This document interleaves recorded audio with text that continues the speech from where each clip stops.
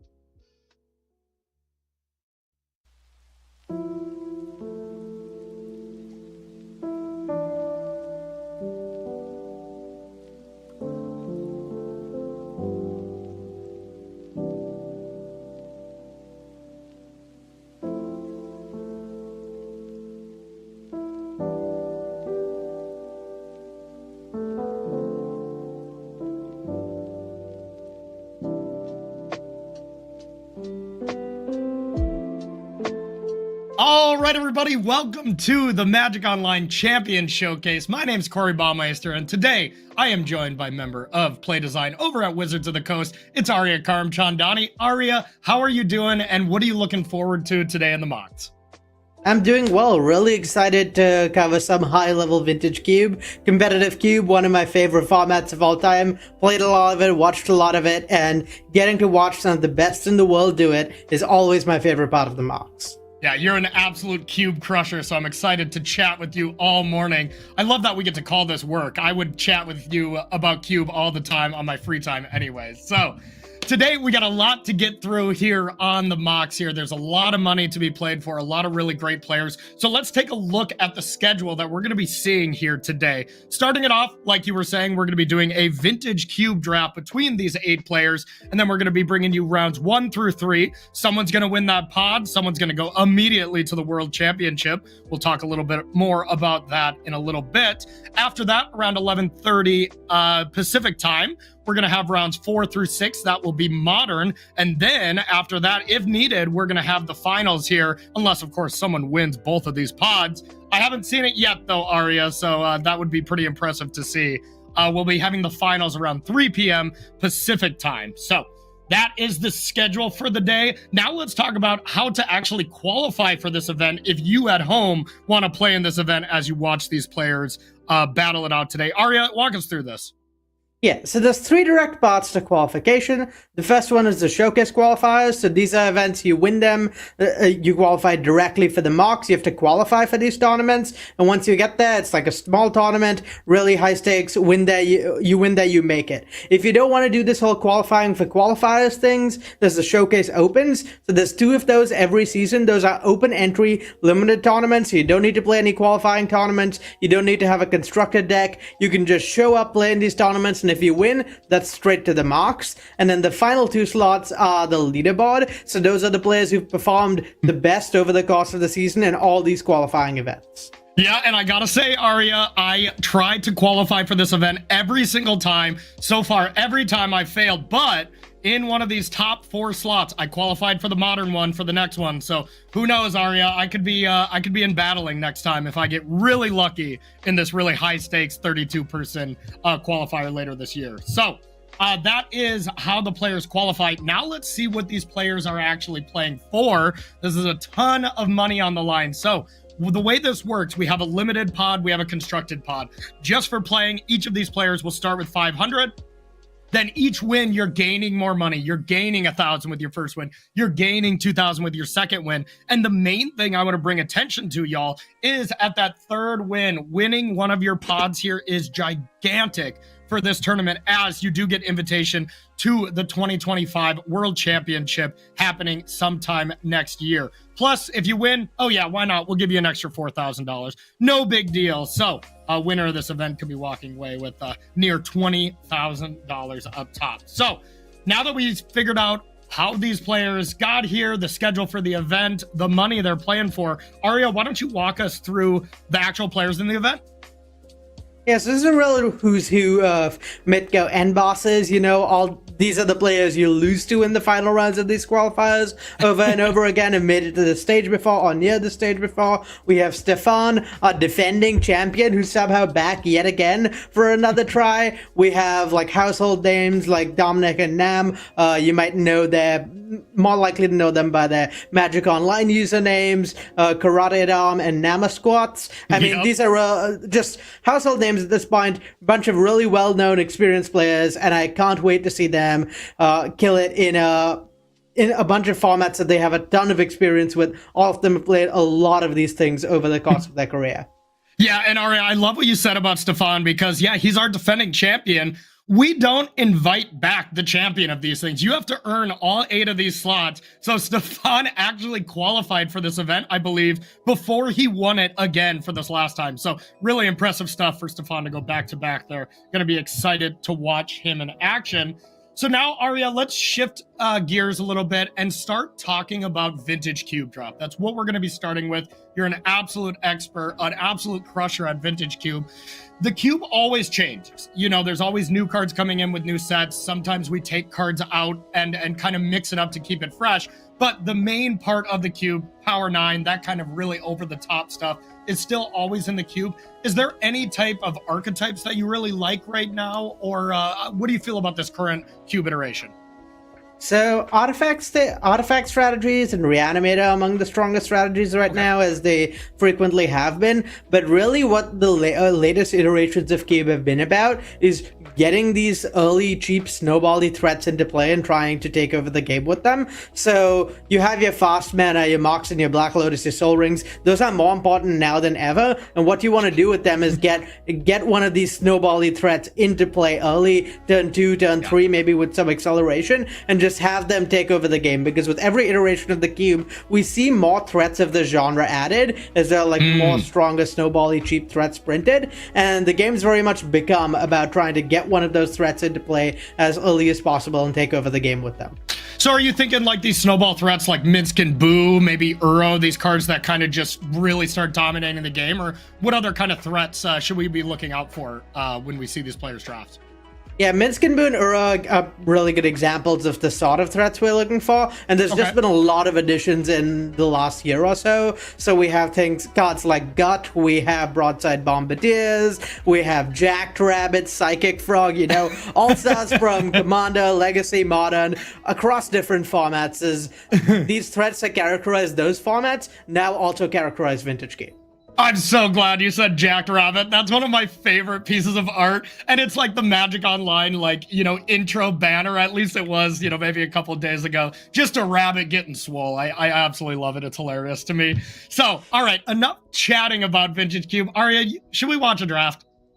Oh, I can't wait. Let's go. Yeah, all right, so let's get into it. First, let's meet our featured drafter. Who else could it be, y'all? It's going to be Stefan Schutz. He took down this event here just a couple months ago. This is actually Stefan's 4th appearance in the Mox out of the last 7 shows. Means if there is a Mox that is being played, there's a higher % chance that Stefan Schutz is in it than he is not, which is incredible. He's been playing the game for 11 years, has been a part of Team Handshake on and off whenever he was qualified for the Pro Tour. Just an incredible Magic player, has a lifetime win percentage of 61%. Anything north of 60% here in Magic Online, or just Magic in general, is usually incredible. Has played a high sample size of 17,000 matches as well. Qualified through Legacy, which I said a little bit earlier. So, yeah, this is the player we're going to be watching. Let's dive right into this draft. I'm very antsy to see if we can open a Black Lotus or a Time Walk here. So, all right. So, looking at this pack, you see Stefan looking at the cards to see who he's passing to and who he's getting passed to. But looking at the cards here, Arya, I don't see any power. And, yeah, yikes. This kind of looks a little low power to me. What do you think here? Yeah, so this is pretty disappointing for a first pick in Vintage Cube Draft. None of those really snowbally threats or power, so going to probably need to take either a piece of fixing with Watergrave or Underground Mortuary, which are pretty strong picks in a world with fetch lands, or some sort of threat. We know Stefan's a pretty big fan of like red mid-rangey strategies in this iteration of the cube, so Carnival could make sense for that. And then Spring Heart Nantuko, pretty powerful with Nadu, which is another card Stefan has spoken pretty well off. And then beyond that, Grief just sized Raid Outlier in this pack. Also no other black cards, so you're sending a pretty clear signal to your left. And yeah, I mean, when the cube is all about these snowbally threats, something like Grief that can preemptively answer one of those threats also pretty valuable. So I'd say it's probably Grief or Carnosaur here for Stefan. Okay, makes sense to me. God, when you said Nadu, after it being banned in Modern, the hairs on the back of my neck stood up. I'm still not ready to see Nadu back on a battlefield yet, Arya. Well, I have bad news for you with this cube. The newest iteration has added even more support for Nadu combo with Lava. No, Nadu never dies. All right, so it looks like we are taking the powerful dinosaur here. A nice card at being a removal spell and being able to bring it back. So looking at other red cards here, we have Through the Breach as an option. We have the Gigantic Titan if you want to be doing the Reanimate strategy. Hard to go wrong with a Ponder. Anything else you like here? Philia is definitely a card to watch out for here. Pretty snowbally threat, particularly in the cube. Like I mean, once you get into formats like Cube, you end up with more and more powerful early cards with ETB effects. So as a 2-drop that snowballs, I really like Philia. Counterspell, I mean, can't go wrong with Counterspell. Same with Ponder. Yeah. I think there's a pretty good argument for both the blue cards here. And then we could see something like Troll of Khazad Doom to go with the Carnosaur. Both of them play pretty well with some early reanimation stuff. But I imagine it's either Counterspell, Ponder, or Philia are the most likely candidates at this spot. Yeah, the good dog, whenever it comes down on turn 2, you just know your game is going to get really complex. Being able to target, you know, anything on your own side of the battlefield, as well as targeting your opponent's stuff to get a blocker out of the way. That card really fits into a lot of archetypes, and it's just an adorable art. You know, some say it is, you know, modeled after Michael Majors' dog, which I'm sure you've seen before, huh? Yes, I have. It's the very picture of it. Yeah, so cute, I must say. So Counterspell is the pick here. Is blue-red something that you're interested in, or is this just kind of a pick the good cards for now and then see what comes to you? It's very much a pick the good cards for now angle, I think, right now for Stefan. Stefan kind of has similar preferences to me when it comes to Vintage Cube. Some players like to lock it in early, like try and hone in on an archetype rather than stay open the way you would in normal draft. But Stefan likes to keep his options open, just pick powerful cards early, and I think that's very much the strategy he's going for here. And I quite like it. I think it has a really high potential of paying you off if you can find the open lane. Totally agree. Seems like just the best way to draft in general is to pick the powerful cards, stay open. And speaking of powerful cards, Fractured Identity, one of the best possible cards here in the cube. That exchange of taking your best permanent off the battlefield and then bringing it to your side is absolutely incredible. Hard to go wrong with Lightning Bolt as well. Looks like Stefan had Dismember highlighted as another option. But yeah, overall, pretty strong pack. Still no power in sight, at least for these drafters. Here after a couple picks, we are going to be widening the scope a little bit and kind of seeing what Stefan's left and right drafters are picking. Maybe we'll see some power there, but picks up the Dismember to be able to stay open. And now we have a Thassa's Oracle, a powerful combo finish. Karn, I mean, Knight of the Reliquary. This pack looks pretty weak so far. Yeah, not the most impressive pack, and nothing that really plays particularly well with what Stefan has got going on. Shelldock Isle is, I think, maybe the most appealing card in this pack. Okay. So the way it works in Vintage Cube is your spells all have like a pretty high opportunity cost. Like the next strongest spell you could play is pretty costly, but something like Shelldock Isle, which is providing a strong effect and replacing a basic land, is actually really, really powerful, where the value over replacement is much higher than most spells. So that seems like a pretty good pick here. And I could see either that or something like the Khan, maybe, if Stefan wants to remain open. He hasn't really committed particularly hard at this point. Yeah, Karn just so like medium, I feel, in this iteration of the cube. I really like Shelldock Isle as well. Being able to actually play that free card is pretty trivial here in Limited. You know, getting down to 20 cards, that'll just happen naturally. You don't really have to do too much extra effort to do so. So kind of looking at the left and right as well, we have Through the Breach plus Archon as a good start for Artem. And then here down at the bottom for Vinny has a nice start with Psychic Frog and Recurring Nightmare. Getting back to this pack, what do you like here, Arya? I think it's quite possibly the Cannoneer here. So Stefan stayed pretty open this time, hasn't committed really hard, and Cannoneer to me is a clear signal that Artifact is open, and maybe that's what you want to go into. Either that or... I mean, one of the strong signals in this pack is what you want to go with. Both Stoneforge, Mystic, and Staff of the Storyteller being in the pack also is a pretty good argument to try and go for like a white mid-rangey strategy. Yeah. Both of those really strong. I mean, something like Seasoned Pyromancer could also like let Stefan keep his options open, maybe avoid picking a lane for longer still. But I really like kind of going in for like Kappa Cannoneer, Stoneforge, Mystic, one of those cards, trying to leverage an open lane, particularly given, I mean, the information we have of the people on both of Stefan's sides going pretty hard into black, so maybe that's something he wants to veer away from and try and find a more linear strategy here.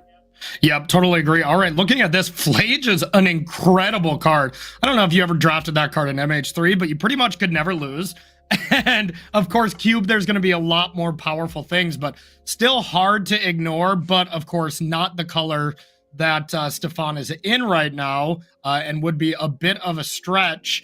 Do you just take the Seacrum Coast, the Relic? Do you want the Might and Weak Stone if you want to go to the Artifact plan? Bunch of decent picks.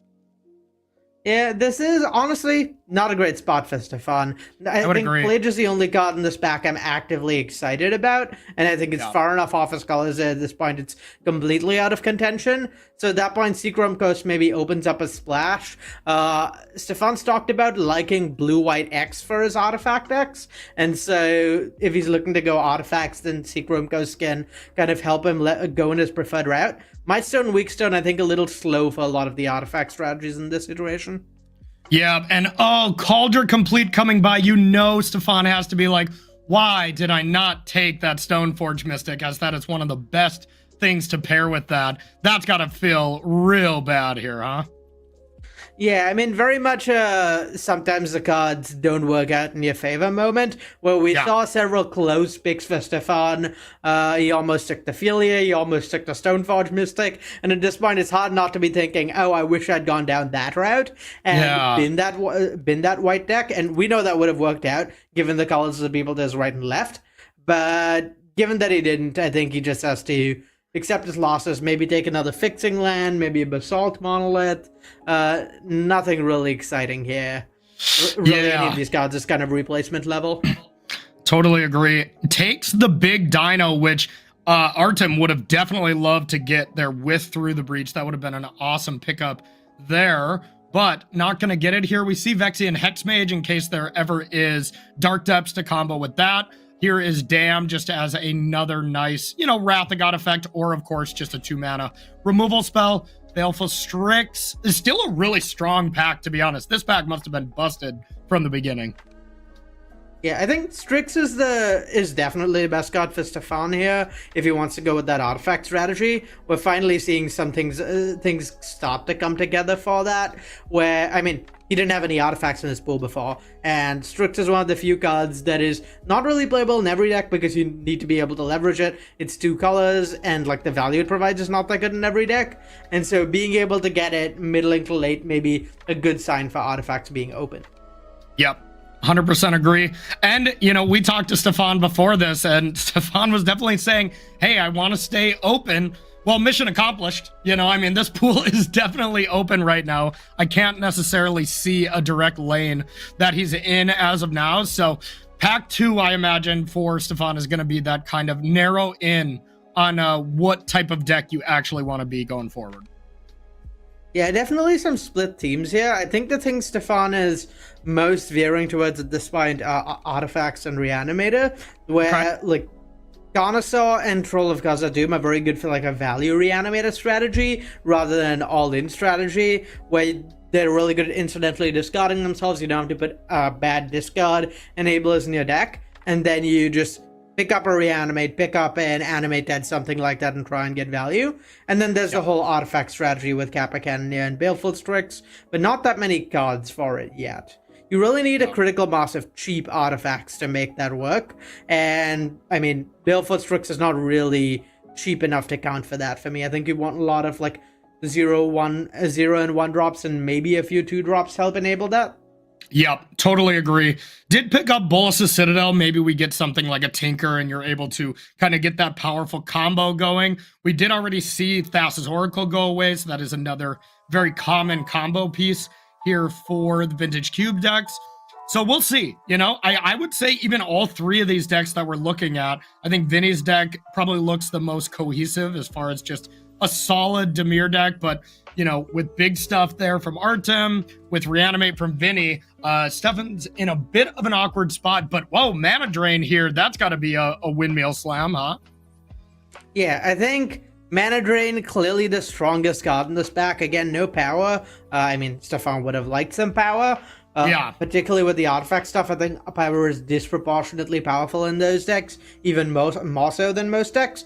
But Mana Drain can really help enable some of the top end Stefan has going on. It's a little awkward though. There's not yet another pick in the it's yet another pick not in the artifact space, because the more he veers towards like this blue-black mid-range deck, the more of a collision he's gonna have with Vinny to his right, and that's gonna mean a really bad back three for him. Yeah, Vinny and Stefan here, I love this kind of open draft view where we can kind of see and paint a picture. You know, we could look back at this, that Stefan and Vinny are kind of train wrecking each other here. Of course, you can't know this, but yeah, could really be a rough scenario, as I would imagine if Stefan goes into Dimir here, Vinny's going to have a bad pack. And then next pack, Stefan's going to have a bad pack as it comes back. So could be a little tricky, but Mana Drain ends up being in the pool here for Stefan, and we are going to see if we can maybe get second pick power. It doesn't happen often, but all right, there's some good stuff here, Arya. Yeah, Grim Monolith maybe for some of that artifact ramp stuff. Vamp Tutor to set up his more powerful synergies all make sense for Stefan. At this point, unfortunately for Stefan, the Otis is kind of on him to get out of Vinny's way, where Vintage Cube's really deep. There's a lot, almost every card is strong and playable somewhere, so that means that a table can generally support two people next to each other more than a regular draft can, if you have good packs in like pack 1 and 3. Vinny had a really, really good pack 1. Is set up to have a really good back 3 too, most likely. And so it's really on Stefan to get out of the way, since he had a really bad back 1. He cannot afford to have a bad back 3. He needs to kind of pull this together, make sure his remaining 2 packs are good enough, otherwise he's just not going to get there on strong playables. Yeah, and he might think, you know, if he gets a good pack 2, that pack 3 could go well for him. But of course, Stefan is a very strong Magic player, can read the signals and know that, you know, each pack, as you're getting them from different directions, can very much differ as you go. But okay, look at this. There's some of the most powerful 3-drops we've ever seen in our game. We got Lurrus and Nadu right next to each other. I mean, this could be a Lurrus deck, right? And there's a Demonic Tutor. Wow, this is a pack. Yeah, this is a tough one. So Lurrus generally a really appealing card in Vintage Cube. I mean, if you can companion it, it's really, really strong. The problem is you're pretty cut on playables. Like it's hard enough to get to playables with Lurrus in the first place when such a large percentage of cards you could take are omitted. And if you look at the cards that Stefan has picked up so far, a bunch of those would also have to get out of the deck with Lurrus. So my main worry with Lurrus here would just be whether or not you can make playables. Other contentions, Demonic Tutor, just like you said, really strong card. Maybe Stefan picks up some sort of really powerful enabler, maybe a Tinker sometime in the next pack or two, and then it can help set that up more regularly. I could also see Exhume. We've got all this Reanimator stuff going on, though I think you'd generally want to be more of an all-in Reanimator deck before taking Exhume, rather than a value Reanimator deck like Stefan is. Yeah. And then any thought to like Nadu? Is Nadu that good? I mean, you can get like Lightning Greaves, you can get Skull Clamp to kind of get it to work, but you know, just because he's in blue-black, really no consideration for that this early. Yeah, I think the issue with Nadu specifically is just like the mana at this point, where Stefano's got fixing lands, but none of them help with green, and I don't think he has the picks to spend on fixing for yet another color to make sure he can play Nadu. Yeah, makes sense. So Snapcaster Mage picked up. I just imagine the dream scenario of being able to Snapcaster a Mana Drain and cast another Mana Drain. You gotta love that. Looking into this, we got Creeping Tar Pit, Ancient Tomb as a good land selection. We have the powerful Azorius, Artifact, and a Mox Opal. What do you like here? I think I like Creeping Tar Pit, but it's close. Yeah, so Tar Pit seems pretty strong here. At this point, this is, I think, the real decision point for Stefan, whether he accepts that he's going to be playing this blue-black Lurrus deck, or says, no, I'm going to main deck Lurrus and play this Artifact Shell, at which point you probably take Mox Opal or Ancient Tomb. But yeah, taking yet another cheap threat, really important with Lurrus. We talked about how Stefan's kind of struggling with quantity of picks with playables, and that means you can't really afford to be spending picks on lands, because you just need to get to enough spells. Makes sense. And absolutely windmill slam the Emperor of Bones here. The really powerful addition here from MH3, being able to clean up any cards from graveyard. It's already just a solid effect. Plus, you can really do some over-the-top stuff with that card. Great pickup. Yeah, we got to talk to Stefan a little bit before the event, and he talked about Emperor of Bones being one of his favorite cards from MH3 and being really, really strong in Cube. And yeah, this is definitely an environment where you can leverage how versatile it is to get it to be really strong a lot of the time. So you can be playing against other Reanimator strategies. You know, they aggressively put an Archon in the yard. You can play Emperor of Bones, exile it, and then put it into play at a later turn, right? That's exactly how that card works? I believe that is, yes. Okay. And I don't. There's a lot of interesting tricks with Emperor of Bones, where there's like stuff you can get that puts counters on it, that lets you put other things into play. I don't think it's in this version of the cube, but Ulamog from MH3 has a pretty interesting interaction with it, where it sees itself in exile and enters with 10 counters.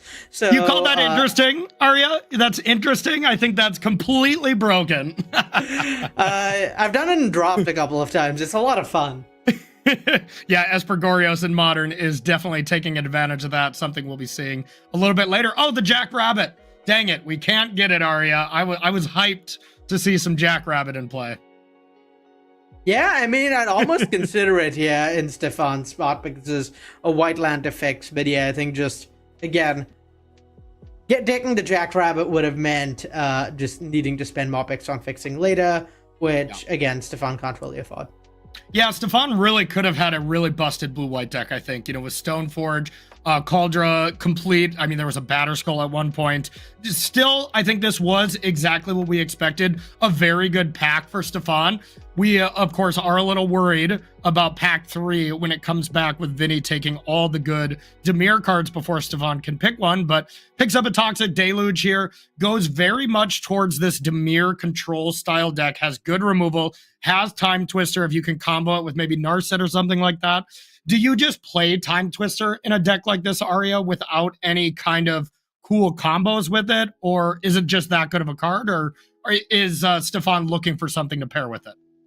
I think you want some sort of combo with it to play it. I don't think I'd play it just straight up in a blue-black deck, but there's so many different pieces that you could get here. And it's worth noting that while Stefan and Vinny are both in blue-black right now, they have somewhat got out of each other's way, where they're drafting very distinct archetypes with not a lot of overlap. Vinny's drafting at this point pretty clearly a Reanimator deck, and that means he's going to be looking to take big things, reanimation spells, and more like combo-focused cards, whereas Stefan is drafting blue-black Lurrus control, and outside of the generically strong blue-black answers, there's not very much overlap with what those decks want, where Stefan really wants like a lot of cheap cards, a lot of cards that that can be leveraged uniquely with Lurrus, rather than just generically strong blue-black cards, which is what Vinny wants. Yep, totally agree. And I did notice that Stefan has probably my favorite combo from, Lurrus Death Shadow decks back in the day, where you have Dress Down and Lurrus, where every single one of your end steps, you can put a Dress Down in play so that your opponent's creatures never have abilities. That was one of my favorite combos of back in the day when that card was still allowed to be played in Modern. Yeah, I mean, There's just so many strong interactions with Lurrus and Cube, right? I mean, there's a reason it's been banned basically everywhere. And there's Dress Down. I wouldn't be surprised to see some sort of protection effect picked up that can be used to keep the Lurrus around. Like, really, there's a lot of ways you can leverage having a Lurrus companion and build your deck in a way that lets you lock out your opponent a significant amount of the time. Agreed. All right, Arya, come on, let's channel our power. Stefan, the defending champ, deserves some power here. Are we going to get Black Lotus? Are we going to get Time Walk? Huge moment here for Stefan, opening pack number 3. Let's see what we are going to get. I mean, so far, we don't see power anywhere, and oh no, Arya, another brick. Do we not see power in any of these 3 decks? What is going on here? Yeah, I guess most of the power is on the other side of the table, or hasn't been opened at all. Given the Vintage Cube is, given the size of the Magic Online Vintage Cube, there's some possibility that technically no power is open in a draft. So we don't really know how much there is at the table, but yeah, I mean, in either of these three seats, you got. If you're playing Vintage Cube and you don't have power, you always got to be worried that your opponent has power and you're just going to fall behind to them. I mean, just look at, Dom Polarico's smile. Dang. You can tell by their smiles on their graphics. They got some power in their deck for sure. All right, so opening this next pack here, we got a Phantasmal Image for our first pick. Sounds excellent. Cryptic Command, one of my favorite cards of all time, and I just can imagine one of your favorite cards as well, Arya. Cryptic Command is just so satisfying to cast.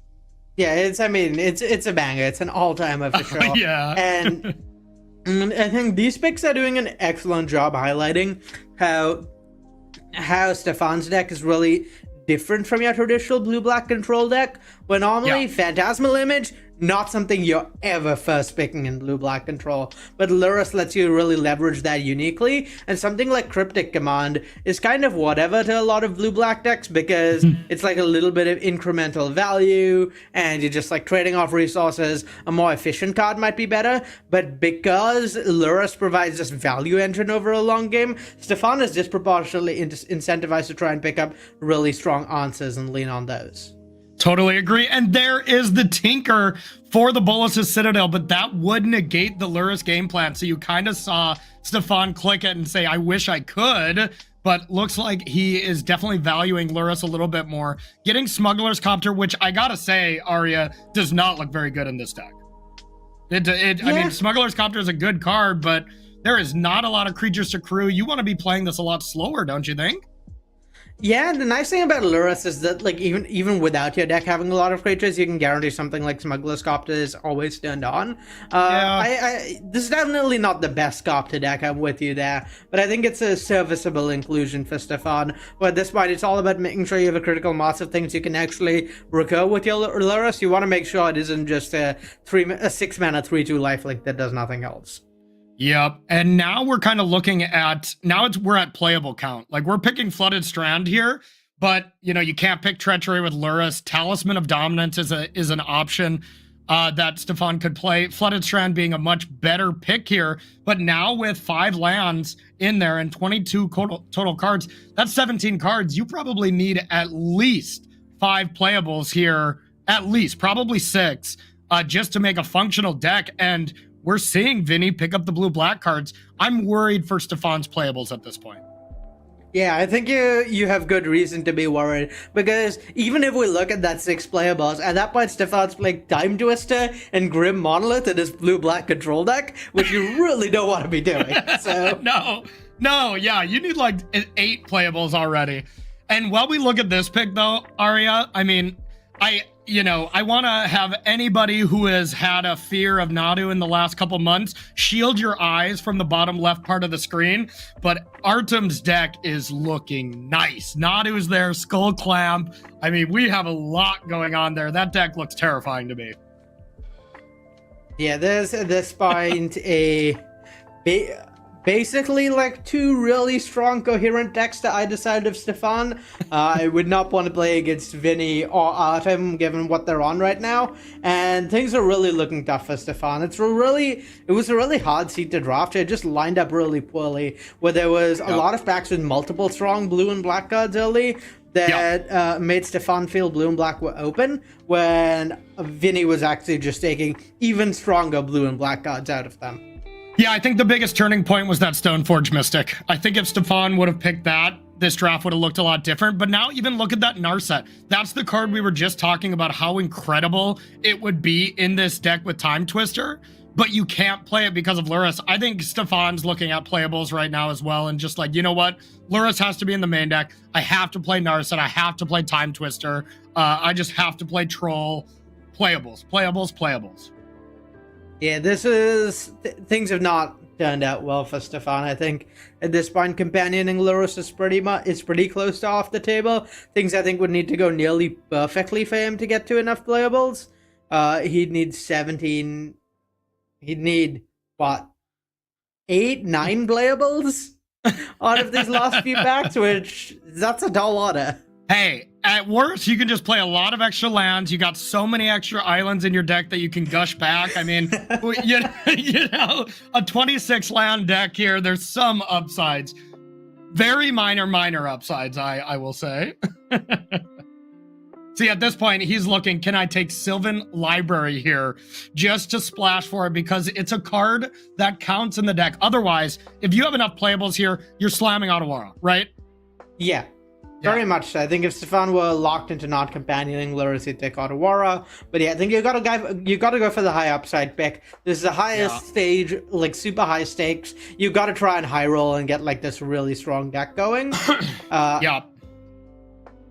So yeah, I like basically any pick that enables that. Hey, Spellbomb here with Lurrus is always pretty cute, being able to bounce creatures over and over. You also have Sorin if you want to do some extorting, kind of flip that. I don't see a lot of other interaction with it. Lingering Souls, pretty good as well. You can discard that to Smuggler's Copter if you can't cast the front side. And of course, could just play, you know, one island here. Would love to pick up a dual land, maybe a Hallowed Fountain or something. But as it stands, I guess you could take Retrofitter Foundry? Yeah, I believe that the Godless Shrine Stefan took a pick ago makes all his fetches able to get white mana. So I think it's actually in a really good spot to be able to cast out Lingering Souls. And I mean, one of the upsides of taking something like a Godless Shrine is hopefully turning all your remaining picks into playables in your deck. But yeah, it's still looking tough. We're looking at 3 more picks to get to base playables, even with putting Time Twister and Grim Monolith in your deck. Yeah, and I mean, here, do you take Time Spiral and then put Narset back so you have 2 ways to kind of strand cards in hand? I mean, you could take Biza and try to really stretch your mana. That seems bad. Flame seems bad. Like, just not looking great here for our defending champion. Yeah, things very much have not come together these last few picks. It's unclear to me how Stefan will even end up building his deck. I don't think there's anything even resembling a playable in his sideboard in these colors.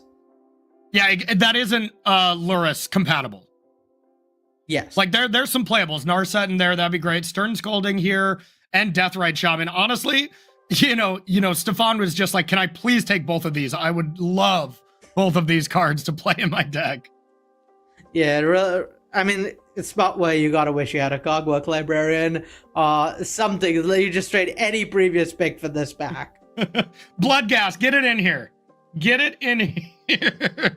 All right, not a good Bloodghast deck, I must say. But all right, so that looks like 8 lands, 29 total playables. So, you know, that's 21 playables playing 19 lands. Not where you want to be, right, Aria? No, I would say, unfortunately for Stefan, this draft, a bit of a train wreck, no power, tough, really tough seat where the people to your left and right kind of ended up taking a lot of things you wanted, and just, like, kind of a dysfunctional deck as a result, so don't envy his spot. I mean, Lurrus is really powerful, and Stefan is, of course, one of the best in the world, so you can never count him out of it, but deck-wise, not happy with how that ended up. So, Ari, I want to talk to you about the draft then a little bit. Like, how did we get to this point? Was there any big mistake that you noticed? And then, as his deck as a whole, we're going to look at a full deck list, but what would you rate this on 1 to 10 for this particular list? I don't think there was a single mistake as such from Stefan. I think Stefan navigated the draft pretty well. There were a few, like, equally, I think pretty close to equally correct choices with like the Philia and the Stoneforge Mystic early, where Stefan took a route that in his seat was just as correct as the other one, but unfortunately ended up working out a lot worse than the other one would have worked out. So I think pretty well done by Stefan. I think maybe he could have tried to like pick up 1 or 2 more playables in that third pack rather than fixing, kind of accept that given you've seen the pack coming around, you're not going to make playables if you just don't aggressively take stuff and have slightly suboptimal mana. But aside from that, it was just a really tough seat, and he made some, I think, perfectly justifiable choices that just didn't happen to work out. Do you think the Lurrus was an actual trap there? Do you think that actually negatively impacted his deck by selecting that? I don't think so. I don't think it would have been possible for Stefan to have a functional deck without Lurrus at that point. Like, he could have drafted a non-Lurrus deck, tried to go artifacts. I think you would just have had an aggressively mediocre deck. I think at a stage like this, you got to take the gamble with something like Lurrus, where your deck, sure, it can be hard to make playables, but if it does work out, your deck has such a high ceiling. And so I actually quite like that pick from him. It was just recognizing the spot he's in, and I think pretty heads up pick that I'm a fan of. I love the term aggressively medium. Like, one of the most aggressively mediums decks I've ever seen. So what do you think? 1 to 10. We're gonna kind of look over all the decks and give them a 1 through 10 grading. Let's take a look at Stefan's deck list here, and let me know what you think is this on a 1 to 10 grading scale here, Arya. Well, I'm gonna need to take a second to see how he got to playables. Okay, there's a Manamorphose in there. That's not a good sign. What? What is that Manamorphose doing in there? How do we cast it? Well, there's a Zagot Triome and Spara's Headquarters, I think. That there's a bunch of fetches that get them. There's a Talisman of Creativity, which also you really don't want in your deck, but can cost Manamorphose. Yeah. How many lands do we got here? What, 3, 4, 5, 6? 6. There's only 17 lands, or 18 lands. Yeah. Got down to 18. That's impressive, Stefan. Yeah, I think made the correct choice of cutting the Grim Monolith for Talisman of Curiosity, at least a somewhat stronger card. I would say I would rate this deck like a 2.5 out of 10, maybe a 3 out of 10. Yeah. Which, honestly, I consider that a testament to Stefan's skill as a drafter and deck builder, that he was able to salvage like a 3 out of 10 out of this draft. It was a really, really tough seat. And maybe I'm being a little harsh on this deck. Lurrus does mean that you just get to win a lot of games, but it's really hard when there's so many cards that just fundamentally don't do anything a lot of the time. Incoming 3-0 immediately, right after we graded it a 2.5. It's Stefan. I wouldn't even be surprised. All right, so everyone, we're going to do something really cool here at the Magic Online Champion Showcase. We're going to show you every deck list before we get into the game. So let's head to Stefan's left here, which is going to be Artem. And this is that really, really nasty looking Nadu deck here. Did I see Nadu still make the cut? Oh no, Nadu did not make the final cut. Arya, what do you think of this deck? I think this deck's pretty good. I think the green elf decks have like somewhat gone down in standing over the last few iterations of the cube, just because the snowbally threats have gotten cheaper and cheaper. So the difference between your 3s and like your 6s has kind of gotten smaller over the last couple of years in cube. I'd say this deck is a solid like 6 or 7 out of 10. Maybe a 7, where there's like some powerful stuff going on for sure, but like there's a little bit of lackluster top end, like Archon is something you'd much rather be reanimating than hardcasting. Unearth is not that exciting. A lot of like 2-card synergies, but a lot of cards are not that inspiring on their own. So yeah, I'd say maybe like a 6.5 out of 10. Okay, perfect. And chat, play along with us. If you disagree with some of our ratings here, which, I mean, you're disagreeing with the Cube Master Arya, you know, maybe reevaluate, but let's see what you would grade these decks as well. So let's take a look at the next one. And this is Nam. Nammer Squats on Magic Online, someone I have lost to pretty much every time. And it looks like the best dog in the world made it to this deck. And there's a Flage in a red-white deck with Stoneforge Mystic, with Cauldron Complete. This is the deck that I think we could have saw from Stefan. Arya, this looks nice. Yeah, this is kind of the perfect seed for Nam, right? Looking at the draft, we know the 3 seeds to his right are neither in red or white. They're all in Sultai colors, so he kind of has the absolute run of it. He gets all the best cards in those colors, and I think this deck is just fantastic. It would have been nice to have some power, maybe, and I mean, there's a few snowbally threats that he'd rather have had, but honestly, like, this is a deck that would have killed for an Ocelot Bride. But that said, this deck seems extremely strong. I would give this like an 8.5 to maybe a 9 out of 10 even. Yeah, absolutely. I'd say an 8.5. 9 is reserved for decks with power in them. That's what I was just gonna say too. Like, what gets this to 10? And I think it's like a Black Lotus and a Red Mox, something like that. But yeah, I mean, you say there's no power in this list, but I'm looking right at Mana Tithe, and I believe that's power 10. I believe that's the 10th card. So we'll see that do some really nice work here. I love Figure of Destiny. I love Adeline.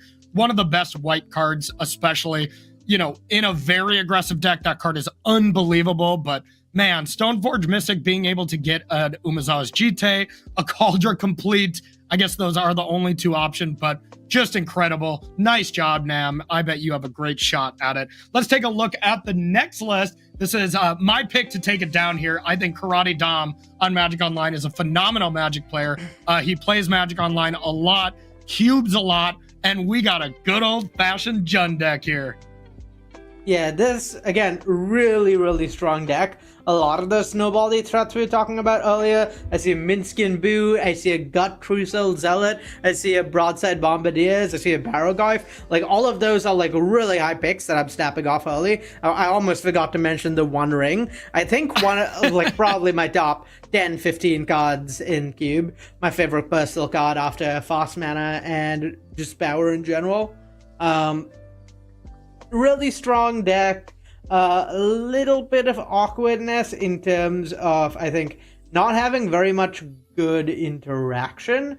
Like, we see we see Collective Brutality, we see Chain Lightning. That's kind of it, which makes sense given we know, like, there were people to his right who were taking a lot of black removal, so a little lacking on that front, but really high on snowbally threats, and there's some fast mana with Mana Vault. I'd say I'd give this deck like a 7.5 out of 10.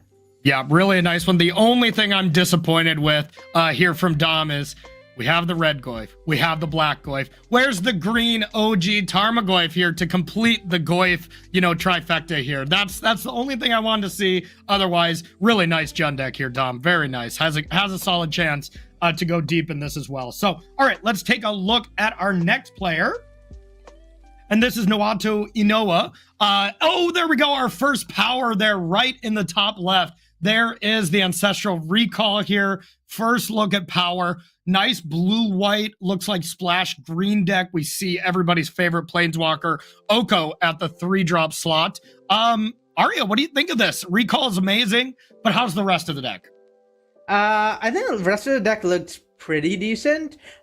Pretty solid controlling shell as a whole, and there is this combo finish that's a little hard to spot with Covetous Jewel plus Displacer Kitten. This deck, I'm pretty sure, is capable of drawing its whole deck and winning the game. It's with Jace Wielder of Mysteries. It's not, like, easy to happen or likely to happen, but it is definitely possible, and I really hope to see it happen. Can you walk us through how that combo works? Because that is a spicy one.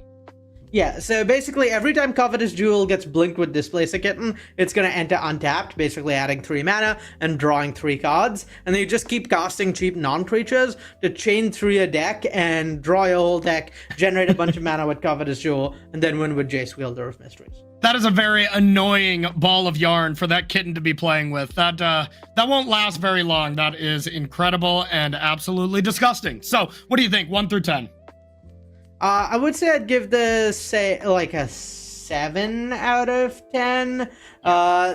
Maybe like a little more cheap interaction would have been nice. Again, it's like kind of a common threat, but something like a Sword to Plowshares. There's a 1 Solitude, but not like an Ephemerate or anything to go with it, so it's a little inefficient. Not like a 1 Ring to generate the cards that power it. And yeah, just a little low on like board interaction, though pretty high on stack interaction.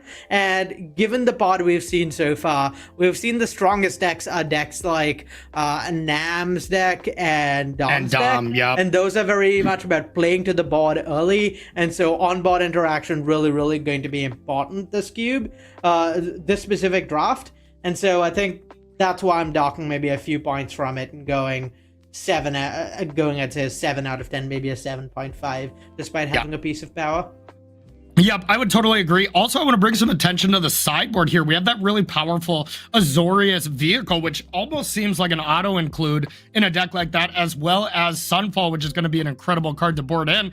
Are you not always playing that vehicle in every deck? It seems good to me.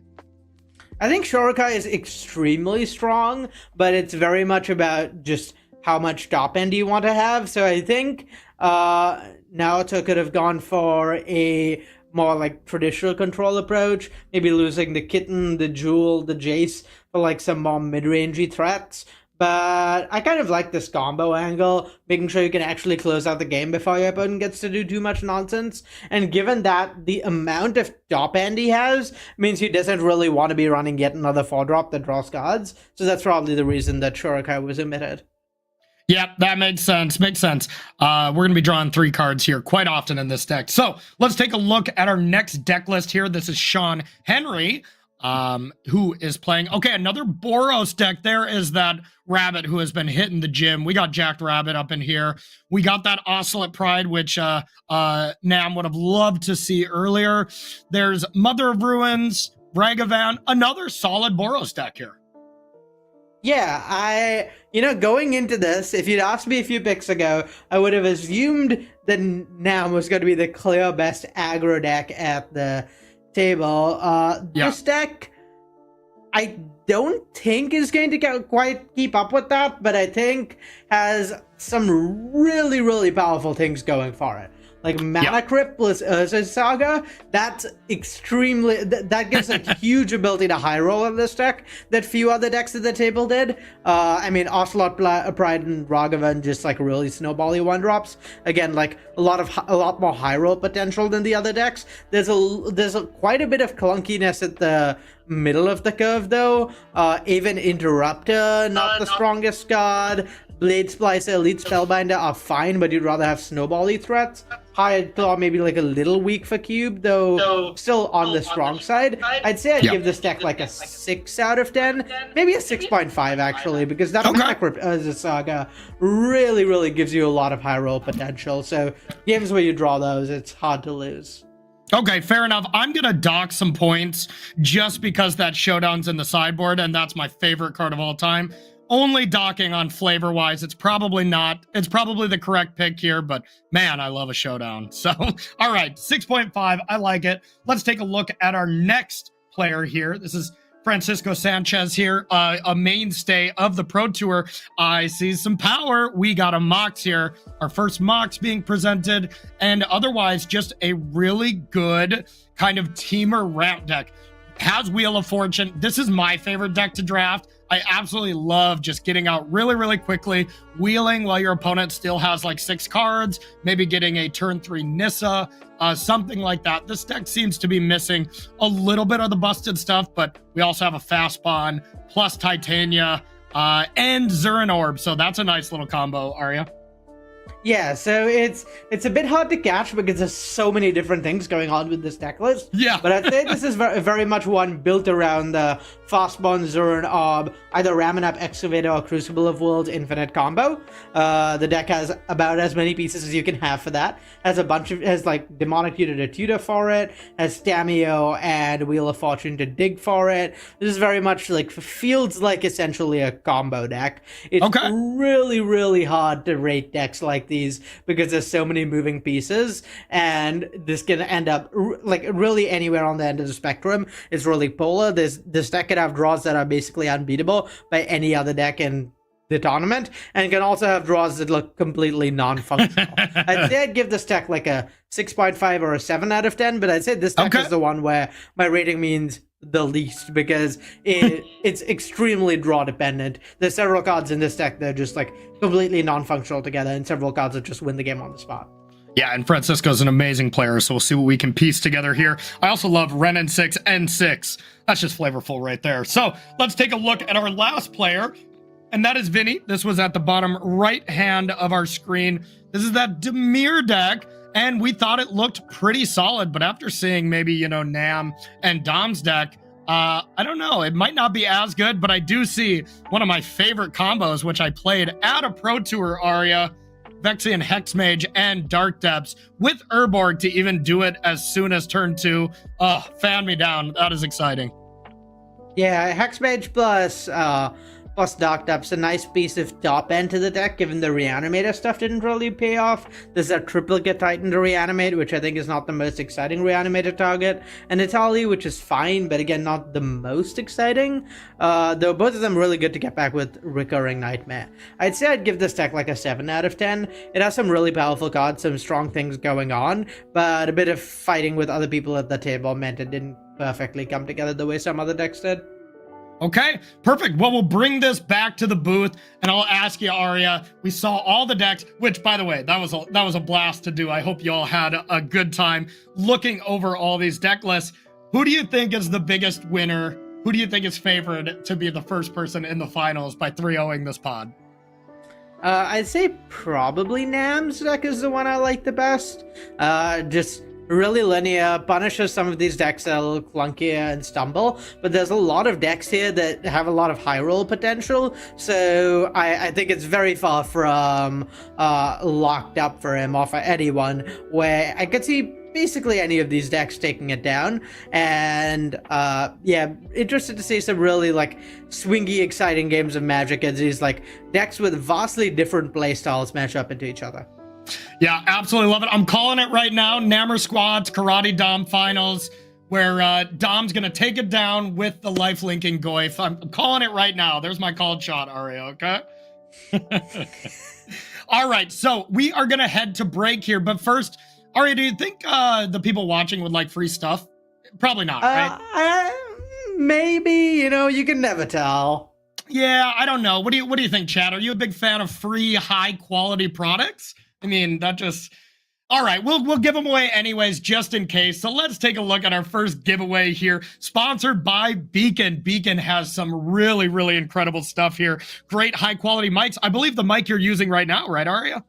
Yes, the mic I'm using at this moment is a Beacon mic. And you sound fantastic. So if you want to sound just as fantastic as Aria, type Beacon in chat and you will be entered in a chance to win that mic, the Mix Create, as well as the arm here. Nice stuff for anybody who maybe wants to do some streaming, record a podcast, I don't know, just do some singing to your friends. Whatever you want to do for this, you can find a way to up your streaming setup, up your computer setup, thanks to Beacon. Big shout out to Beacon here for being the sponsor of this really incredible event. So type Beacon in the chat. Outside of this 3-minute break, we are going to be selecting a winner. And outside of this 3-minute breaks here at the Magic Online Champions Showcase, we are going to be starting round number 1. So don't go anywhere. We'll be right back.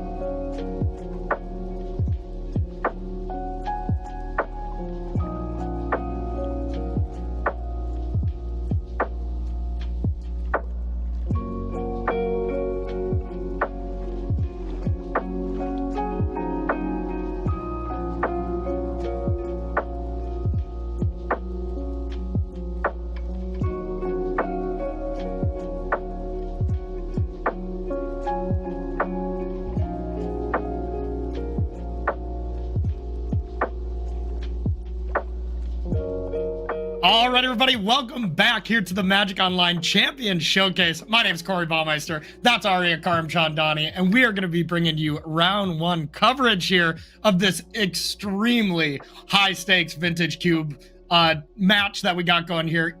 High-stakes Vintage Cube draft in general. Arya, I am so excited for this. Yeah, I can't wait to see how these decks match up into each other. All right, so of course, naturally, we're going to be starting with Stefan as, well, this is our featured drafter. This is our returning champion. Also, probably the weakest deck at the draft table, so this should be an interesting one. Up against, we got Nooto here that has a lifetime win percentage of 51%, has been playing the game for 5 years, and over 6,000 games played, maybe one of the newer people here in this tournament, qualified via the Modern Showcase qualifier.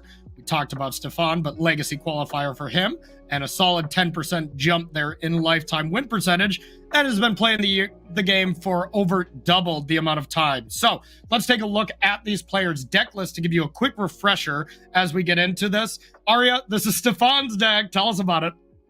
Yeah, so it didn't quite come together for Stefan, really struggling on playables, which is a Manamorphos, Talisman of Curiosity, cards you really don't want to have in your mid-rangey blue-black deck, but it is what it is, you know, kind of salvaged a tough seat. Lura's Companion, so pretty high capability to grind very well for his deck. So I think going into this matchup, as with many matchups against slower decks, definitely what Stefan wants to be playing against, which are these like slightly slower mid-rangey decks where he can hopefully one-for-one his way into winning with Lurus as it takes over the game. All right, let's check it out. And let's see Nooto's deck. See what we got here. A quick reminder, and that is the Ancestral Recall deck. Nice blue-white control splash. My favorite Planeswalker. Oko, Thief of Crowns. How do you think these decks are going to play against each other?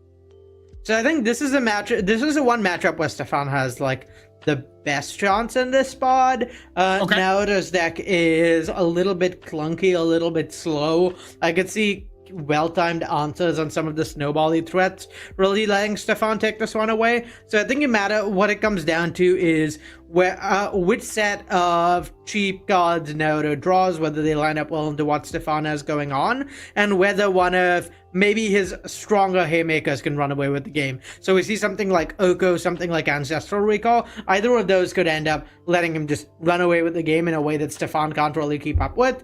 And so it's very much about whether he draws those cards, and if he doesn't, how his threats line up into Stefan's answers, and vice versa.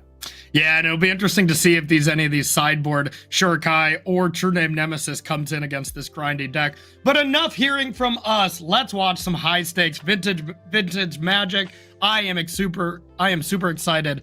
Can't even talk. I'm not excited to watch some cube action here. There we go. We got the Manamorphos, Arya, and it's castable with 2 different mana sources in hand. We've done it. I mean, this is one of the better cases for the Manamorphos, which is that Stefan can just cycle it on 2 or 3 if he wants to. Not the most exciting hand for either player. I mean, this is what we talked about a little bit with Naoto's deck, right? Where some of the answers don't line up that well. Some of the cards are just like not that individually impressive. And Aether Spellbomb, Eagles of the North, not really the sort of thing you want in your opener. This is one of the ways I think that Stefan wins this match. Yeah, absolutely. Both medium hands here in some of our maybe not as powerful draft decks to start it off. But we will see these gamers getting going. Just double checking if they want to keep. You know, of course, there's so much stakes on the line here. Spot at the World Championship, a ton of cash that you're going to see these players definitely play a little bit slower and, take their time here. Yeah, using the extra time, I think, to look at either their own deck list or their opponent's deck list. Yep. See kind of, what the scope of hands is in this matchup, because neither of these hands very impressive, but this is also a matchup where, like, sheer amount of cards matters a lot, and trying to figure out, what the delta is between these hands and your best hands. Yeah, exactly. Okay, so that looks like that was a mulligan there up top from Nooto. Kind of an aggressive mulligan, I would say. I mean, that hand was fine, but looking for a little bit better than fine. Would you have mulliganed that as well? I think I would have, yeah. I think you really want to threaten your opener. I mean, with the Eagles of the Knot, Naota's hand was functionally 5 lands, a cantrip, and a bounce spell, and I think that's just not gonna cut it against a deck with an inherent inbuilt snowbally threat like Lurrus. So you kind of got to mulligan to something like that of your own, and probably an answer to Lurrus for when it comes down. Yeah, and maybe that's why I'm not at this mock stage, and I only get to the qualifiers, because I would have kept, you know, maybe I'm a little bit looser with the keep button, but here we are. All right, underway here, starting off with Stefan here with that Shelldock Isle, trying to find something spicy underneath. I love the sweat of not knowing exactly what it is. We'll find out here in maybe 5, 6, 7 turns. The one thing with Noato's deck, though, Noato draws a ton of cards, so that Shelldock Isle could be active really quickly, and ooh, that's a spicy draw. Yeah, I mean, Mana Drain, kind of the perfect card to have exist for a Lurrus deck, because you always have something to spend your mana on. So I think, I mean, if there was a draw Stefan could have lined up, that's it, and it's going to line up pretty well against Naoto's hand as well, where I think we might see it snipe this Jace Wielder of Mysteries at some point, and that's going to be pretty hard for Naoto to come back from. Yeah, and the thing I love the most right now is, well, you know, the mana base right now from Stefan couldn't cast Lurrus if you get a bunch of colorless mana, but with Metamorphose, easy, got it. That's just good deck building right there. Yeah, very, very much so. I mean, Metamorphose, clearly stellar card in this spot. Metamorphose and Lurrus go together, you know, like peanut butter and jelly. I'm not a peanut butter and jelly fan, so that works. That analogy really works for me. Oh, but, okay. But Mana Drain here on either of the 4 drops in Naoto's hand would be pretty backbreaking. Kind of getting punished for making the disciplined choice of bottoming that coveted jewel last turn, where now that the Displacer Kitten's in hand, the jewel would have been significantly more valuable to have to Naoto. Yep, definitely. All right.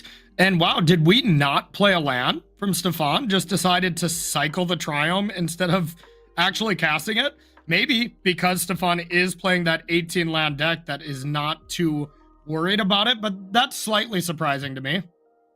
Yeah, I think the assumption here is that the mana drain's gonna get Stefan enough mana that he's not super worried about casting his spells and just wants to make sure he doesn't run out of gas.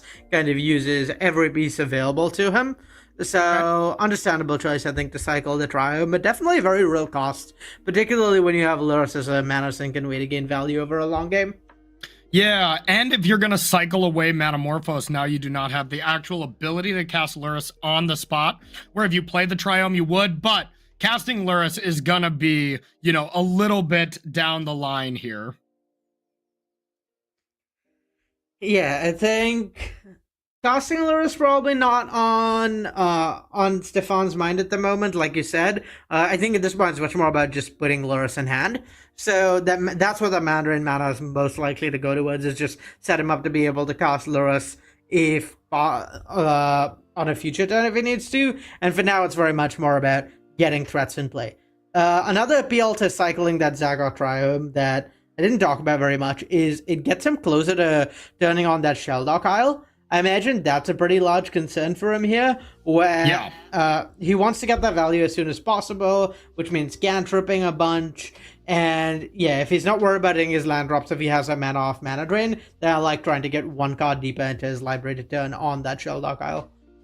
Okay, I love that. Absolutely love that. We'll see if we can get a land picked up here. No land. I mean, this was definitely the cost to not playing the Triome here, as this looks quite awkward right now. Especially now that I look at this, that was the black source as well for Baleful Strict. So I get the thought of Stefan not playing it, but I don't think it worked out too well in this particular scenario. Pretty punishing for him, I think, one of the downsides of taking this line for sure. Particularly given we know Naoto has this Brazen Burrow in hand, and petty theft on that talisman means now Stefan's really getting denied mana. has to discard even. Ouch. Whenever Brazen Borrower puts something back to hand and then that creates 8 cards in hand, like, that's an absolute beating. And you can't really mana drain this, right? Like, because you'll get the colorless mana during your opponent's turn, right? Which you don't want. No, you'll get the colorless mana during your yeah. next main Okay, phase. yeah. So it's an option, but not ideal. Yeah, still something that, you know, as we know, if this were to be countered, slamming Jace next turn would be huge. So the correct play there by Stefan, being able to make sure this Wielder of Mysteries doesn't just run away with the game. Yeah, it's a pretty tough spot for Stefan because he knows that there's just a bunch of haymakers in Naruto's deck. There's the Jace we see, but we also know about the Displacer Kitten. There's a 5-mana Teferi in his deck. There's an Oko in his deck. So really just a pile of cards that could take over the game here. If Stefan taps down, that means he's basically not allowed to tap down for the rest of the game. Yep, and now we will see how we want to approach this. And wow, nice disciplined play there by Naoto, just not playing anything, being able to play end step Brazen Borrower, end step Solitude, depending on what Stefan does. I really like that play. Yeah, I really like leaving up the Solitude here, kind of punishing Stefan for whatever angle he chooses to go for. There's no real playing to the borderline. At this point, it's extremely telegraphed that there's a mana drain in hand. There's really no other reason for the Talisman to not be played out. But yeah, if Stefan played out a creature here, Solitude could punish that. If nothing happens, then well, one of these players is still making all of his land drops and is kind of progressing his game plan. Meanwhile, Stefan is just scanning to hand size over and over again. So really like Naruto's spot. Yeah, that's the kind of benefit to just mana draining here, is you at least don't have to discard to hand size. 3 colorless mana on your next turn at least has a good purpose of just buying Lurrus. But yeah, man, I love a greedy play here and there, but that Zagoth Triumph is very much biting Stefan here. Yeah, and I mean, despite the cycle, he's still, I think, 6 cards away from being able to trigger Sheldock Isle, so it's not like that's going to be digging him out of this either. Yep. Better be one heck of a card underneath that Sheldock Isle. But I gotta say, out of all the decks where Sheldock Isle is gonna be impressive, a Lurrus deck is probably not your best. You know, like, I mean, putting something like Cryptic Command under that is probably the ideal thing, but otherwise, you know, you're not going way over the top like some of the other decks we saw, you know, some of the green ramp decks, putting a Nissa under that or something. That's where it's really going to shine. But here we go. We got an untapped step here from Naoto. Baited out beautifully that mana drain, which was pretty face up. This is an open deck list tournament to both of these players. And now it's just time to jam Jace and kind of run away with it. There's that Blood Chief's Thirst that can eventually deal with it, but the kicker is an additional black mana. So that's 2 colorless, 2 black to be able to deal with the Planeswalker. And yeah, Stefan's pretty far away from that, Arya. Yeah, this game is looking pretty over. There's not like other answers in Stefan's deck to this race. It's just going to be generating value turn over turn. And I think that's going to mean that Stefan is just kind of going to fall really far behind very quickly to this chase. Yep, absolutely. A Jason play in a blue-white control deck, I mean, that's always a very scary thing. That and Teferi, Hero of Dominaria, which I believe Naoto has as well. You know, that style of deck has just been good for so long. Play creature removal, play card advantage, play Planeswalkers that are tough to deal with, usually a recipe for success. Yeah, I think very much what this deck is built on, and at this point, not something Stefan could keep up with. The entire game plan in a matchup like this is to answer those threats early and like kind of trade very efficiently 1-for-1, and that ship definitely sailed for Stefan. Oh, we got a combo here. It's basically Splinter Twin, Snapcaster, Manamorphose to cast Baleful Strix. We have done it, chat. We have done it. Yeah, I love it. I'm gonna be honest, if you'd asked me coming in today which plays I expected to see, Snapcaster Manamorphose to cast Baleful Strix would probably not have been on my top 500. Well, I guess we're not up to date on Stefan's wide deck building here, because that actually looked pretty awesome.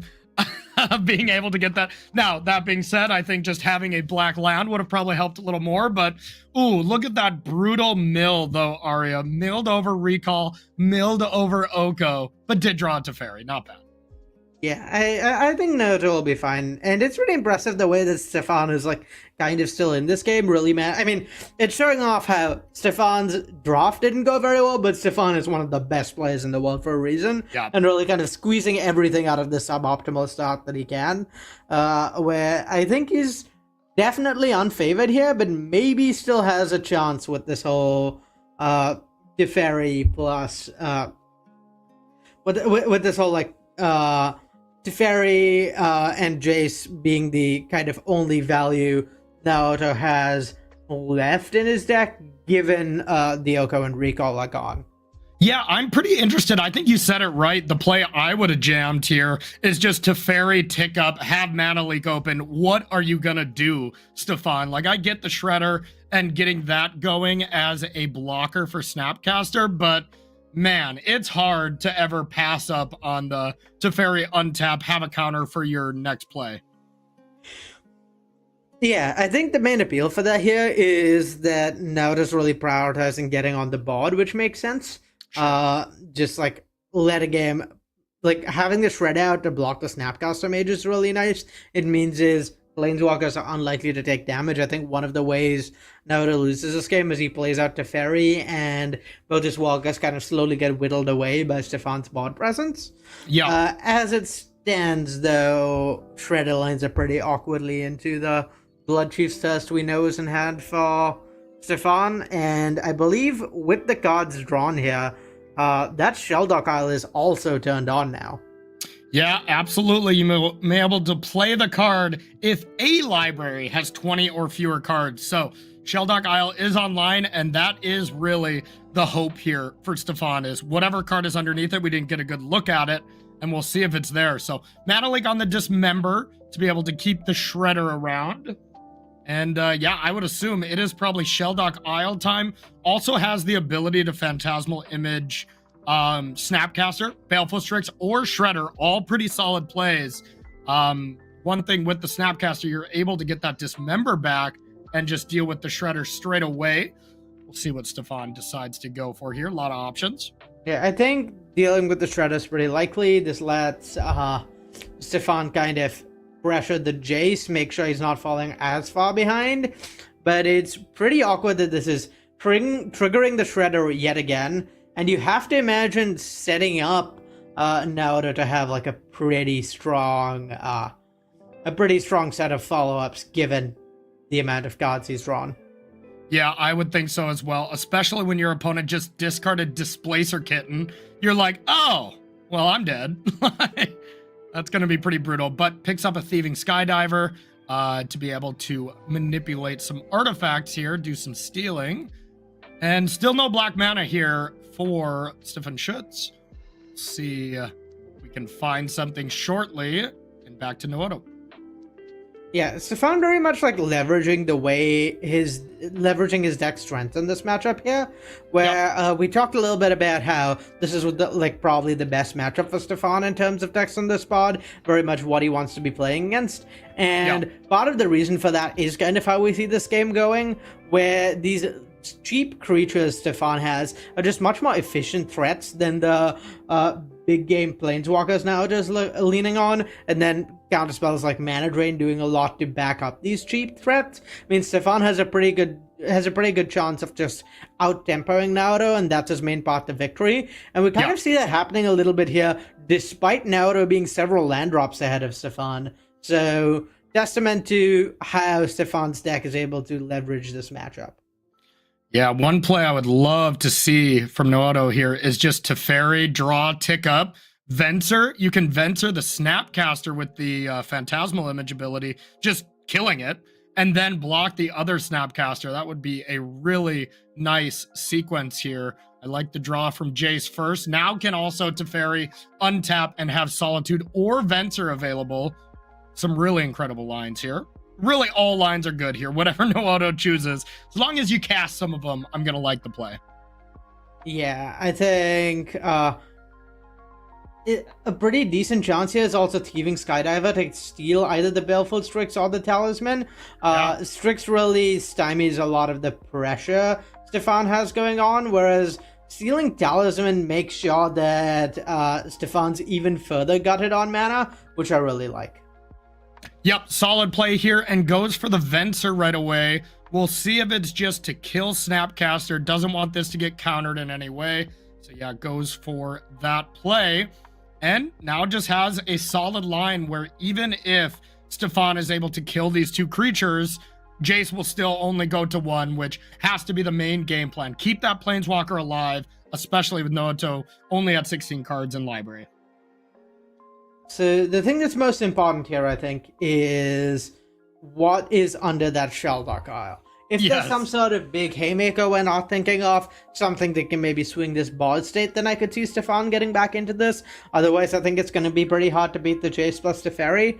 I mean, he does have the Black Sauce now, which is nice. Make sure he can do something at least to interact with Naoto's board. But that Venser is still threatening to trade off for the Snapcaster, and the Baleful Strix not really applying much pressure to the Planeswalkers. So yeah, I think it's something strong off of Sheldock Isle or kind of bust. Yeah, what's in the box, Stefan? What's in the box? We're going to see both these creatures trade off. And now, you know, if that's something nice under Sheldock Isle, being able to just go Lingering Souls, go, and cast that card at instant speed, maybe a Cryptic Command or something. Actually, I lied. Cryptic Command is in the yard. So, yeah, we'll see what's underneath it. Yeah. Lingering Souls, I think, also pretty good against Naoto, particularly game 1 when there's no Sunfall in deck. There's not really a way for him to easily deal with a board that's gone that wide, but this Jace plus Teferi really threatening to be a menace here, where they're going to draw Naoto through the rest of his deck really quickly at this point.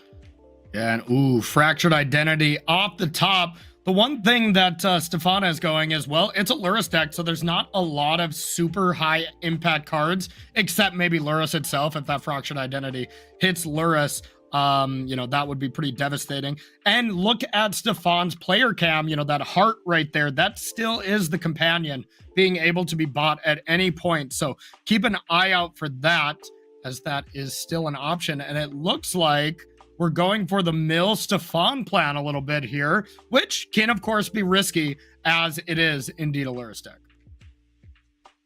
Yeah, it's a pretty tough choice. I think the main reason for going for that is Naoto thinking his Jace is unlikely to survive. As long as his Jace is around, milling Stefan not really getting anywhere. It's mostly better to just mill himself and try and win that way. But what this line does is it gives him inevitability in the long game if his Jace does get killed. Whereas if he keeps milling himself and then the Jace gets, say, Blood Chief thirsted a couple of turns down the line, it's quite easy to imagine Naoto decking. And without that possibility, there's not really an axis on which he's behind to Stefan at the moment. Yep, I would agree. I think that's a very heads-up play. Love getting the Teferi down sooner rather than later, because at a point, you just really get... you lose the power of that Planeswalker. If your opponent starts to have 4 flyers, it's going to be a 5-mana, draw 2 cards, untap 4 lands, and that's great, but you definitely want to get it down as soon as possible and start defending it. So nice heads-up play here, it looks like, by Solituding now, before this Concealed Curtains can transform, before Dress Down could interact with the come into play ability from Solitude. So nice heads up play there. Yeah, I like playing it a little defensively here. The cards in hand for Naoto are so valuable here that there's not really a reason to wait, particularly given anything that's on the stack Remont can interact with. The Concealed Curtains on the board is really the only source of trouble, so might as well get it out of the way now. This Lingering Soul's not applying much pressure, and ideally for Naoto, we'd see a flashback Lingering Souls at some point this turn, and then that can get remounted, and that's just straight value there, because you get to draw a card, but the Lingering Souls is still exiled because of the way flashback works. But it says it goes to its owner's hand. Why does it go away? Give me my Lingering Souls back. Yeah, a neat little difference between the word flashback and similar effects that cost from your graveyard, like Escape, the or 2-mana something, Jace. Yeah. Okay. So Remand here is just a clean counterspell draw card. I mean, every blue mage's dream here, being able to get a nice target here for Remand. That's about as good as it gets.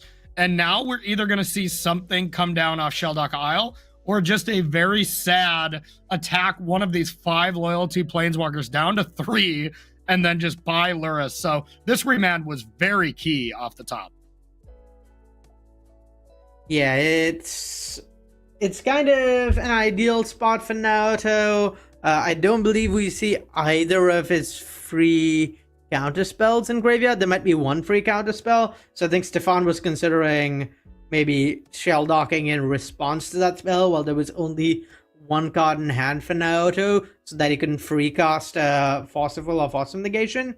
But yeah, putting Lurrus in hand, like you said, not very exciting. Probably an indicator that whatever's in Stefan's hand under the Sheldock Isle is not particularly impressive. And yeah, I think that pretty cleanly locks this game up for Naoto. It's pretty hard to imagine Stefan getting back from here. Yeah, watch. After all this setup about the Sheldock Isle, it's just going to be 4 lands, isn't it? Like, Stefan was not drawing lands in the first place. They all went under the Sheldock Isle. I'm calling it. There's 4 lands. Yeah, right. Even another land could have been good at some point in the game. Like, there was a while in which Stefan was missing land drops that would have been nice. But with the way the draws lined up, by the time Stefan had Sheldock Isle turned on, he didn't really have the tempo to spare to take a turn off playing a land with it. So yeah, pretty tough sequence of events for him. Agreed. One cool play that I see here is being able to Lurrus, and it always has to do with Phantasmal Image because it's so good with Lurrus. You can Lurrus and then Phantasmal Image, copying Solitude, deal with Solitude. That's a surface value play. You definitely don't want to play Lurrus when you don't get value off of it because, well, you know, you got to expect there's some kind of removal, you know, even a bauble in the graveyard, something that you could get a card back, but not the case here. So we'll see exactly what Stefan wants to play. Gets this Smuggler's Copter, Force Negation. Yeah, I think in Stefan's spot, you're trying to kind of bait out the counterspell that you're sniffing. It ended up being a Force Negation, which can't counter Lurrus, but it could very well have also been a Force Will, which could have countered Lurrus and just ended the game. So makes sense to me here to play out that Smuggler's Copter first. But yeah, at this point, this game's like pretty much a foregone conclusion. Even if Lurrus Phantasmal Image happens next turn, the Lurrus can just get Fractured Identitied, and then something like a Smuggler's Copter can get recast, and then Naoto really starts to take away the game. So I don't really see Stefan getting back into this. It's just a matter of how long Naoto takes to close it out. Yeah, Naoto looks like the things able to be cast from the yard. We got Ledger Shredder, Thieving Sky Diver to take another artifact. So yeah, just those 2 options, but also has the Spell Bomb in play, which would be incredible here. Yep, I gotta agree with you. This first game is looking like it is going to Naoto. Kind of what we expected so far. This blue-white control deck has just kind of picked apart Stefan, especially with a less than exciting start.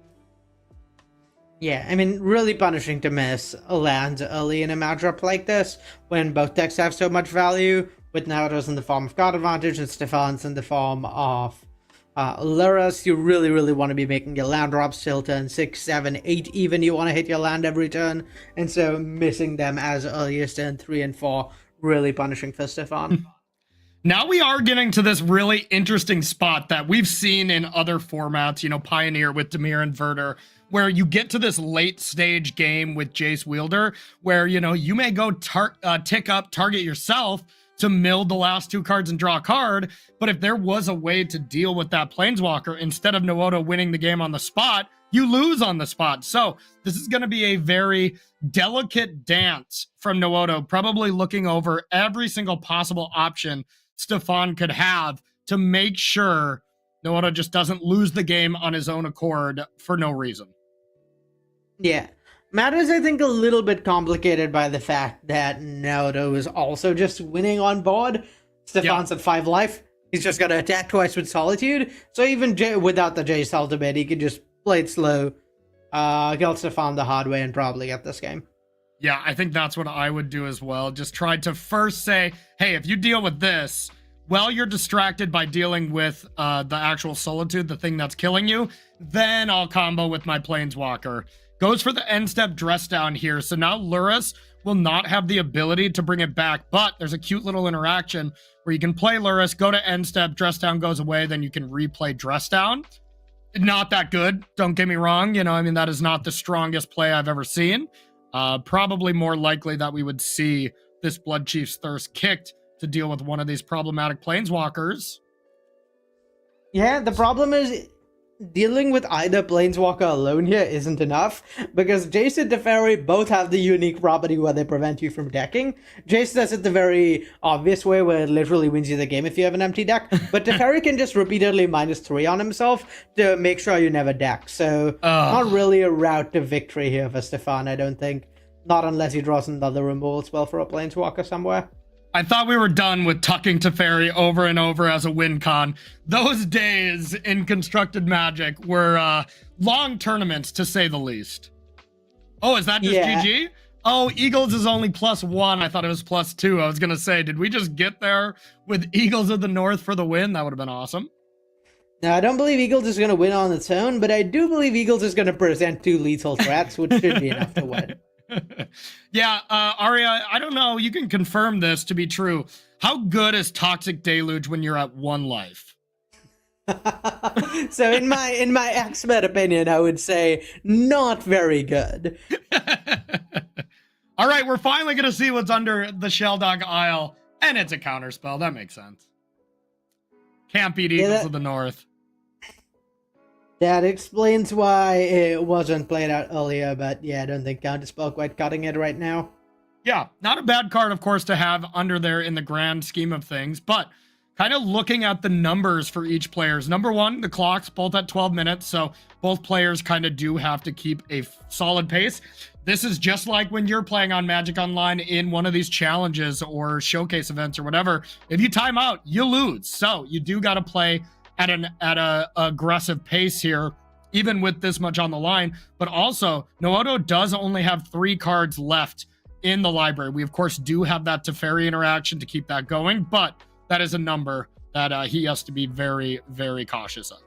Yeah, unfortunately for Stefan, Nooto just has him face up dead here, pretty much regardless of what he does, not even considering the, plenty of removal spells in hand. Where even if there's, like, a Phantasmal Image here to get back, to try and copy Solitude, what Nooto can do is then blink a Solitude with Aether Spellbomb, it recasts the Solitude to get rid of the Phantasmal Image without gaining Stefan any life, and then untap and downtick the Teferi to get rid of Lurrus, and that should be lethal. So just on board, there's lethal here for Nooto, and then if we get into if we start looking at other things he could do here with like the plenty of cards in his hand, then it's lethal like 6 times over instead of yeah, so many options here. It'll be interesting to see how we do this. I like just bouncing with Spellbomb, recasting it, targeting nothing, Treachery Lurrus, get the game over with, because you do have to copy something, right? So you got to just copy the Lurrus if the Solitude doesn't exist. I think it's better to let the Phantasmal Image hit the Solitude. Okay. Because that way you can bounce the Solitude and use it as a removal spell that isn't going to gain Stefan any life. Because if you bounce the Solitude and then replay it, then the Phantasmal Image gets sacrificed rather than exiled. And so there's going to be no life gained. And then the Teferi downtick lets the Solitude get in for those final 3 points. I suppose both of those lines accomplish the exact same thing. But this one, I will say, is way cooler. Oh, unless you Solitude your own Lurrus, checkmate.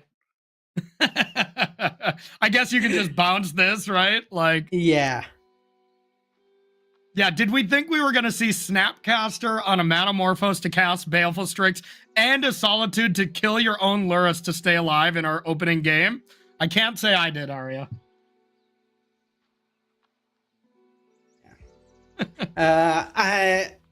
I can't say I expected that, and honestly, I can't say we saw that, because the Solitude his own Lurrus, and a genius line from Stefan, but still not enough to get there against what was on board. All right, I love it. Game number 1 here of our first match here of Vintage Cube goes to Noato, and we'll see what kind of sideboarding these players want to do. It'll be interesting, you know, the True Name Nemesis and that Shurikai seem interesting in a grindy matchup like this. Is there anything that really stands out? We'll start with Noato. Yeah, True Name and Shurikai both pretty good calls. I could see, like, Dop coming in if you would think you're going to play a slower game, and kind of the same argument for Batterskull. So either of those are somewhat reasonable.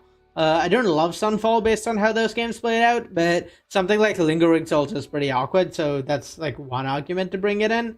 But yeah, broadly, I think you want to keep your plan pretty similar, and then maybe bring in some more grindy cards like True Name and Shurikai. I think it's pretty up to Naruto to see what he feels like. I think either way is pretty similar. These cards, while vastly different cards, fill kind of the same role in his deck, so they're a little interchangeable that way. How about Stefan? Does Stefan have any cards he can possibly sideboard in any matchup? Well, there is a Bloodgust if you want to be really aggressive, and I believe that's it. I suppose there are matchups in which you could sideboard in one more land. Get that Bloodgast in here. Time Twister out, Bloodgast in. We've done it. Yeah, pretty tough spot in sideboarding for Stefan. Yeah, Stefan just already playing 18 lands, would love to only play 17, maybe even 16 lands in this deck. Yeah, gets the Retrofitter in there just to play a little bit less lands, it looks like.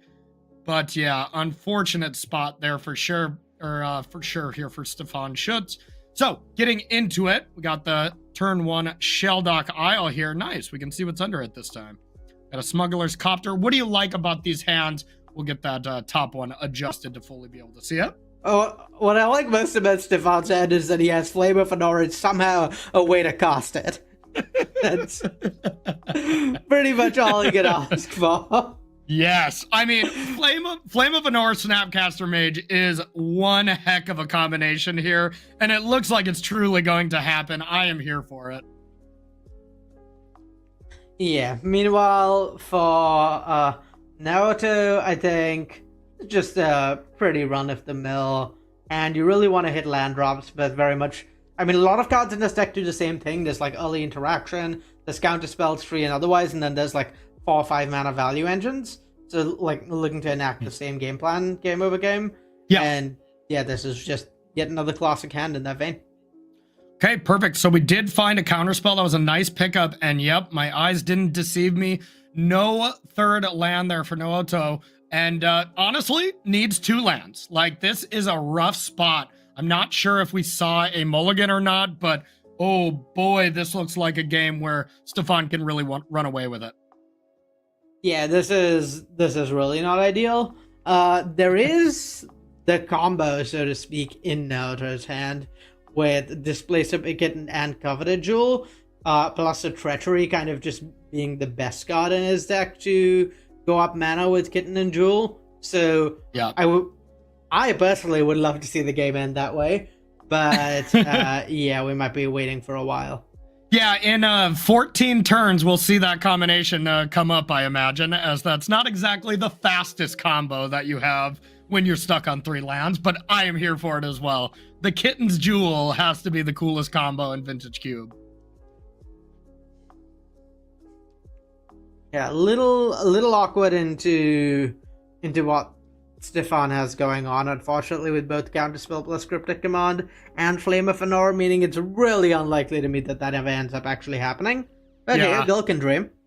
Oh yeah, absolutely. I am here for it as well. That is a sweet little combo. So, meanwhile, on the other side for Stefan, our defending champion, also not finding lands. So, now it's the interesting spot. Do you just start swinging with Evolved Sleeper? You know, this is double black, I believe, to get that extra counter and draw a card. So you don't really have that available. But we do have Cryptic Command. I wonder if we're going to see just, you know, one of my favorite plays. The end step, bounce a land, draw a card. Let's go. Yeah, I think that might be what you have to do in Stefan's spot. I guess it's a little less true now that it's a little weaker now that a land drop was hit. So now they're still going to have 4 mana next turn. Yeah. But yeah, bounce draw on Cryptic Command could make sense. I could also see just drawing 2 off Flame of Fenora. Yep. Yeah, I think either would be fine. It looks like Stefan's trying to set up a spot where he can go land 5 here and then have Flame of Anor plus Counterspell, but land 5 had to not be a swamp. Yeah, and I mean, the mana situation in Stefan's deck really coming Really back on to haunt point. him here. Yeah. But yeah, sometimes you just gotta play a bunch of suboptimal cards to make playables, and Stefan's kind of making do with what he has. I mean, just seeing a picture, like if somebody just joined this tournament, seeing Flame of Anor next to Lingering Souls tells you all you need to know about how the draft went. Yeah. Yeah, unfortunately, you're very much right on that. Sometimes it just doesn't go well, and I mean, the scrappy deck is exactly what you want to be doing in spots like that, where Stefan has found a way to make a functional deck out of a non-functional draft, and that's pretty impressive. And I mean, I think we may well see him win this game even. So again, yet another testament to his skill. Yeah, 100% favored in this spot for sure. Being able to Snapcaster back a Cryptic Command, I mean, anybody who has been playing Magic for 10 plus years knows how devastating that play is on the other side of the table and how fun it is to do from you, especially Snapcaster, Cryptic, Counter, Bounce Snapcaster. Woo! It's a spicy one. Yeah, I think this is looking pretty tough. I'm trying to figure out whether there's like a land Naruto could draw that would get him back into this. But or what about Sunfall? Sunfall from the board. I think Sunfall stayed in the board. I may be mistaken on that one. It doesn't seem like it should be brought in, but that is definitely the only out I could think of that was in Nawato's pool. But yeah, I can't imagine that would be a card you want to bring in against the Dimir, 6 creature dot deck. I could see kind of something like Treachery on Evolved Sleeper into Teferi. Maybe doing something here for Naruto. I still honestly don't love his chances. Yeah, I can't see anything too good either here. Top decking Eagle of the North was not exactly what you wanted. I think at some point, Naruto has to hope that Stefan maybe goes all in and just gets a little too overzealous, and this Eagle of the North can pump one of these creatures to push through the final 7 points of damage. But I think that's being very, very, glass half full type there, especially since the Eagle of the North is no longer in hand. Yeah, looking rough. Yeah, I mean, this town's at least bought Naruto a bunch of times, so that's something. Yep. Yeah, I mean, at 6 life, Snapcaster Cryptic threatening to just kill at some point leaves Naruto in a pretty tough spot. That being said, though, this is kind of a not trivial spot here for Stefan. Like Flame of Anor to push out Brazen Borrower and then just maybe attack one spirit at Teferi. That's pretty reasonable, but I feel like you have to deal with that. You have to deal with one of the creatures here, so you can't just die on the crackback. But yeah, look at this. Stefan's changing roles already, not being the aggressor anymore and trying to hold back these creatures to block the Brazen Borrower. But we might actually see this Displacer Kit and Jewel combo. Yeah, I think that's the main way Naruto ends up winning this game, is just, for some reason, Stefan doesn't end up killing this Displacer Kitten, and then Jewel kills next turn. Yeah, but as we see, Snapcaster, Flame of Anor, being able to kill the kitten and draw 2 cards looks excellent here. Just has to play around like a potential mana leak, something like that. And we'll see. This is the final turn for Naruto. Yeah, I think Snapcaster Cryptic being held up here pretty much locks it up. I do not think there is a way Naruto can win through that. Okay, this is the best play Naruto could have done here. Being able to just Otawara one of these spirits is excellent. So we'll see if Stefan puts one more lethal attacker into play here. Looks like he's going to put a heck of a one in. The Eagle of the North, see if this gets flashed in. If so, that should be the game. Yeah, I mean, Emperor of Bones, really versatile card, and this is one of its uses. It's just murdering your opponent out of nowhere. Oh, yeah. I mean, look at that. That card just added a solid, 3/7 power to the battlefield? Nice. Love it. Okay, so we are going to get ready for a third decider game between these two players. And a reminder to everyone, we kind of see at the bottom of our screen, 3-0 advances to the finals. So that is what you're going for. Every other win, you're winning a lot of money. And, we're not going to undersell how great money is. Winning money is good. But being able to be 3-0 automatically in the finals, automatically going to the world championship to start your tournament is what both of these players want to do. And you lose once, and of course you are out of that dream. And you have to hope that dream comes true in the modern portion a little bit later today. Yeah, and interesting spot in sideboarding for Naruto, where that game made like Dam or Sunfall seem appealing, but it's they're pretty tough cards to bring in this matchup because of all the times they're weak. And on the other hand, True Name Nemesis seems like a really strong card against a blue-black deck, but the problem is that Stefan does not have room and doesn't have playables in his sideboard to take out that Toxic Deluge, so there's actually going to be an answer to that True Name Nemesis despite the card being pretty bad against your deck, simply because Stefan doesn't have the playables to not play Deluge. 100% true. And we did see the Blood Gas go back to the sideboard. Dang, I guess that was just a on the play trade here. So here we go. Game number 3 between these two players. Nawato on the play, and I see another slightly sketchy hand. If you get one land, that Collation Relic is online. But yeah, another risky one there, Arya. Yeah, I think you just have to keep a hand like this because the potential of Oko plus Force of Negation is too high. Like, I think if that's the stop that ends up happening, it's pretty impossible for Naruto to lose. But, yeah, I mean, definitely high risk, high reward hand. Yeah, would you say that play would be Broco?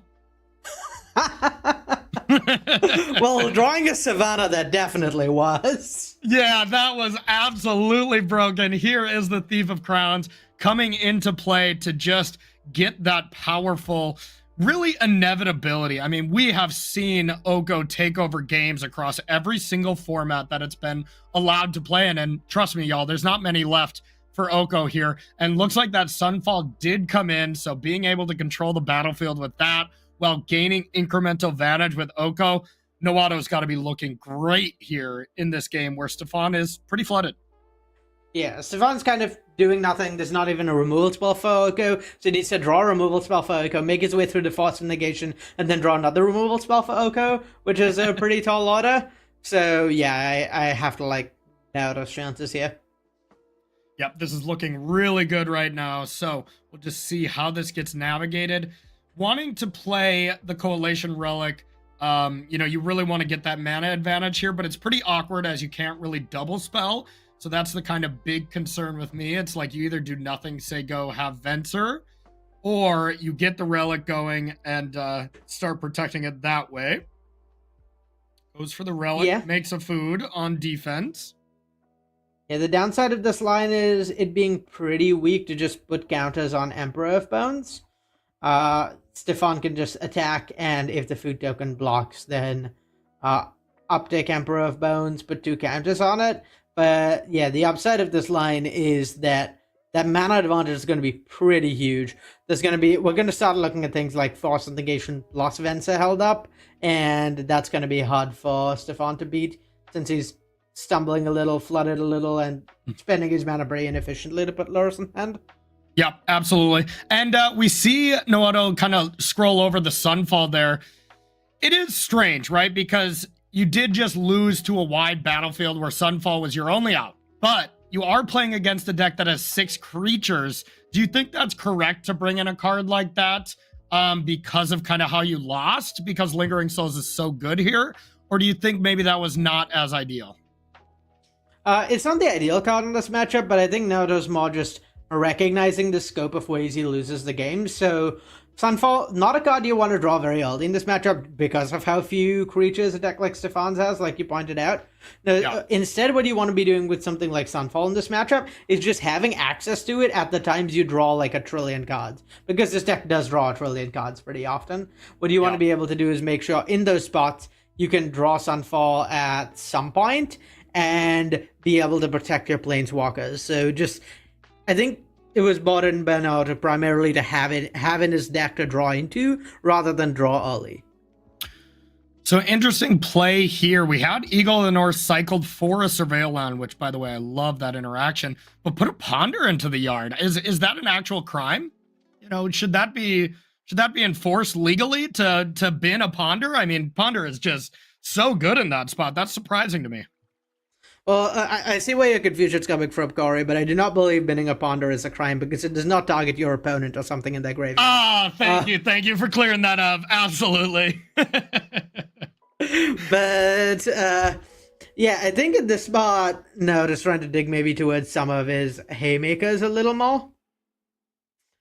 So yeah, maybe trying to lean on those to get somewhere in this to get somewhere in this matchup rather than Ponder. If you Ponder, well, then that means it digs more cards towards something like Teferi or Jace, but being able to play something like Teferi or Jace and then have mana left over afterwards to hold up Force of Negation is what Naruto really wants to be doing. And so I assume that was the motivation behind binning Ponder there. Absolutely, makes a lot of sense for that. So the dress down being able to stop the Venser's ability, just make it a 4-mana Grizzly Bear here is not very strong. All of a sudden, you have Oko that's being able to be pressured and be able to be taken down if you can clear out some blockers here. Not looking bad at all for Stefan. One other thing I want to bring note to is the red clocks here from both players. This is the spot where it's like, you know, we're going to look back and say, oh, maybe this was a mistake. Maybe this was a mistake. Well, they're short on time. So sometimes you don't get to play perfect Magic. And, you know, I think both players are in that spot with 20 life and 18 life on both players' life totals here. Yeah, and this is kind of perfect for Stefan, right? You bait out the counter spell, and now Cryptic means you're finally clearing that Oko that's kind of hung over this whole game. And suddenly, Stefan has 5 cards in hand to Naruto 0, and one technically with Sunfall, but really 0, given how many more creatures Naruto has on board, and is looking to be in at least a decent spot this game. Yeah, now Naruto has realized, just thinking to himself, be like, all right, now that Oko's gone, I am no longer in the defensive role. It is time to get aggressive. I have more creatures on the battlefield. And with no hand, just the Sunfall here, Naruto just has to go big and go fast and try to close this game out before Lura starts taking control of this game. And I gotta say it, Arya, I think that point has already passed. I really like Stefan's chance to be 1-0 in, you know, what we kind of thought is maybe the worst draft deck at the table. I just want to see our defending champ 3-0 with a deck and just says, you know what, I'll show you by saying my deck is not as amazing as everybody else's. Yeah, this is a really tough spot for Naruto. I think you may end up being forced to Sunfall if this chase gets countered, which is really not where you want to be. No. Yeah, just falling behind too much here to just keep waiting. There's that Shelldock Isle as well for Stefan. I don't believe we know what's under it this game, but he's getting pretty close to being able to activate it. I believe if he draws 2 cards off of Gush next turn, that's going to leave him at exactly 20 cards in library. And so, yeah, not really looking good for Naruto at all. I think it's a Smuggler's Copter this time around. Maybe that was last game, but I think I remember seeing that at the beginning where we got Stefan's perspective. Could be wrong on that. That's not the best thing to have under there, but... There was definitely a copter at some point. I have a really hard time keeping track of what happened in which game with Shelldock Isle being played on turn 1 each time. Big draw step here. That 5/5 incubate token had the chance to have a 2-turn clock here. There could have been something that really could have happened, but the shatter mode of Flame of Anor here going to be able to clean that up nicely. And now you have Snapcaster Mage, but you do not have the ability to actually counter anything right now. So this draw had to be impactful. It's not there. And just like Richard Garfield intended, 5 mana, draw 2 cards, hard cast Gush. That's how you're supposed to do it, right? Yeah, very much so. I don't think nice. That card has any other way it can be cast. Okay, good. I was just making sure I didn't have that wrong. There we go. Stefan played the Zagoth Triome this time around. Was like, you know what? After game 1, I'm playing that Triome every time. Yeah, and in this spot, Stefan has a lot to spend his mana on. Notably, Zagoth Triome gives him access to Snapcaster Cryptic, which is really, really strong play for him. Yeah, it absolutely does. So we'll see. Here is Shelldock Isle. It is active, and there was a different card hiding behind the curtains. It's the concealing curtains. Comes down. Now the clock is becoming a factor. That's the only factor for Stefan, in my opinion. Now it is, can Stefan win with 2 minutes and 20 seconds left? I think he can, but that's really the only thing that's going to stop him. Recall is great. I was gonna say Ancestral Recall, if it resolves somehow, is maybe the one way Naruto gets back into this game. But yeah, pretty slim chance of it resolving. There's yet another counterspell next turn with Snapcaster Cryptic. This Revealing Eye is gonna make it 7 points this turn. Yeah, I have a hard time imagining Naruto gets back into this. Yeah, and man, how fitting to be able to have Snapcaster plus Cryptic Command to close out the game. Just basically every Magic player's dream. Has the Otawara, one thing that's actually uncounterable to put this eye back in hand. But in my opinion, that is just delaying the inevitable. But with a clock withering down, delaying the inevitable is kind of all Noato has to do right now. There goes the curtain. Yeah, the nice thing for Stefania is that he has access to 2 counterspells functionally off Snapcaster, where the first Snapcaster flashes back Cryptic Command, and the Cryptic Command counters something and bounces Snapcaster Mage, and then the next Snapcaster flashes back Mana Drain. So stop, Arya, he's already dead. Stop the lines. He's already dead, Arya. Come on. The red clock might look worrying to those less familiar with Magic Online, but someone with Stefan who's played literally thousands of games on the client, if there's more than 30 seconds left on there, you're cooked. He was born into it. That was no problem. Some people live in the red on Magic Online, and those are the people that are usually pretty cool under pressure. So, Arya, I do not think either of us were picking Stefan going into that. Did that match kind of surprise you, or were you like, nah, Stefan's got this? I mean, Stefan's one of the best players in the world, so it's really hard to have a bet against him. And yeah, I don't think his deck is the strongest, but this is sort of the place it matches up best into these slower decks, where you can leverage those cheaper threats like we were talking about in the start, kind of go under, like we saw Stefan do, and then Lurrus kind of inherently gives you card advantage. Yep. So I think Stefan's deck had a pretty clear game plan going into a matchup like this, and he executed on it perfectly. So yeah, not honestly that surprised to see him win basically ever, and this time was no exception. Yeah, really awesome stuff. I cannot wait to say, Stefan Schutz wins the draft here with a 1.5 or a 2 out of 10. But we'll be getting to that here in later rounds. For now, we got ourselves some more Magic here. We're going to jump into a backup feature that just completed game 1. So this is Karate Dom taking it down with this incredibly awesome Jund deck. I cannot wait to watch this in action.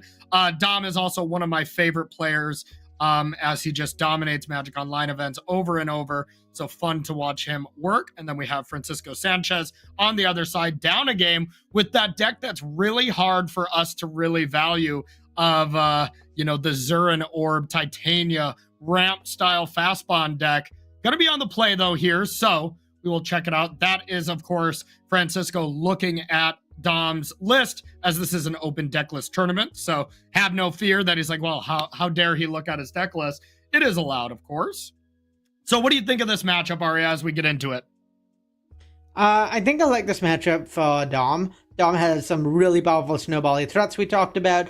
I think of all the players in this draft, Dom is the person whose deck most delivers on the promise of 2024 Vintage Cube, where you're running so many powerful threats from across formats. Whereas Francisco, probably known to many familiar with Magic Online as Bachi, is powerful deck and some really good high roll potential, but a little inconsistent, particularly into something like Thoughtseize, which I think is really valuable for Dom to have access to, where interaction for Francisco's combo really problematic for him. Yeah, totally agree. And, we got some questions. We got questionnaires from both of these players, and I absolutely love Francisco's answer to one of our questions of, what is your proudest moment? Most of these players, and in fact, all of these players, most of them, it's like, hey, qualifying for this event. This is my biggest one. for Francisco, I love his answer. He's saying, usually people are proud of certain top finishes, but I'm more proud of being able to chain 2 years of Pro Tours. Consistency is hard in this game.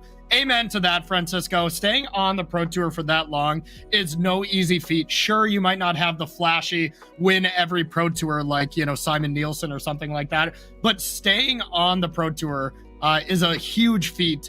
So big congratulations to Francisco for doing that. I love that answer. Yeah, excellent answer. I mean, particularly with the newer system, chaining invites is a lot harder, and I can attest, takes a lot of work to stay on for 2 years. Oh yeah, back in the day when it was a little easier, the gold system, gold, platinum, all that stuff, I lived in gold for years, and breaking through to that highest echelon at the Pro Tours is, well, the hardest thing you can be doing. So I felt fortunate to just stay on the Pro Tour for, 2-5 years or whatever it was, while scraping by at gold. So being able to do it in the modern era equally as impressive. All right, so getting into the game, looks like we have Paxi up top. Very powerful Magic Online name that I'm sure we have all lost to plenty of times. Debating whether or not to keep this hand. This hand is a little sketchy, but I would keep as well. Yeah, the tap lands are really rough. I think if the tap lands weren't there, this hand would be great. The Late Blast Fireball, one of the stronger cards in the cube. Ooh, hello. And just when you think things, oh, well, this is going to be a slower start, not so explosive, I hear Moxen a pretty good card, so... Yeah, they are pretty strong, I must say. I feel like we missed this one when we were going over this deck. I didn't see that Francisco had a Mox as well. Nice stuff being able to ramp up to one of these 5 drops. Probably just going to play Noble Hierarch, a land tapped, but plays the Mox out now just in case there's a Thoughtseize, anything like that. And now Francisco is just tapping the top of the deck saying, come on, land 5. Yeah, land 5 for Titania would be pretty nice at some point. Though, honestly, without a fetch land, I'd almost rather the Bloodbraid Challenger... Oh, that's a Bloodbraid Challenger, not an elf. It's easy to confuse them given the similarity in name and art. Yeah, at this point, I think fetch land the thing... Francisco wants most by a huge margin. Yeah, and I mean, still, that card escapes from the graveyard too. So, I mean, that card is really incredible. Could easily be coming back really shortly. So, Ancient Tomb off the top. But yeah, like you said, this hand really wants to be returning lands from the graveyard. Fetch lands being the most important thing. Do you still just play it up against a Jund deck that's full of removal? Maybe not. I don't think I really want to play out the Titania here. I think you want to hold it until you have a fetch land available, particularly because Crucible is something you kind of want to get out at some point anyway, and I wouldn't be surprised at all to see the Delayed Blast Fireball foretold here. Just really, really powerful card, and having it foretold pretty tempting because it, at that point, is just a Plague Wind, hits everything in Dominic's deck. The only reason not to do it immediately is just there's not much else going on. If Francisco draws a fetch land, he's golden anyway, so he doesn't have to worry about that. And if he doesn't draw a fetch land, well, in that case, he can... in that case, he can just foretell the Delayed Blast Fireball on the future turn, and not have to spend the 2 life he'd have to spend off Ancient Tomb to foretell it this turn. Checks out, yeah. The Kolaghan's command looked amazing. I was going to be curious if Dom went for Noble Hierarch plus Mox Emerald, or Noble Hierarch plus Crucible, decides to just automatically deal with the card that's probably going to punish you the most in the late game. The Crucible with a fetch land here would just be devastating. But now, Francisco's in a really rough spot. Same situation. Do you just jam out a vanilla 5-mana 5/3 that really wants that come into play ability? I guess. Yeah, I mean, you gotta kill Dom at some point. Notably, Dom doesn't have that much by way of interaction in his deck, though Pyroglyph is brutal punish, I think, for the Titania. Oh, boy. Yeah, wait, did that not die? Oh. Yeah, I think Pyroglyph... went upstairs? Yeah, it might have. Yeah, I was like, okay, what did I miss there? But maybe chat can help us out on that. That was strange to me, because you would think 5 power deals equal to your power to kill a creature. Strange. Yeah, I mean, 6 is a really good draw for Francisco here. It's gonna dig him a lot towards fetch lands, which is really nice. Yep. And then on top of that, just like threatens to eventually take over the game. We could see that Bloodbraid Challenger recast off of a land, 6 draws, just really generating value a few different ways. So, pretty good draw for him there. I would not be surprised to see something like a Gut plus a Mishra's Research Desk here. That could allow for some pretty strong attacks. Maybe Gut plus Caustic Bronco. Just a few different ways to attack here. And in Dom's spot, you really just want to get in for a few points of damage. So say if there's 9 damage got in for here, that Fiery Confluence represents 6 more, and all of a sudden, the game's just over. Yeah, love it. Dom just went upstairs and said, you know what? I don't care about Titania at all. It looks like a chump blocker.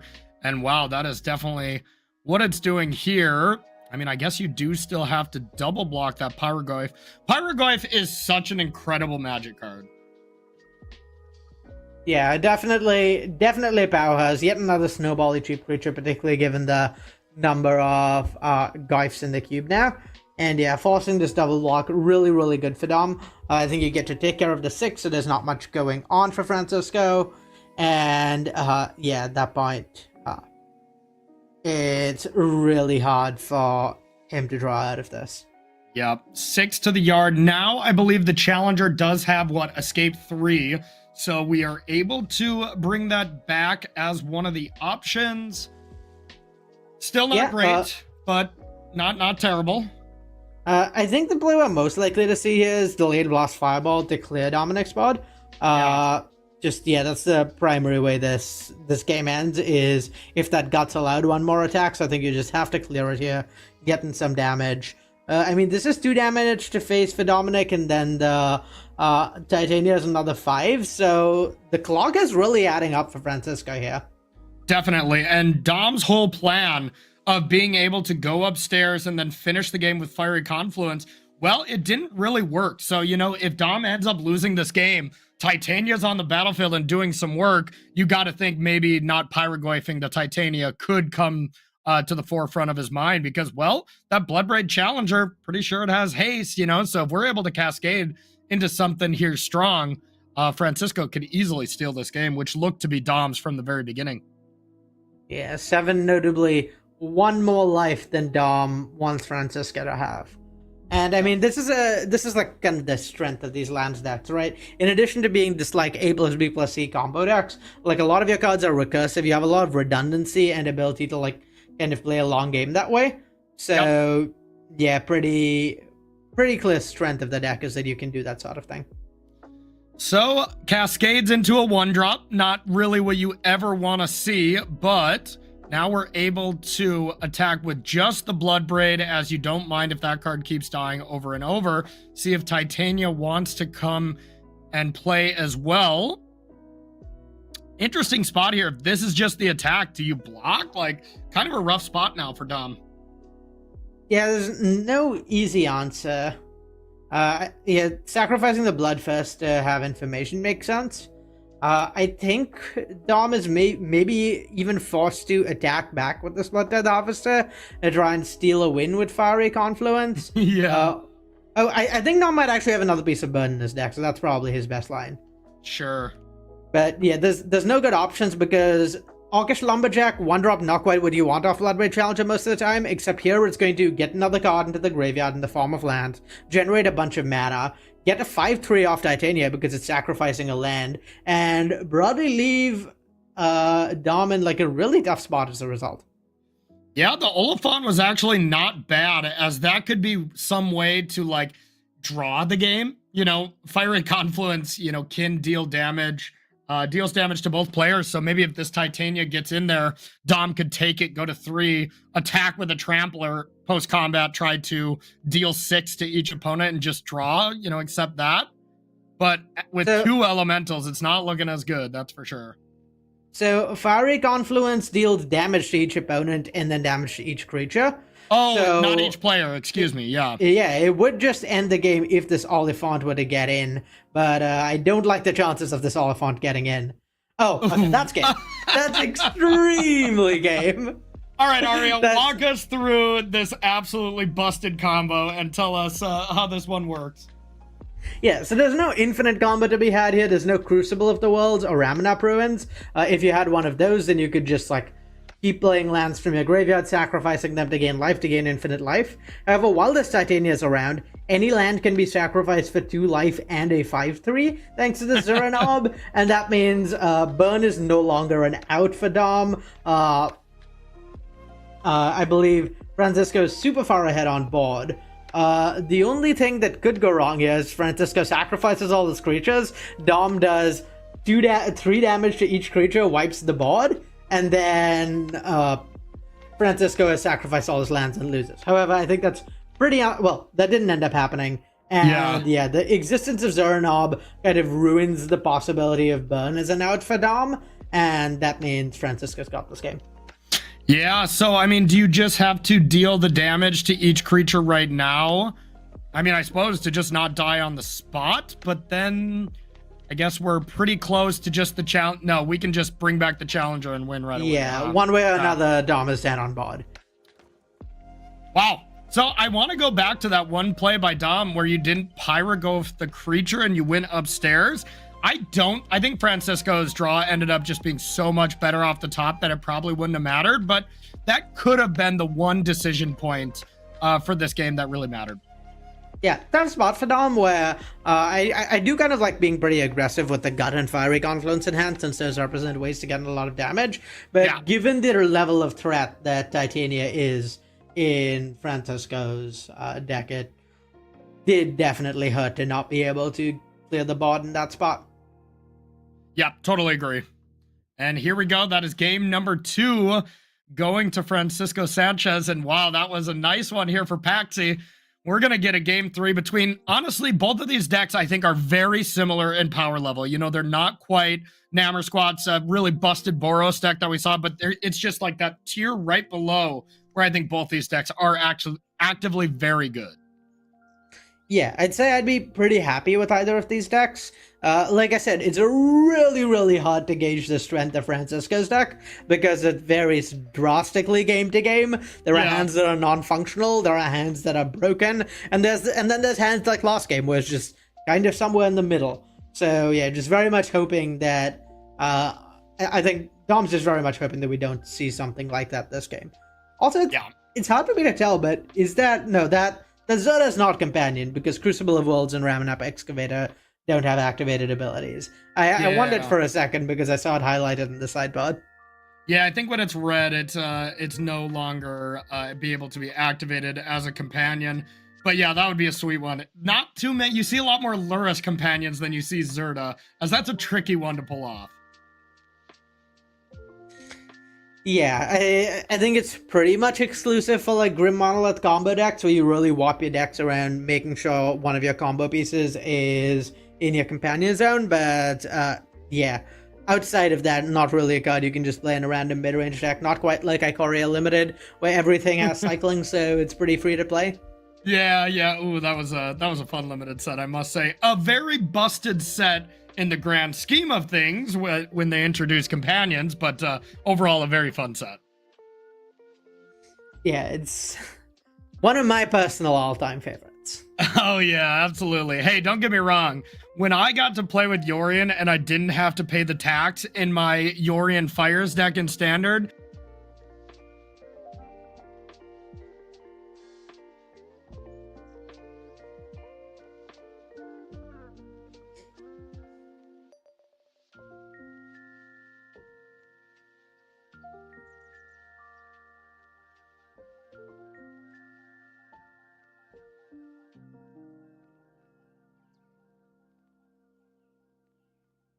honestly, neither of these hands are really stellar. They both don't do very much inherently. Or rather, Francisco's hand doesn't do very much inherently. You really want like a hand that has a game plan in a deck like this. Maybe like some of your combo pieces. This hand is kind of just gods. Whereas Dom's hand is kind of like the other end of the spectrum, where it has a clear plan but is quite slow, and that's pretty tough in this matchup.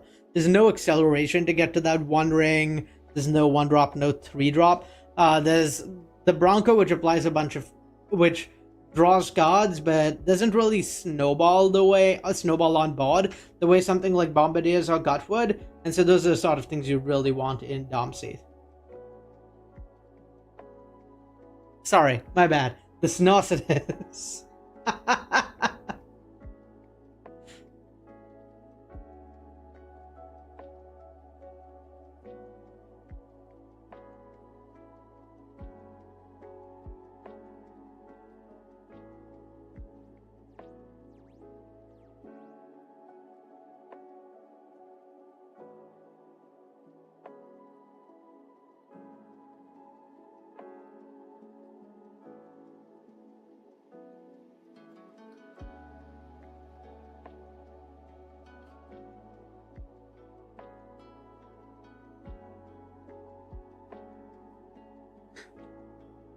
Yeah, it's way up there. It's one of my highest picks, possibly my highest pick outside of power and fast mana, just because it's playable in absolutely any deck, and kind of fundamentally changes the way the game goes.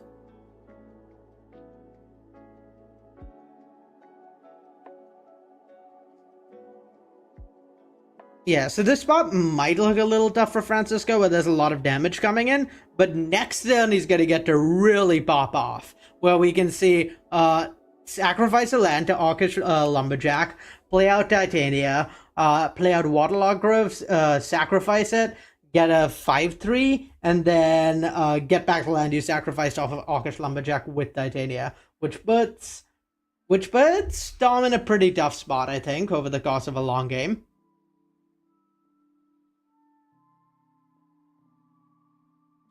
Yeah, I think the thing at most be the thing that it really comes down to here is whether Francisco is going to have a follow-up to what's going on. The way I could see this game going quite badly for him is with something like Titania, get back land, kind of trade off a bunch of resources here, and then Dom wipes the board with Fiery Confluence, plays the One Ring after to recoup a bunch of cards, and Francisco's offense kind of just peters out. So it's all about whether he can find a little bit more to do after that, because you have to imagine this Titania plus Waterlog Grove necessitates a board wipe from Dominic. Makes sense to me. It was pretty interesting to not see the One Ring jammed, but yeah, getting the double strike there seems really important. All right, and sorry about the mic issues there. I'm back. You know, I got stuck talking about Yorion and Standard, and they just had to cut the mic from me. They're like, Corey, you know, you could talk about this all day. We'll just let Arya take control here. So, all right, we're back. We're back. Well, good to have you back in time for just the powerful play we were talking about, where, yeah, I think we might see Francisco make at least 1/5/3 this turn with Waterlog Grove plus Titania. Yes, okay. So are we just going to sacrifice a forest, get Titania into play that, and then start going? Is that the game plan here, or what do we like? Because, I mean, Francisco is at 10 right now. You know, that is a very precarious life total to be kind of just messing around. You know, you definitely need to get onto the battlefield. Yeah, I think that's the game plan. Ancient 2 might actually change things. It could let Francisco get as many as 2 5/3s here. But yeah, I think you just want to make the discipline play that doesn't cost you a lot of life. So yeah, I think Titania gets played here, gets back to Waterlog Grove, land gets played for turn. We could have also seen the Waterlog Grove just sacked rather than discarded to the Territorial Kavu. That would have worked as well. Yeah, either way, pretty good spot for Francisco, where there's going to be a 5/3 in play. There's going to be another 5/3 in place, so that's going to be kind of stemming the bleeding. And yeah, it kind of forces a board wipe from Dominic, which gives Francisco a little more time to rebuild.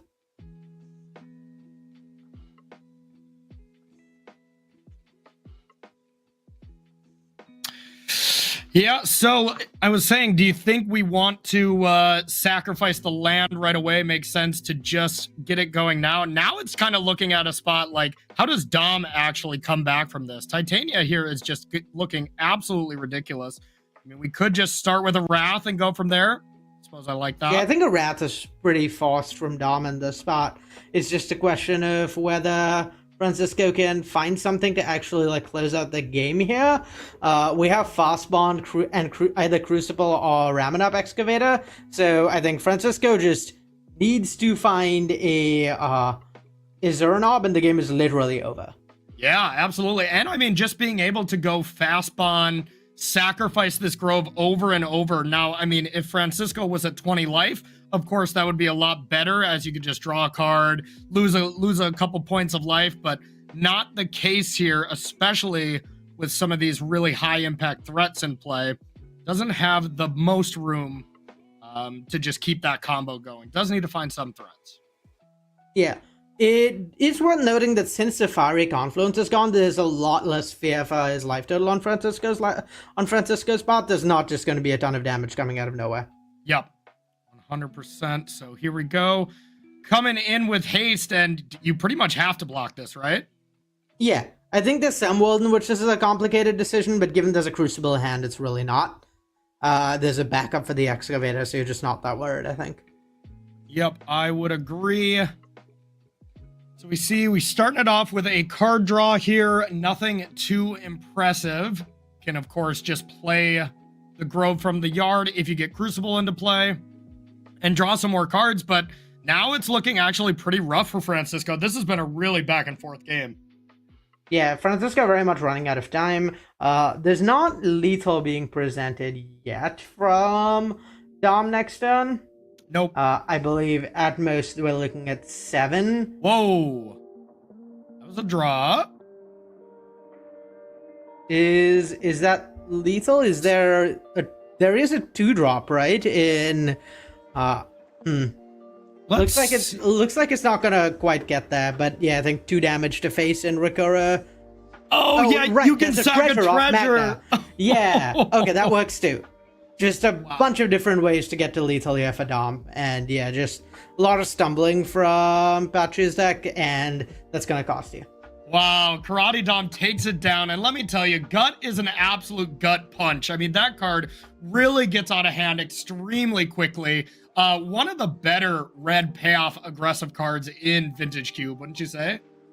Yeah, I think one of the better snowbally threats because it just kills you so quickly. Gut and Broadside Bombardiers are kind of built in that same category, where the other snowbally threats, you have things like Adeline that are like really powerful and generate a lot of value, but Gut and Bombardiers just get you dead. It's just like 2 turns of attacking with Gut is just lethal damage. That's 2 4-1 skeletons, that's 12 damage.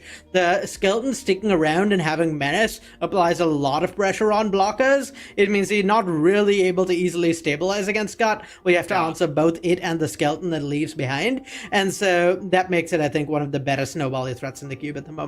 I can't say I draft a lot of red decks. It's not necessarily my favorite thing to do in Vintage Cube, but I lose to Gut so often. I hate that card.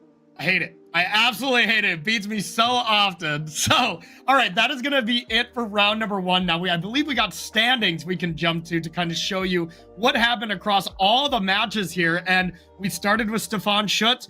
Didn't expect Stefan to be winning that game, but ended up getting it done. 2 players we very much did expect to take it down. We got Dominic here. We got Nammer Squats here at 1-0. Those are probably our best 2 decks. And Artem, with that really, really strong, what we thought was going to be a Nadu deck, ended up being just Golgari.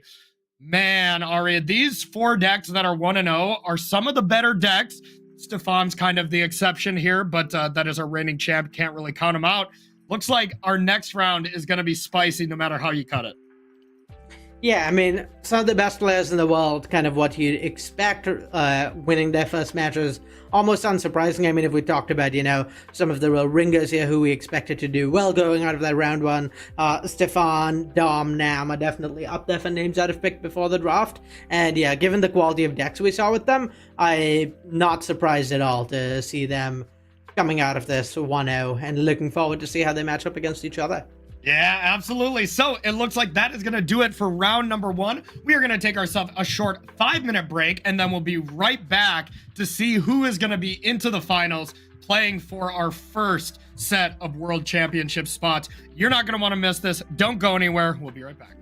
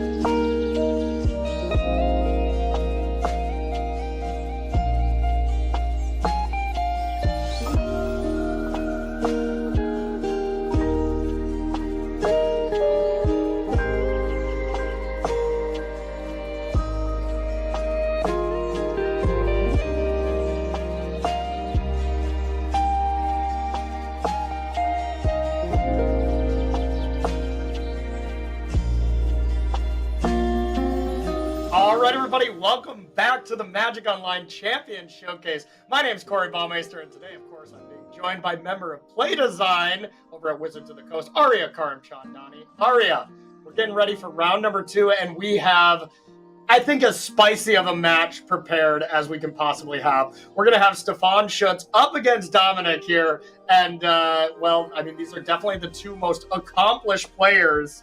This is going to be absolutely spicy. So, on the left here, we got Dominic with a 52% lifetime win rate, as well as 14,000 matches played. These players have been playing at about the same amount of time. We got Dominic, who qualified on the leaderboard, which, arguably I think is the hardest place to qualify, being able to just consistently do well instead of just spiking a couple tournaments here. Really impressive stuff by Karate Dom. Up against Stefan, who qualified via the Legacy Showcase qualifier. Let's start by getting a refresher of these deck lists here. We'll start with Dominic and see this absolute masterpiece of a Jund deck that we got. And Arya, tell me what you think of this deck list here. Start with Stefan. This is the one that we saw our featured drafter. Yeah, so Stefan's deck, we've been over it a few times. Not the most impressive. Things didn't quite come together. He's got a Lur's Companion, which is really powerful and gives him some interesting angles of attack, ways to secure a long game, but kind of struggling on playables, Mana Morphos, Talisman of Creativity, not cards you really want to have in a deck like this. So, can have some awkward starts, has some high upside, but definitely the underdog going into most matchups. Yep, absolutely. One of the decks we thought was one of the lower grades on our 1 to 10 grading scale, but we'll show you a deck that is definitely not one of the lowers here, and that is Dominic's deck list here. This is a sweet little Jund deck here. Arya, walk us through this one. Yeah, this is kind of exactly what you want to be doing in this iteration of Vintage Cube. Lots of powerful snowball-y threats that end the game really quickly. So got Broadside Bombardiers, Minsk and Boo, the best cards in that category. Fast mana with Mana Vault and Mana Vault and City of Traders. Also very much the sort of thing you want to be doing to enable those snowball-y cards. Very much the overdog in this matchup, I'd say. Pretty favored going into Stefan's deck. Only issues, maybe like a little bit of a lack of cheap interaction. A little more interaction for the board would certainly have been nice for Dom, but fortunately for him, Stefan's deck is not one with a lot of cheap snowbally threats, so I don't even know if he's going to suffer for that very much. Checks out to me, so we will see. I would say Dom is definitely the favorite in this match, but of course, as we saw in the last round, it's Magic. Anything can happen. So let's dive into our second round here of the mocks here, playing Vintage Cube with two of our best players in the field. So starting it off here, let's take a look at Stefan's hand. Looks perfectly reasonable and perfectly reasonable on Dom's hand. Two keeps, I would imagine, huh? Well, definitely keep with Stefan here, where, like, early interaction, Snapcast are just, like, one-for-one-ing a bunch. This is, like, I'd say a perfectly reasonable hand in most decks, an actively good hand in Stefan's deck, where there's a bunch of non-functional cards, so you have a possibility for a lot of awkward hands, and this very much isn't one of them. And then in a matchup like this, you really want to be interacting early and leveraging Lurrus, and this hand really does that. So I'd say this is one of the better hands possible in Stefan's deck, whereas Dom could honestly kind of do a little better. So, yeah, I mean, we see Dom wanting to do a little better with a hand like this rather than the previous one, where you have such high roll potential in decks like Dom's, where you have fast mana with Mana Vault and then Gut and Broadside Bombardiers is just snowbally threats early. So this hand from Dom, kind of perfect. You get to go turn 1 Mana Vault into turn 2 Minsk and Boo, and it's really hard to imagine Stefan coming back from that. Yeah, absolutely. I mean, that is as good of a start you can have. Turn 2 Minsk and Boo, I mean, that's got to be the dream here. Just something you're automatically going for, right? Yeah, I think there's really not much else that you could want out of an opening hand than this. If this is pretty much the scariest start Dom has available to him, and yeah, snapping it off here, very much the plan, and hoping Stefan doesn't have interaction for both the Minsk and the Boo.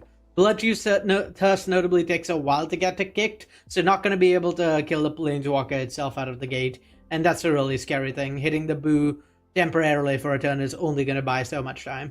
Yeah, that's always really, really sad if you're just dealing with the little that gets a little boo that gets very large very quickly. If you ever get to draw 4 cards and deal with something, the game feels pretty much over in my experience with this incredibly powerful Planeswalker. But yeah, really, really nice stuff here from Minsc and Boo. Yeah, it's not done quite yet for Stefan, because what we can see here is Bloodchief Thirst the Boo this turn maybe, and then Bloodchief Thirst it again next turn with Snapcaster as a possibility. The Dress Down being drawn means that maybe we'll see Minsc and Boo. We'll see Minsc down tick this turn, and then the Dress Down can be cast in response to make sure Boo is no longer a creature with Trample and Haste. Or yeah, okay. In response to something like the uptick, but yeah, also just if the Minsc gets uptick, this just means there's going to be more value when it's Bloodchief's Thirst next turn. So that also makes a lot of sense to me. Yeah, no, that makes sense. Dress Down actually could have interacted with this. That was kind of like Stefan's only chance, that Dom went for the greedy play here, where you put Boo down to 2, and then you can flip the curtains and then try to finish off Minsc and Boo there. Looks like Dom did not go for the bait. And, at that point, there's no way he can pressure one of these Planeswalkers and deal with them unless we draw something nice. And all of a sudden, Dominic's going to be able to untap with both Grisk and Minsc and Boo. Something Stefan's deck is just not equipped to deal with. Yeah, if the Grisk hadn't been there, I think like flashing on the Snapcaster to try and be able to like snipe the Minsc and Boo makes a lot of sense. But yeah, the Grisk very much is in play. This Boo is 1 damage off of being a lethal threat all on its own. And just extremely hard to imagine Stefan ever coming back from here. Yeah, what a frustrating start here from Dom. And I mean, that was a nice disciplined play from Dom, just from mulliganing that 7. That 7 looked pretty reasonable, but Dom was just saying, you know what, my deck's better. There's no question about it. Dom has the better deck. Dom knows it. Stefan knows it. And Dom said, you know what, I can mulligan to an above average hand out of my deck and be way more well set off on 6 cards than Stefan's 7 kind of thing. Yeah, I agree. Definitely excellent decision there by Dom, and really highlights the knowledge of the way he's built his deck, where you look at it, this looks like a Jund midrange deck, but it's not. What this is actually like the closest things are like the Stompy decks in like Legacy Vintage, where what this deck is looking to do is fast mana, get a snowball-y threat into play like turn 1 or 2, and just win the game on its own with that threat. Like have that just kind of scam your opponent out of a win by playing an early threat that takes over the game on its own. Yep, checks out to me. I was going to say this hand was slightly awkward about that, but Broadside Bombardiers does mean at least there's a threat going, so maybe not quite the strongest threat in a position like this. Yep, the classic start from Stefan. Island Swamp Metamorphose here. Gotta love that. And as it stands right now, Stefan just cannot cast a single thing. Yeah, though if he draws a red sauce, that Metamorphose and thus Counterspell are both on the table, so, But it's time to put a ring on it here. 1 ring on turn 2 with help from City of Traders. I mean, what can be done here, Arya? Yeah, I mean, this game looks almost completely over immediately, where 1 ring is just not possible for Stefan's deck to keep up with. There's no like Bowmasters or Narset to punish it. There's no equally powerful Haymakers to keep up with it, and there's no removal that hits artifacts to get rid of it. So yeah, it's really, really hard to imagine Dom coming back. Even if Stefan did sideboard in the Flame of Honor, and I'm not sure that he did, again, doesn't hit the ring because the ring's indestructible. Well, you can target it. You absolutely can try, but yeah, that's not going to work out too well. And man, we're really seeing the difference in power levels of these 2 decks really be putting on display here. It really looks like a normal draft deck versus a vintage cube deck here. Dominic's deck's just a class above. Yeah, it's not really comparable. And I mean, the downside of this whole a downside of just how the draft went for Stefan here with the with something of a train wreck. Yeah, a mild train wreck for sure. Yeah, really unfortunate because I do think his seat was just really, really difficult. But you know, as it comes down to this, Dominic is looking like he's a couple turns away from next round playing for that world championship spot already. Really, really impressive stuff. And Arya, my call is still live to play against Nam here in the next round. So just saying. Seems like a pretty good call to have made. I mean, the game's not over for sure. Yeah. Notably, Manifold plus the One Ring are putting a bunch of damage on Dom here. Yeah. Yeah. If we see like a Dismember take care of this, gut maybe that could be pretty good for Stefan. There's no attack trigger this turn. We could also see him waiting and maybe a Toxic Deluge. Like, either way, Stefan's not out of this. But yeah, Dom is still massively favored here. Yeah, and that combo that we kind of both missed right away, the Magda, make a treasure, sack it to gut, like absolutely disgusting. So clearing up that is gotta be plan number one. And then just looking at Stefan's hand, it's just like, what can you do here? You know, getting a Phantasmal Image, copying a Magda with Smuggler's Copter, like that's pretty cool. That definitely does something. But, you know, when you're looking across the way at the One Ring, Mana Vault and the One Ring, though, dealing a large amount of damage, that is a real thing. But at some point, this Mana Vault, you can just pay for it, not take the damage like that, and kind of end it here, which I assume we will probably actively do next turn. But like this is the turn where you're just like, all right, I will just get as many threats into play as possible this turn. Yeah. So from Dom's point of view, he doesn't really have to worry that much because he has a Broadside Bombardiers to sacrifice. Yeah. There's One Ring and Mana Vault, so he hasn't really prioritized getting rid of them. I'd expect to see this Bombardiers counted here. You can sacrifice the One Ring to that card too? Wow, Bombardiers is just bananas. I thought that was creatures only. That card is so gross. No, the Bombardiers is no joke. And even if it gets counted here, next in Kolaghan's command gets it back and it can do the same thing again. So, yeah, just not really a good way out of this for Stefan. Manamorphose into Counterspell, though. That is definitely what we're going to be seeing here, and I love it.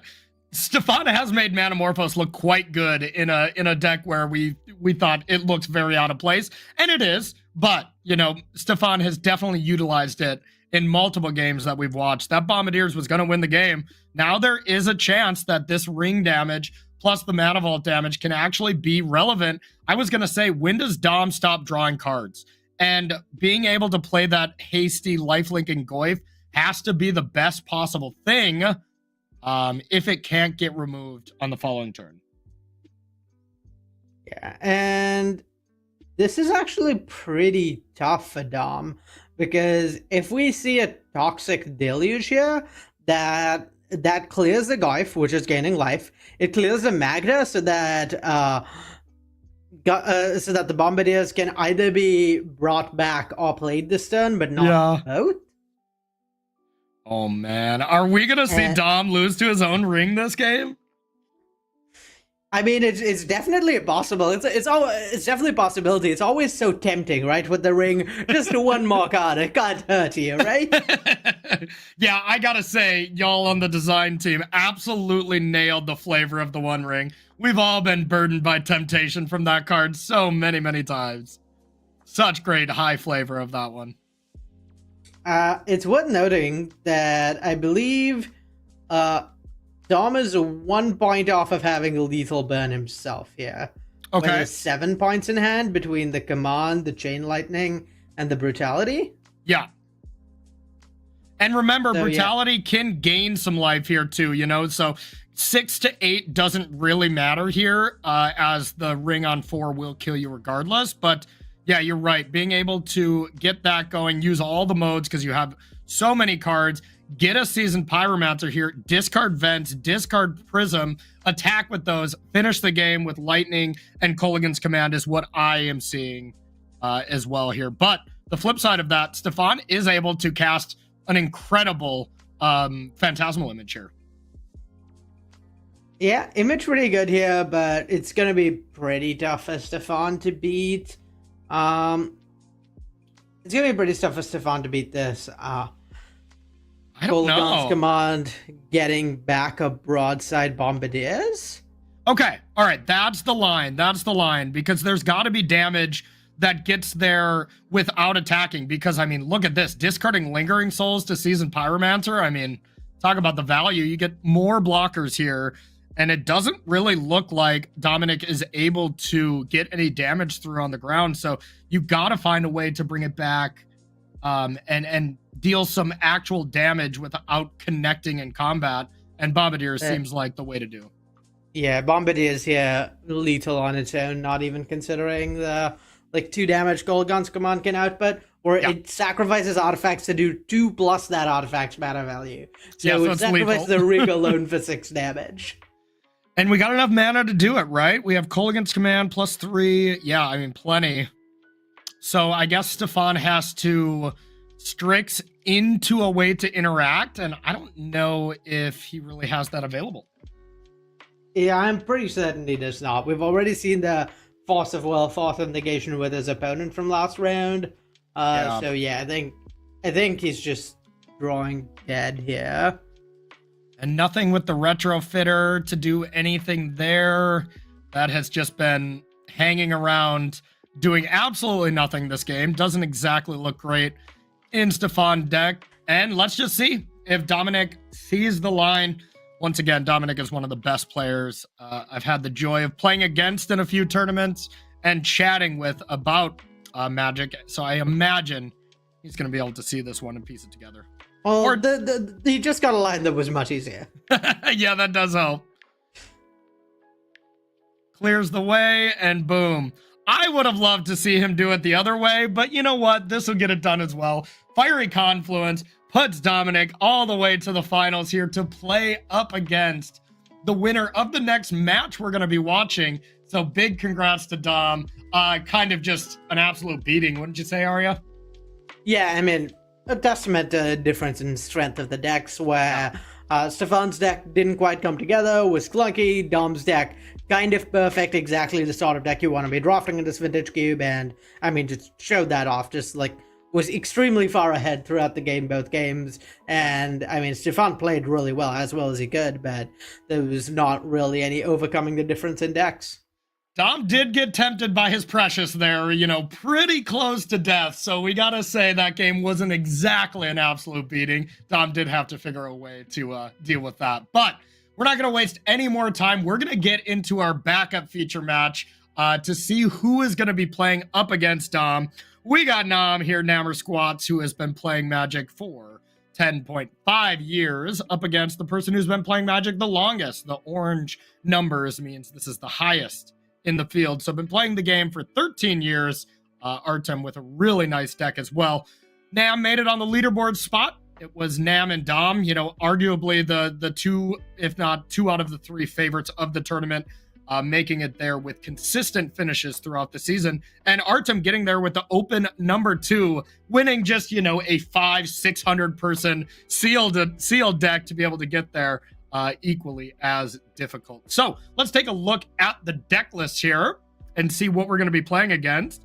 Both decks, once again, very strong, but this is the deck. Nam Dang is the deck that we rated the highest. I believe you gave it an 8.5, only missing out on 9 because there's no power. Walk us through this one, Arya. Yeah, so this is clean, clear, Boros aggression, a deck that's really gained a lot of power over the last few iterations of the cube. I'd say, if you looked at the cube 3-4 years ago, Boros was a pretty disliked deck because you'd much rather be either mono red or mono white. But we've got these really, really powerful gold cards that Boros has got over the last few years that change things. We have Fortheolingus and Flagia in the main deck. I think those are just among the most powerful cards in the cube period. And then in the sideboard, beyond that, we've just got the classic red and white haymakers that can also really take over a game with Philia and Elspeth and Fable of the Mirror Breaker, Adeline, all of these cards that just generate a lot of value over time to go with like some really strong aggression and really individually powerful cards. Yeah, love it. Just a very strong deck, and I'm hoping someone gets Mana Tithe. I mean, man, it's always a beating when you get Mana Tithe. So we'll check out the opponent here and check out the deck list here from Artem. And another solid deck. This deck was a little bit questioning on the identity of the deck. Started off as kind of a through the breach deck, realized that stuff wasn't there, had Nadu in there at one point with Skullclamp and stuff, decided not to splash it, which is still kind of wild to me. There must just be absolutely no fixing. You do have Cobra, you do have Birds of Paradise, you do have Deathrite Shaman to even cast it. So I'm kind of shocked that one's not in the deck anyways, as it's that good. But overall, a pretty strong deck, right, Arya? Yeah, very much so. It's pretty good and has a clear game plan where it's just like ramping into the top end. Like I said, the start of this draft, ramping into top end is maybe a little weaker now than it was a few years ago because the 3 and 4 drops are closer in strength to the 6 and 7 drops than they used to be. That said, in a matchup like this, you very much have a game plan. When Nab's not playing those Haymaker 3 and 4 drops that we saw Dom playing, Nab is playing a bunch of like 1 and 2 drop powerful creatures, and so it very much is possible to go over the top of them. So it's for Artem, I think it's all about trying to get some early ramp, hope Nam doesn't disrupt him early, and then he can play out maybe something like a Primeval Titan and Archon to take over the game. Yeah, absolutely. It's your classic aggro versus mid-range matchup to see who's going to play Dom in the finals of this Vintage Cube. I can't wait. Let's dive in. And welcome to feature match area here. We got some solid starts on both players. Maybe a little slow on both sides, but overall pretty strong opening hands. Yeah, I think this stuff may be more than even just solid for Namio, where he can, I think this turn go Chromox, Fortail on turn 2 and already take the Monarchy? Yeah, that's pretty good. And also, Arya, was this weird about Artem's play? Did Artem like autopilot playing the Shifting Woodlands because the birds wasn't in hand? Wouldn't you just go Forest Birds? I have to imagine that's what happened. I think Forest Birds is a much stronger stop. It was likely misclick or not processing the birds was in hand, which, I mean, that happens to all of us on occasion. Yeah, definitely. But yeah, maybe a bit of a huge misstep. As you're right, for their Lingus here, getting both of those gold cards you were talking about in the intro here in your opening hand. And yeah, sure, Flage was just a little lightning helix. For now, once that card gets going in the graveyard, it's truly a GG here. But getting the Sentinel down, a solid biggest blocker on the battlefield, and no great answer from Nam right now. Just decides to play a Fable and say go. Both players playing at lightning speeds here, Arya. Yeah, I mean, both players just really experienced with what the deck is trying to do, so it makes sense. Yeah, the way this lined up is pretty tough for Artem, where you really wanted to be able to maybe get out of the gates a little faster, not fall behind as much. And yeah, I think he's in a really tough spot here, where if he kills the Goblin Shaman, he can get back to Sentinel, maybe unearth. He can unearth the Sentinel, maybe play out a Mana Dock, but still pretty far behind on board, particularly when we're talking stuff like Planeswalkers coming out for Namio over the next turn or two. Yeah, and also, if you're just going to unearth, maybe there was a chance you wanted to sack that map to try to get that to 5 toughness to get around those 2/2s there to be able to attack and force jump blocks. So Artem did sacrifice a map pre-combat, but the map is sorcery speed, so he could not sacrifice the one generated off attacks. Sure. Okay, I missed that. My fault. All right. Yeah, I mean, the one saving grace here for Artem is that the removal Nam has in hand does not line up very well against the Sentinel. So maybe that stands a chance of like stabilizing here and maybe even stealing the Monarchy. Yeah, absolutely.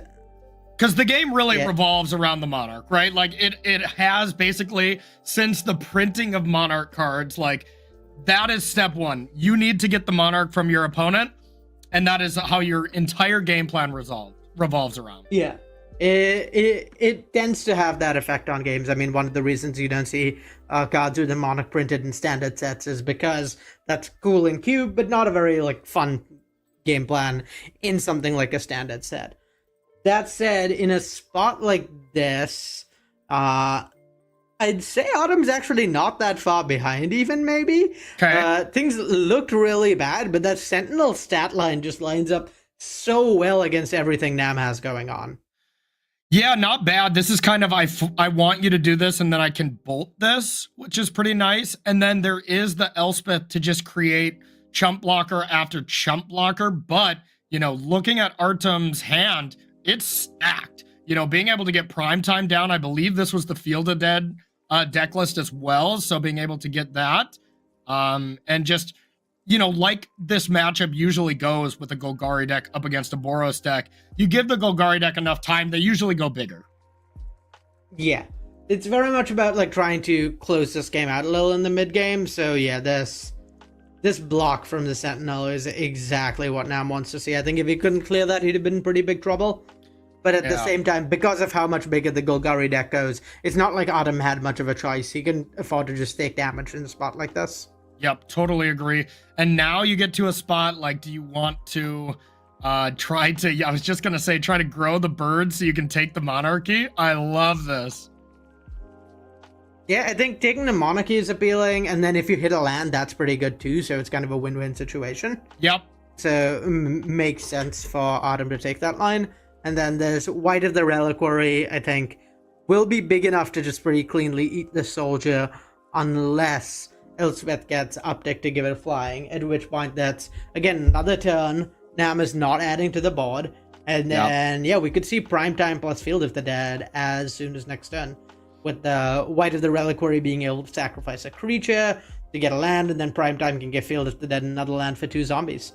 Yeah, absolutely. A lot going on here. A lot of options from both players. Really shows the power of each of their decks. And now we're going to see this Monarchy probably just get tossed back and forth. One thing I want to bring attention to as well, in the graveyard here from Nam, you do have Flage being able to be brought back if we lose 1 permanent here. So probably next turn, but still definitely something to keep an eye on. Yeah, I mean, the amount of face damage is really important, right? Given Elspeth is going to be upticking and dealing 4 in the air, there's a bunch of flyers in hand, there's a Flage in graveyard. I think that's the main thing Autumn has to be worried about. At this point, with the Monarchy in play, kind of both players have infinite things to do. So the game is not really ending on the axis of someone running out of stuff. It's mostly ending on the axis of who can use their mana better, who can use all the extra cards better. And if Nam ends up being able to convert those cards into damage, then the game's pretty likely over for Autumn. Like, if we see something like a Primeval Titan this turn, I wouldn't be shocked to see the game just end next turn, with Elspeth uptick on the soldier, make a copy of Serap Aragon, and then post-combat Flage, or something like that. Yeah, good point. Maybe a birds to block might be the only hope, but that would mean there has to be a land top deck. There's not. And, I guess you just maybe go for Pest Infestation. I mean, I guess you can do X equals 2, deal with Fable and Chrome Mox, but that's not really too exciting. So maybe some tricks with the Reliquary to be able to do something there. Either way, Artem has to have an incredible turn here to be able to stand a chance. Yeah, it's hard to imagine Autumn getting back into this. I mean, it's like the only card in his deck really that plays well from being this far behind is something like Archon of Cruelty, which he doesn't have at the moment. Yeah. And yeah, Primeval Titan, I think, is just going too low defensively to really have a chance of winning the game after. In fact, I believe if he Primeval Titans and gets Field of the Dead, he's just dead on board to Elspeth uptick on Figure of Destiny. Fable makes a copy of Serap Aragon. Level up the Figure of Destiny, getting for 11 points. That seems good to me. Yep, that would make sense. I also thought it was pretty interesting that Nam decided to play Figure from hand instead of playing the free Usher of the Fallen that you could have played with Sarah Paragon. It really seems like Nam really wants to prioritize leaving as many cards in graveyard to be able to bring back that Flage, and rightfully so. I mean, one of the most incredible cards in any game of Limited. I don't care if it's Vintage Cube or MH3 where it was printed.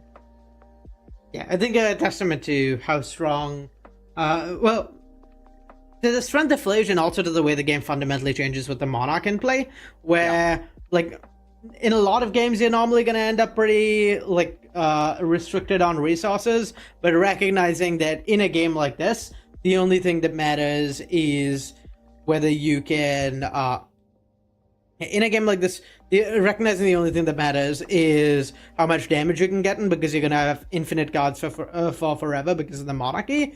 Yeah. And as a result, not playing out the Usher seems like the correct play to me.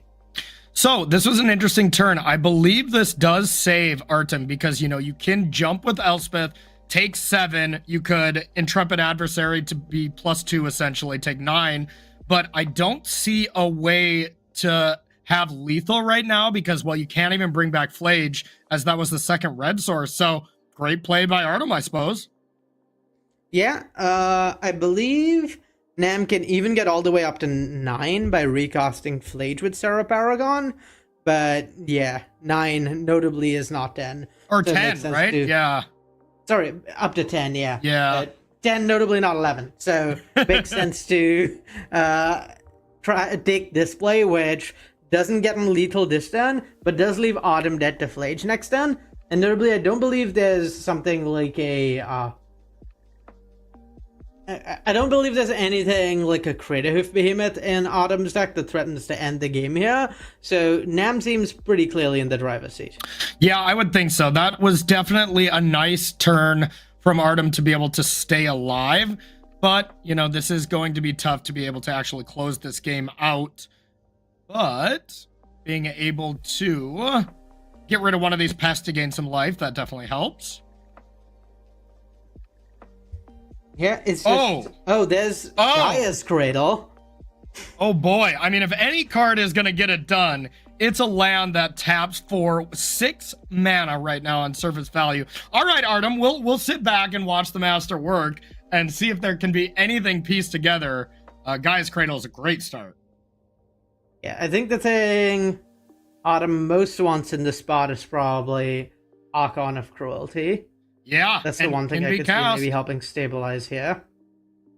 Yeah, and Malevolent Rumble to look at 4 cards here. Looks like a bat was picked up. That's definitely not ideal. So now at this point, is there any other tricks that you can do with the Reliquary to gain yourself some other cards? Shifting Woodlands can always do some, you know, tricky things.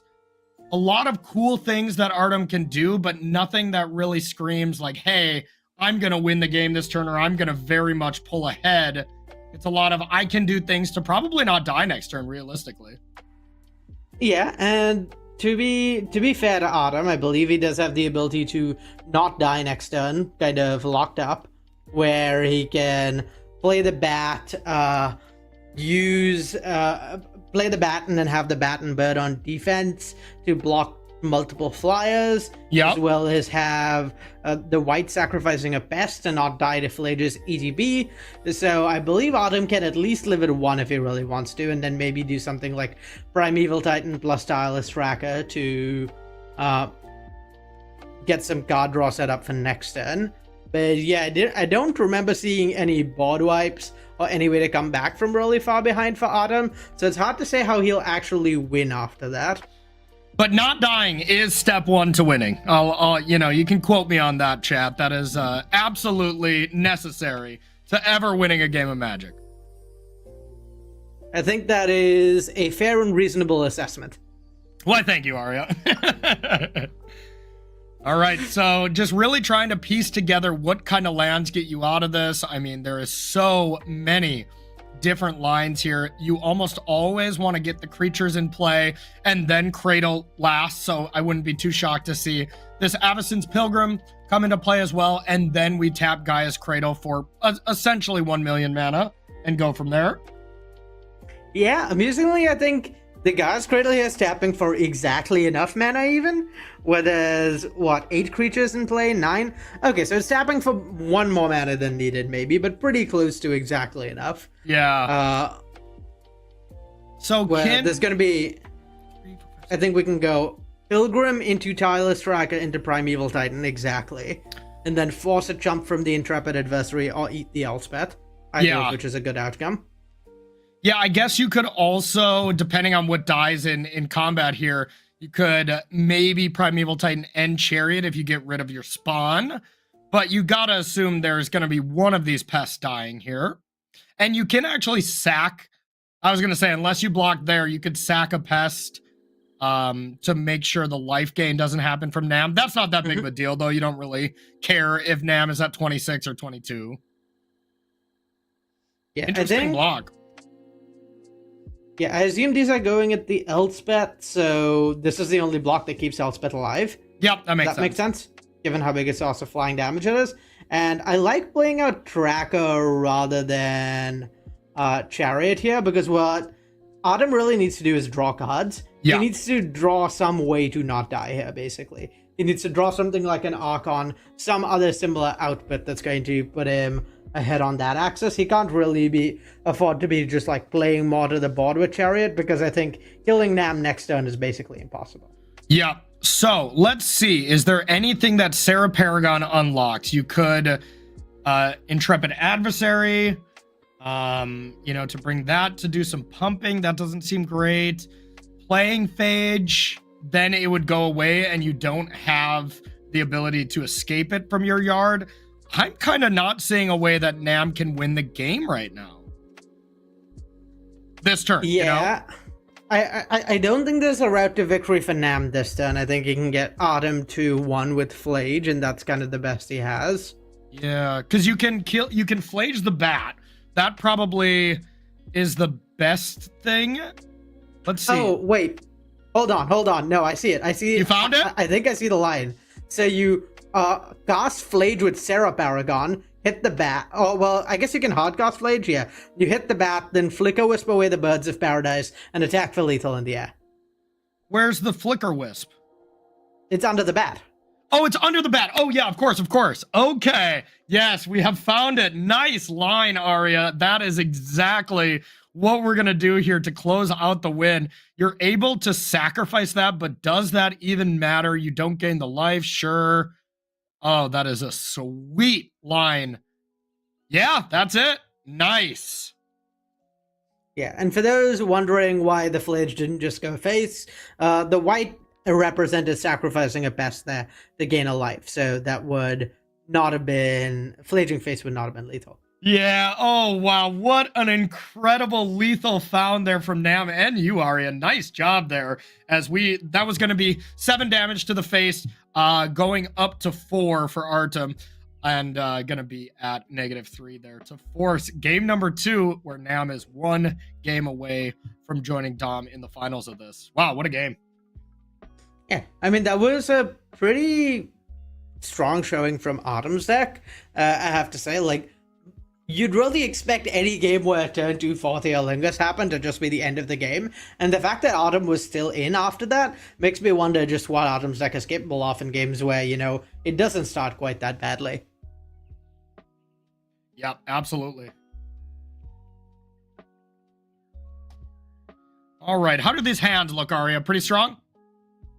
Autumn's hand is powerful, but risky, because he needs to find a second land.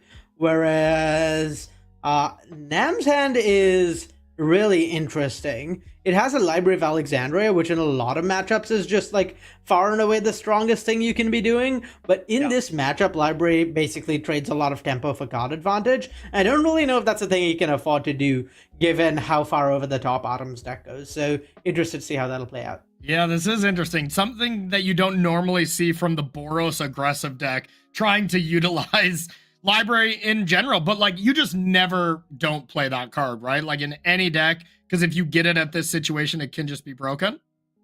Yeah, I think there's like matchups in which you won't lean on that card, or like certain games where you will want to use it too much, but you're never not playing it. And the fact that it just is a regular land on top of everything else makes it kind of incomparably strong. So, Arya, speaking of incomparably strong, how does the interaction with Containment Priest and Parallax Wave work? Does that work the way that I think it does, and it's completely broken? Yes, yes, it does. It works Okay. exactly as you think, and it is completely broken. You want to let the rest of the class know exactly how this works in case we do see this a little bit later? Yeah, so the way it works is Parallax Wave exiles creatures until it leaves the battlefield, right? Yeah. It enters with a bunch of counters, you spend those counters, you exile those creatures, and then when Parallax Wave leaves, they come back. Except Containment Priest says that if a creature would enter the battlefield and it wasn't cast, it's exiled instead. So you exile their board with Parallax Wave, play Containment Priest, they get their board back, except they don't because you have a Containment Priest in play, and instead all their stuff remains in exile. Oh, that's incredible. So we can set that up as soon as next turn, right? Like, because we can go end step Containment Priest, untap, Parallax Wave, exile 5 things, and they're just gone. So I believe we can do one better than setting that up next turn, Corey. Oh, God. I believe we God. can set that up this turn. No. Because I believe that's a Crow Mox at the end of Nam's hand. And we could see Parallax Wave kind of like wipe the board of all of Autumn's creatures, and then untap on the upkeep and responsive Parallax Wave trigger, flash and Containment Priest to make sure none of that stuff comes back. Okay, but we need the Containment Priest in play, so it's not necessarily like the combo right now. You could just play it, though, start exiling stuff, wait for the fading counter to go, and play it during your own upkeep. That's kind of the line, right? Yes. I mean, the Parallax Wave only gets sacrificed during your upkeep anyway. So... Okay. Sure. It's not when you remove all the counters anyway. Exactly. Gotcha. Okay, gotcha. Still busted. Yes, though notably that line looks really strong for Nam from his perspective. He does not know that there is in fact a Pest Infestation in Autumn's hand, and that could actually end up really punishing if he just spends his turn playing out Parallax Wave and pitching resources to do it. But you gotta think... Oh, go ahead. That would suddenly like put him off of being able to activate a library. He'd lose a card to the Crow Mox, so it's a pretty tough calculation for him. Yeah, and he already has the ability to just go put Cauldron Complete into play right now, you know, on turn 3. That's one of the best draws you can have anyways. So I agree. This could really be a devastating play if Nam goes for, I would say, the more greedy line, you know. But that being said, there's going to be a point in this game where Nam doesn't have a choice because Azika's Chariot snowballs out of control. It's still an incredible card, but I love this play from Nam. I think this is the best play if Nam had perfect information like we do. So really nice stuff here.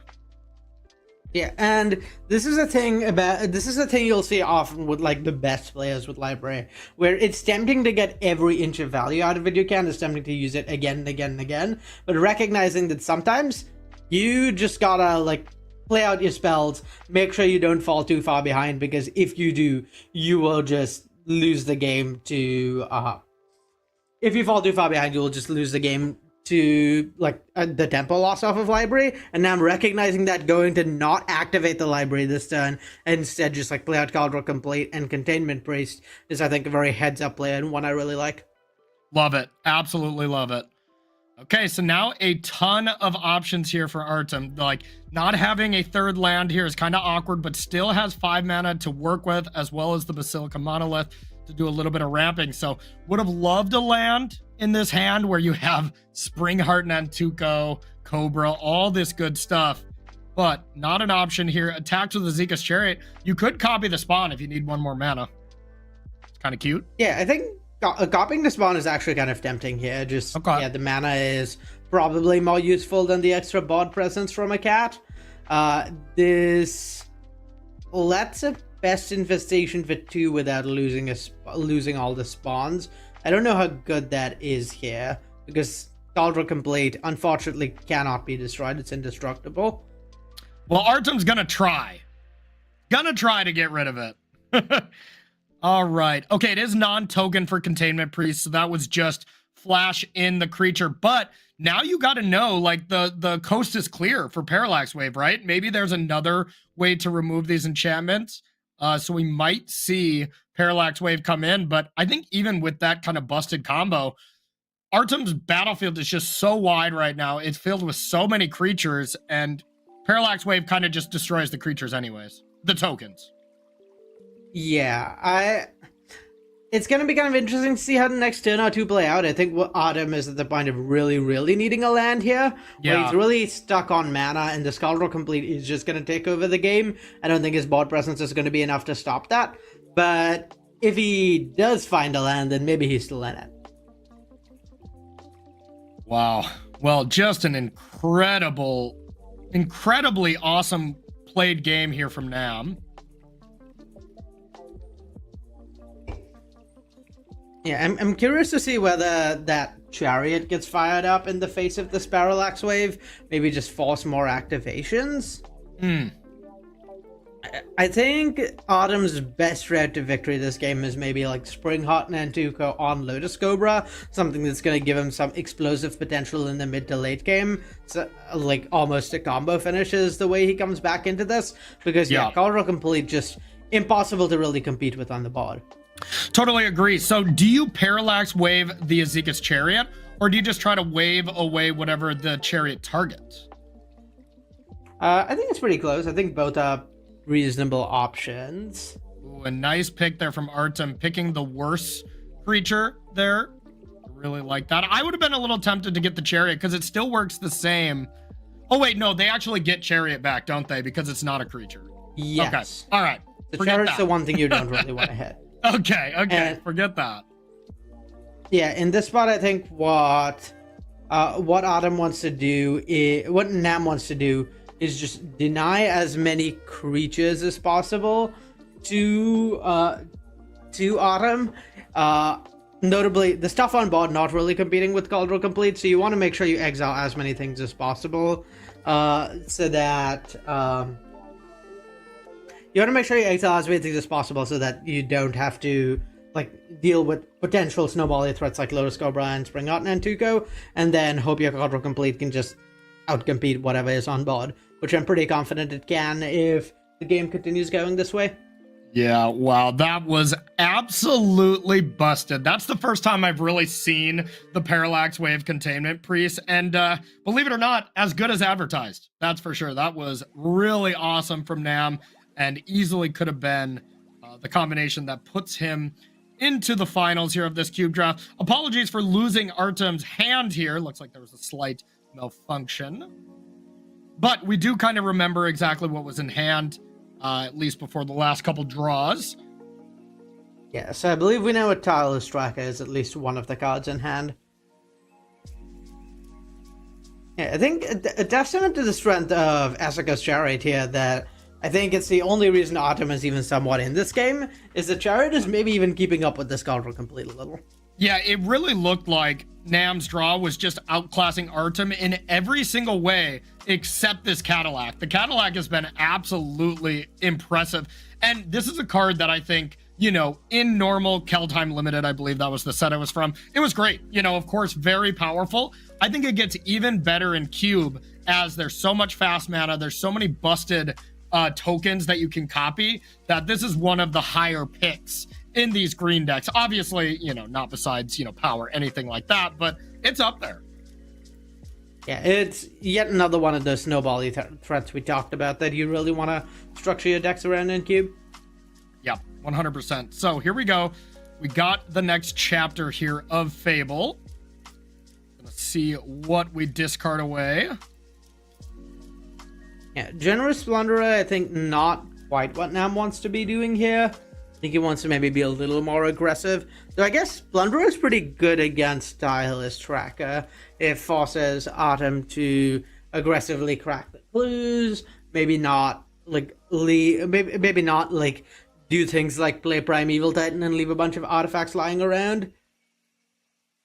But yeah, I think what you really want in Nam spot is like another land to go forth for 2 instead of 1.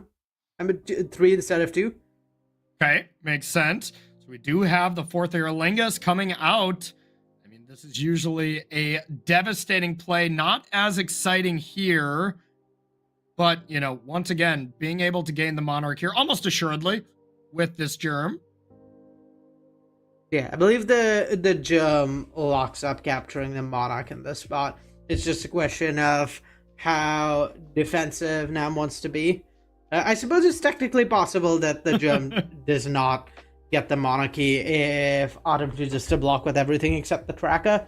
I assume there's no way the tracker gets traded off. Yeah, that would be, really, really brutal blocks here, just to preserve the monarchy. But, Nam can also just attack with the 2/2s as well to make sure you get it. It's just Nam thinking, okay, is there any way I lose? Artem goes down to 1, and then the crackback kills you. You do also have to be wary that Shifting Woodlands can turn into any creature. Nothing too big right now to be able to deal with that. And I don't think it can turn into an Azeka's Chariot. I could be wrong. I'll have to double check. I think it can, but I don't know that would be good enough to cut it here. Yeah.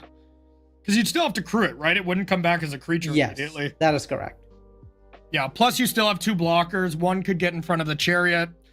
And just speaking of, what can Shifting Woodlands not do? That's one of my favorite cards from MH3, by the way. That card is so busted. Yeah, I mean, a really strong piece of redundancy for a lot of decks, which I really like. And, I mean, particularly strong with Malevolent Rumble in both Constructed and, apparently, in Cube. Yeah. Yeah, I think Autumn needs a series of really good draws here to even be in it.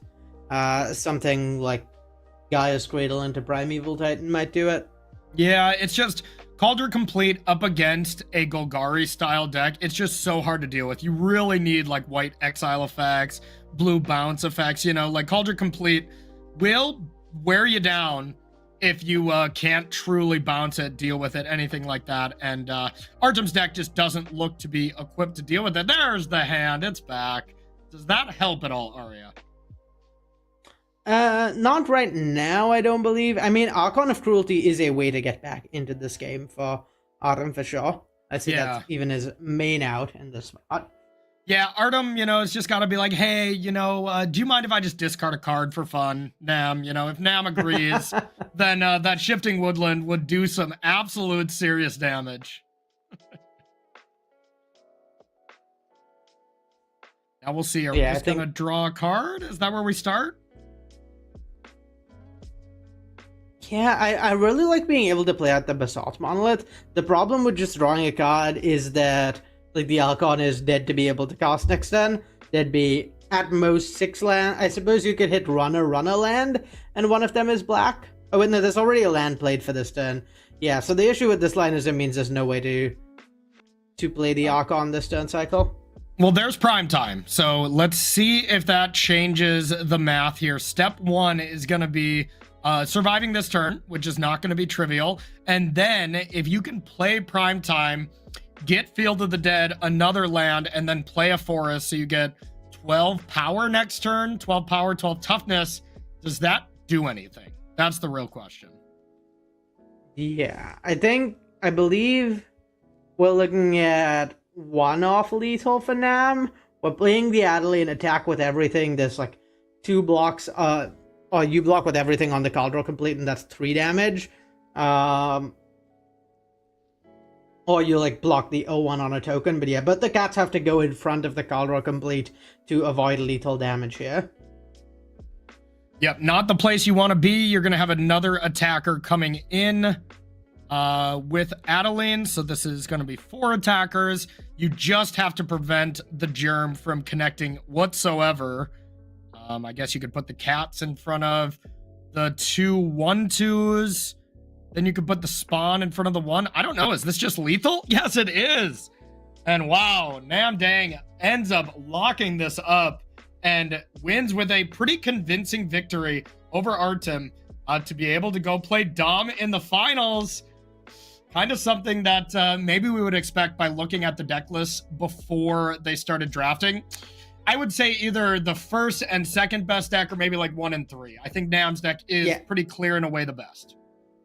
Yeah, I mean, you called it right at the start. You expected to see Nam and Dom in the finals of the draft, and I mean, given the decks they had, that makes perfect sense. I'd say, yeah, Nam's deck probably the clear best deck in the pod, and I think Dom's deck is number 2. I think they're both really, really strong. I think Dom's deck, again, executing on that most recent Vintage Cube promise of fast mana into snowbally threats. Yeah. And yeah, I mean, really strong decks, both very much earned their spot in the finals. Excited to see how they match up. Yeah, admittedly, that was probably a pretty lucky call because they had to not just play in the top 4 too. So, you know, that I was really, really running hot. So, all right, speaking of running hot, you need to run to the cubes, to the queues here for the feeder event to get you into that in-person vintage cube draft. Aria, I don't know if you've been playing these. I don't know if you're allowed to play them, but anybody who is allowed to play in these events, this is probably the coolest event I've ever seen in my entire life. And there is only 1 hour left to go. So I'm just letting y'all know now, you can stay here, watch the mocks, and watch our final round of Vintage Cube, but you should also be drafting Vintage Cube. Try to get your spot here in the Las Vegas event here in a couple of months. I mean, just picture opening a pack and seeing an actual Black Lotus that you get to keep. No Phantom event here. You get to keep this in person. So, I mean, big thanks to Daybreak. Big thanks to Magic Online, Torben, everybody else who put this event on, as that's the coolest prize ever. Right, Aria? Yeah, it seems so sweet. Unfortunately, as a Wizards employee, I'm not allowed to play in it, and I think it's been the most heartbroken I've been about not being allowed to play in an event. Yeah, I had to contemplate, be like, do I want to keep this job? No, just kidding. Like, I really want to go play this Vintage Cube. So I'm going to go try to play some Vintage Cube right now. You got this, Aria, for the rest? Yeah, you go ahead, Corey. Do what you have to. All right, so before we head to break, now that is 1 hour left, remember for that, we're going to check the standings here. And, you know, kind of irrelevant here as we know who we're going to see in the finals here. It's Namdang, it's Dominic. They're going to be playing for the trophy match here, and the winner of those two players is going to be going to the World Championship. Now, for the rest of the matches, we're not going to be watching those, but these players are all playing for 500 or thousands of dollars for each round. So still very important rounds for the rest of the players here, still battling it out. And, you know, I feel like, Aria, should we give some more free stuff out? You in? I mean, who doesn't like free stuff, right? I'm a big fan of free stuff, and I think chat is as well. So let's pull up our next giveaway, see what we're going to be giving away now, and that is some play points. A perfect chance for you to jump into these Vintage Cube Feeders events. Type mocks in the chat. This will allow one of you to be the winner of 120 fresh play points. Get you a free draft here and the ability to maybe be drafting Vintage Cube in person. Maybe you can just draft this. You can play this. Use these points to play some constructed events, whatever you want. Make sure to type mocks in the chat. On the other side of this break, we will be picking ourselves a winner. So we're going to take a short 5-minute break, but don't go anywhere. On the other side, we're going to have the finals of this first Vintage Cube draft. Don't go anywhere.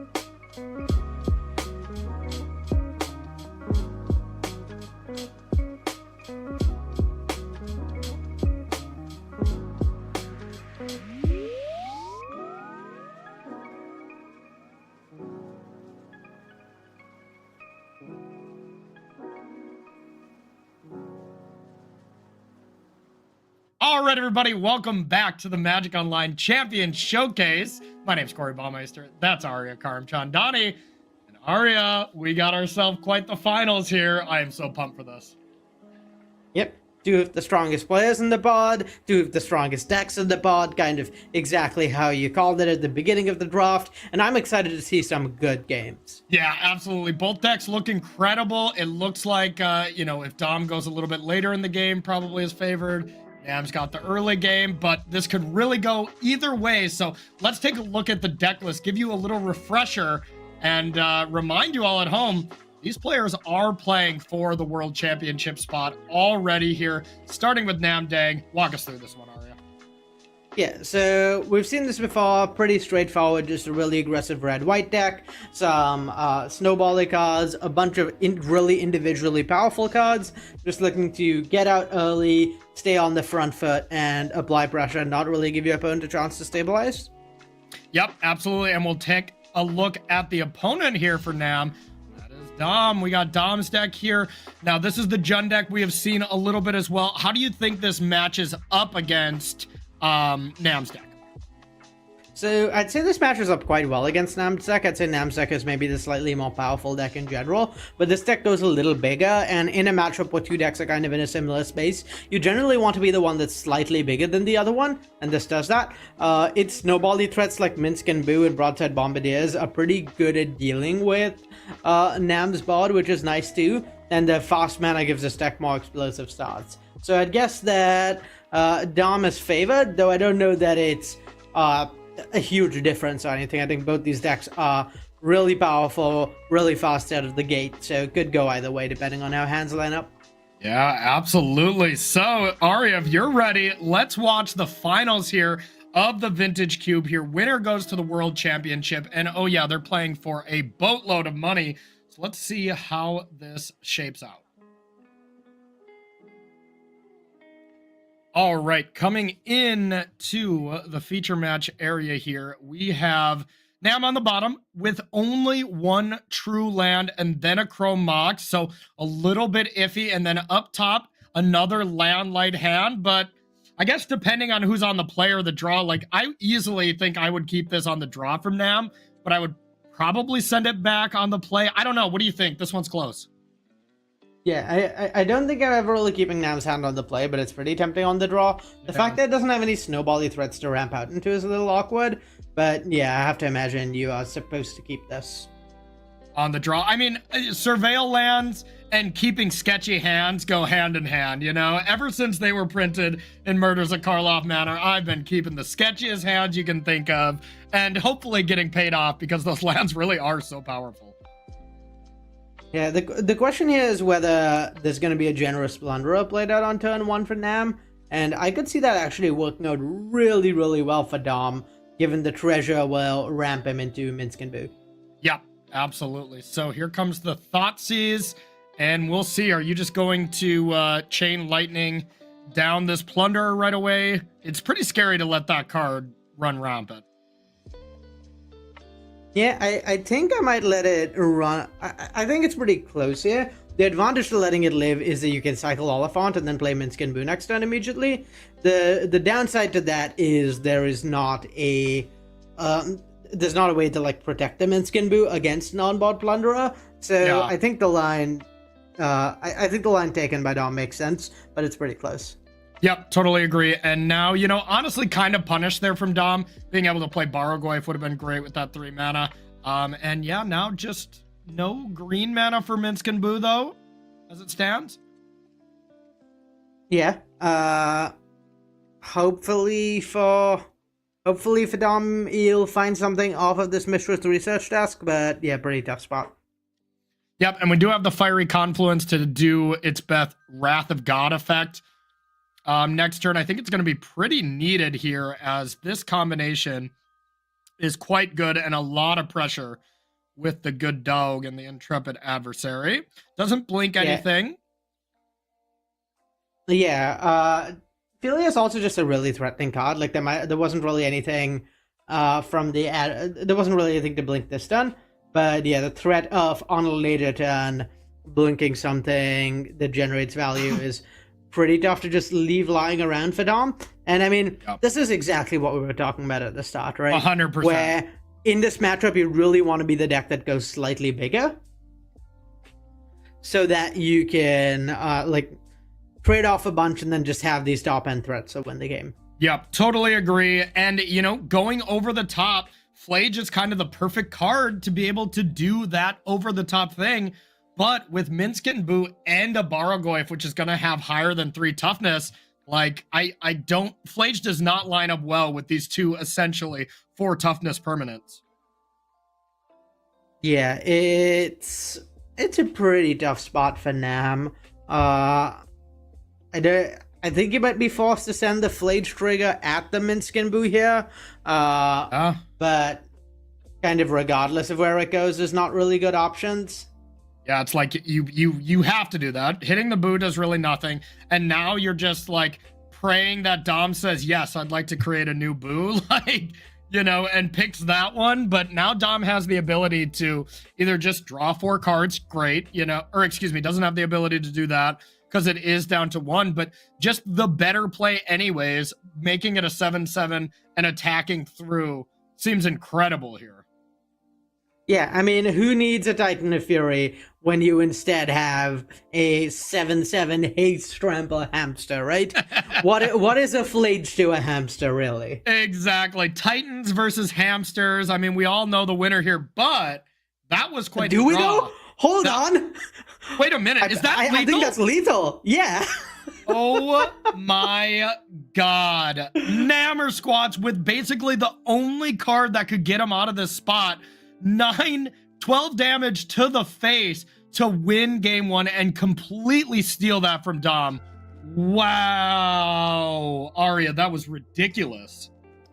Yeah, that was a hell of a draw. I'm pretty sure that is literally the only draw in the entirety of Nam's deck. And not only won him the game, but did anything. I think any other draw would just have lost the game on this spot. But yeah. Yeah, like hell of a draw. What an end to the game. The other good draws, like you see Lightning Bolt, 4th Iralingus, and with the fact that that Goyf would have been able to block, neither of those were lethal. That was the one out before Dom started sneaking away on the battlefield. Yeah, this might be Nam's day here. Yeah, I mean, after seeing your opponent top deck that way game 1, you gotta just believe luck is on that side, right? Yeah, and I gotta say, I mean, the Elspeth is probably one of the worst cards in Nam's deck, which is really impressive, showing the power level of the deck. But jumping your Boros creatures is quite good. If you're playing that Elspeth to try to just like create blockers and stuff, it's much less powerful. But as just the jump ability, that card can be very strong. Yeah, I think this is proof for all of y'all out there who are wondering. There is in fact a reason we didn't give Flage flying. Oh, yes, good call. We didn't need any more keywords on Flage. Thank you for powering that one down a bit. All right, so starting the game here. We got Mana Vault here for turn number 1. Very explosive start, but doesn't have the turn 2 Minskin Boo like we have seen Dom have before. Harvester on 2. Well, Nam just goes for drawing a card off library. Has Unholy Heat available as an option here. So both players developing quite nicely. Yeah, I wonder whether we see Nam play out the Oliphant here even, just to like try and start applying some pressure. Where if Dom doesn't play that, there's really not a lot going on right now. Yeah, not a lot. Both decks, you know, this isn't their A+ draws from either player, but being able to... this was a great play by Dom. Being able to stop library for 1 turn means you stop it forever. So really nice stuff. Culligan's commanding, choosing discard a card. That prevented drawing so many cards. And with the Monarchy, that will change the equation a little bit, but still something Dom had to do there. Yeah, definitely a really solid play. I like taking Nam off of library. Otherwise, you can basically never win a long controlling game. Yeah, totally agree. So, all right, this is some nice stuff here. We got some damage coming in, stealing the Monarchy. Gotta love that. Yeah, this is huge, right? Because yeah, the blood takes out the token, and now Dom has the monarchy, is ahead on board, and just like has bombardiers as a way to just immediately threaten to deal with any creature that Nam plays out. So Yeah. it sounds a little early to be calling it this way, but I think this game might actually kind of be over already. Like, I don't really think Nam has any way of coming back. Part of the draw to these red-white decks is that they're really fast out of the gate and really good when ahead, but the downside is that they're pretty weak when behind. Yeah. And yeah, this is an example of that. Yeah, and that's the risk when you get the monarchy and you can take it that turn. You gotta kind of have a little bit of foresight, be like, can I keep it? Because if you give your opponent the monarchy through a card that was yours, pretty much pack it in, you know, pretty much GG here. Oh God, Dom is so good. Look at this play. Trigger on the stack, then sacrifice something to boost it up to 5 damage to then deal with Elspeth. I guess you could just sack it first or whatever, but still, Dom has just played a very clean tournament so far, and I'm really impressed. Wouldn't have it any other way that we're gonna see a game number 3 to see. I mean, is this got to be the biggest game of Vintage Cube of their life? Like, winner goes to the World Championship. Yeah, I mean, this is some of the highest stakes Vintage Cube there is. I have to imagine this is the biggest game of their lives, like you alluded to. Yeah, I like that you say this is one of the biggest, because this was the biggest Vintage Cube matches you can play, no matter what. But with these feeder leagues going to actually in-person Vintage Cube, I will say that's going to be the biggest one. But of course, we'll focus on this one here. So looking at Dom's hand, that one's a sketchy one, I must say. Yeah, I cannot imagine Dom ends up keeping this hand. Nam's hand is much more interesting, where there's this Chrome Mox, but nothing to really exile with it, other than maybe Thraben Inspector. But also, Chrome Mox 1-drop GT is just so hard to mulligan. That's a good point, too. Like, yeah, you could just go Chrome Mox, get rid of Inspector, play Figure, play the Triome, and then GT next turn, right? Or do you see a better line? I mean, it pains me to throw away Thraben Inspector, though, I must say. Yeah, I think that's the line you have to take, but at that point, like, it's kind of a double mulligan, where the Scaldroll Complete is not doing anything. It's never going to do anything, because even if you draw Stoneforge, you don't have another equipment to get, so you're kind of down a card that way, and then you're down another card to Chrome Mox, and you're on the play. So Nam is kind of starting several cards behind, and it's just about whether he thinks the GJ is going to make up that difference or not. Yeah, and I mean, look at the player's clock. You know, if this gives you any indication of like how well these players know how to play, 20 minutes and in game 3 already is still so much time. And you see it paused on Nam. This is a huge decision. And I could see this being a disciplined mulligan. I don't think I could personally do it, but I could totally see that this is a spot where Nam could look back on and be like, wow, I didn't mulligan this super medium hand, and it cost me the World Championship, maybe $8,000 this match. You know, I mean, these players are playing for a lot of money. On top of just last place prize at the World Championship is not nothing. So, like, your expected value goes through the roof just making it, just sitting down at the World Championship in Vegas. Yeah, this is extremely high stakes match, and I mean a really high stakes mulligan decision, so yeah, makes sense to use all of your clock while you can. You know, take advantage of the way the Magic Online clock is structured, and the differences in how it works to real world, where you're kind of expected to make all your plays at a reasonable pace. Yeah, you can very much like kind of bank your reasonable pace of play things. Love it. Okay, so Nam did decide to keep and went with a little bit of a deviation of the play that we thought, just going for just the Figure of Destiny, see what Nam draws. And I like that, because, you know, you don't necessarily need to play the Triome right away. And now you have the option. Now it's interesting, because you almost want to play Thraben Inspector or just Plains GT. Like, in a hand like this, there's still a lot of options right now. Yeah, I like waiting, not really use. There's not really much gained out of Chrome Moxing this turn. Yeah. It's just an extra damage.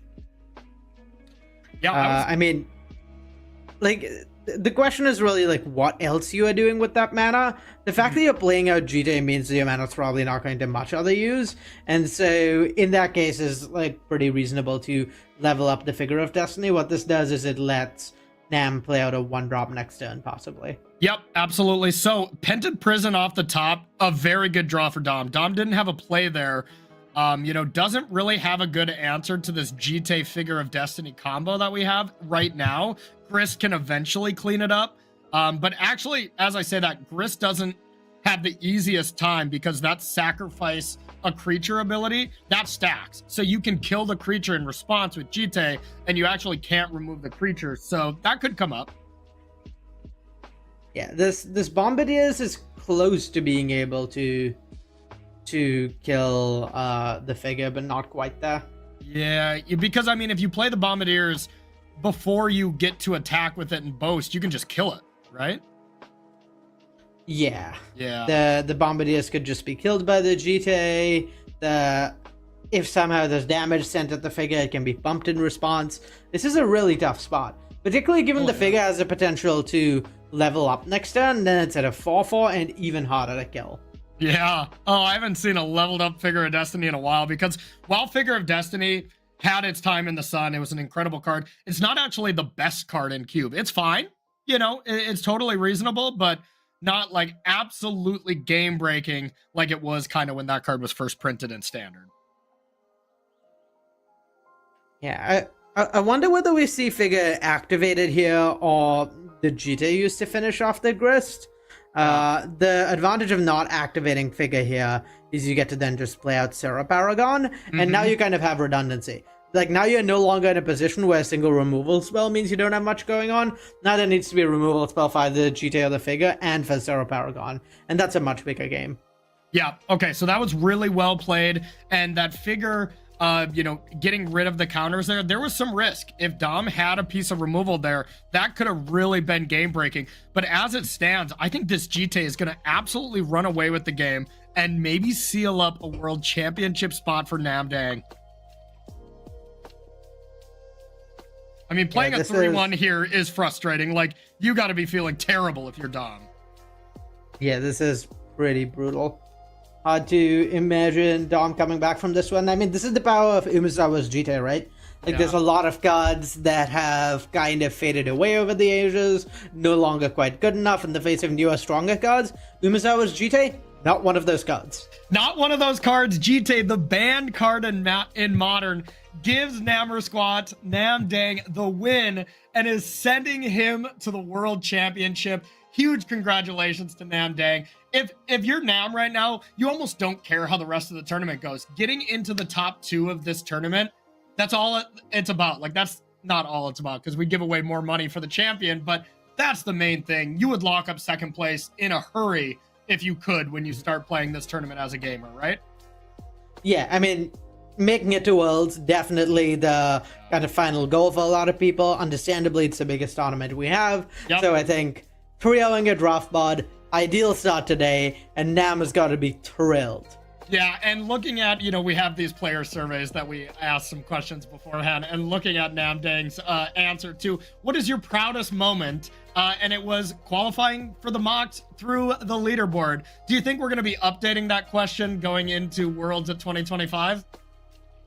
I have a sneaking suspicion, yes. Yeah, I think so. So, huge congratulations there to Nam. Let's take a look at the standings here to give you all a quick reminder of how everybody did. There is our champion there. Namdang has made it with the Vintage Cube. And looking at some of our 2-1s there, Stefan Schutz 2-1 with that pool. What a goat. I mean, come on. That was a draft that we thought was maybe not so good. So pulling out a 2-1 there, you got to be ecstatic about that, huh, are you? I mean, yeah, I would expect no less from Stefan, one of the best in the world. And I mean, yeah, showing it off. I mean, when you're that good, you can find ways to scrap and win with, like, even when things don't work out. And really showing off why that's important. And notably, like finishing this, like you said, every match here matters for like the amount of money you win. Yep. The matches also matter in terms of if Nam would have trio modern as well, figuring out who ends up playing for the second world slot. The match matters for that as well. So yeah, every win here really counts. Yeah, I think in all the times when I've either watched this event or I've been casting it, I have never seen someone do the clean sweep 3-0, 3-0 to just win both. I mean, that's the ultimate flex. Next to Jacked Rabbit, that's probably the ultimate flexer for sure. But this is a close second if someone were to be able to 3-0 both of these. So as we saw in the graphics, Modern is coming up next. Players are going to add 20 cards to their deck here and see what kind of deck list we have for Modern. And Arya and I have looked at the deck list. We have a ton of deck diversity here. There's some spice coming up here on the other side of this break. Very excited to get to the Modern portion. But before that, let's give away some more stuff. Let's pull up that next giveaway. Get ready in chat. We are going to be typing Beacon to see if we can win one of these awesome mics and one of these really cool arm mics here to be able to kind of put that at your desk wherever you would like. Type Beacon in chat. We will be picking a winner on the other side of this break right before we start Modern. So 3-minute break here at the Magic Online Champion Showcase. And then on the other side, we'll be playing some Modern. Don't go anywhere.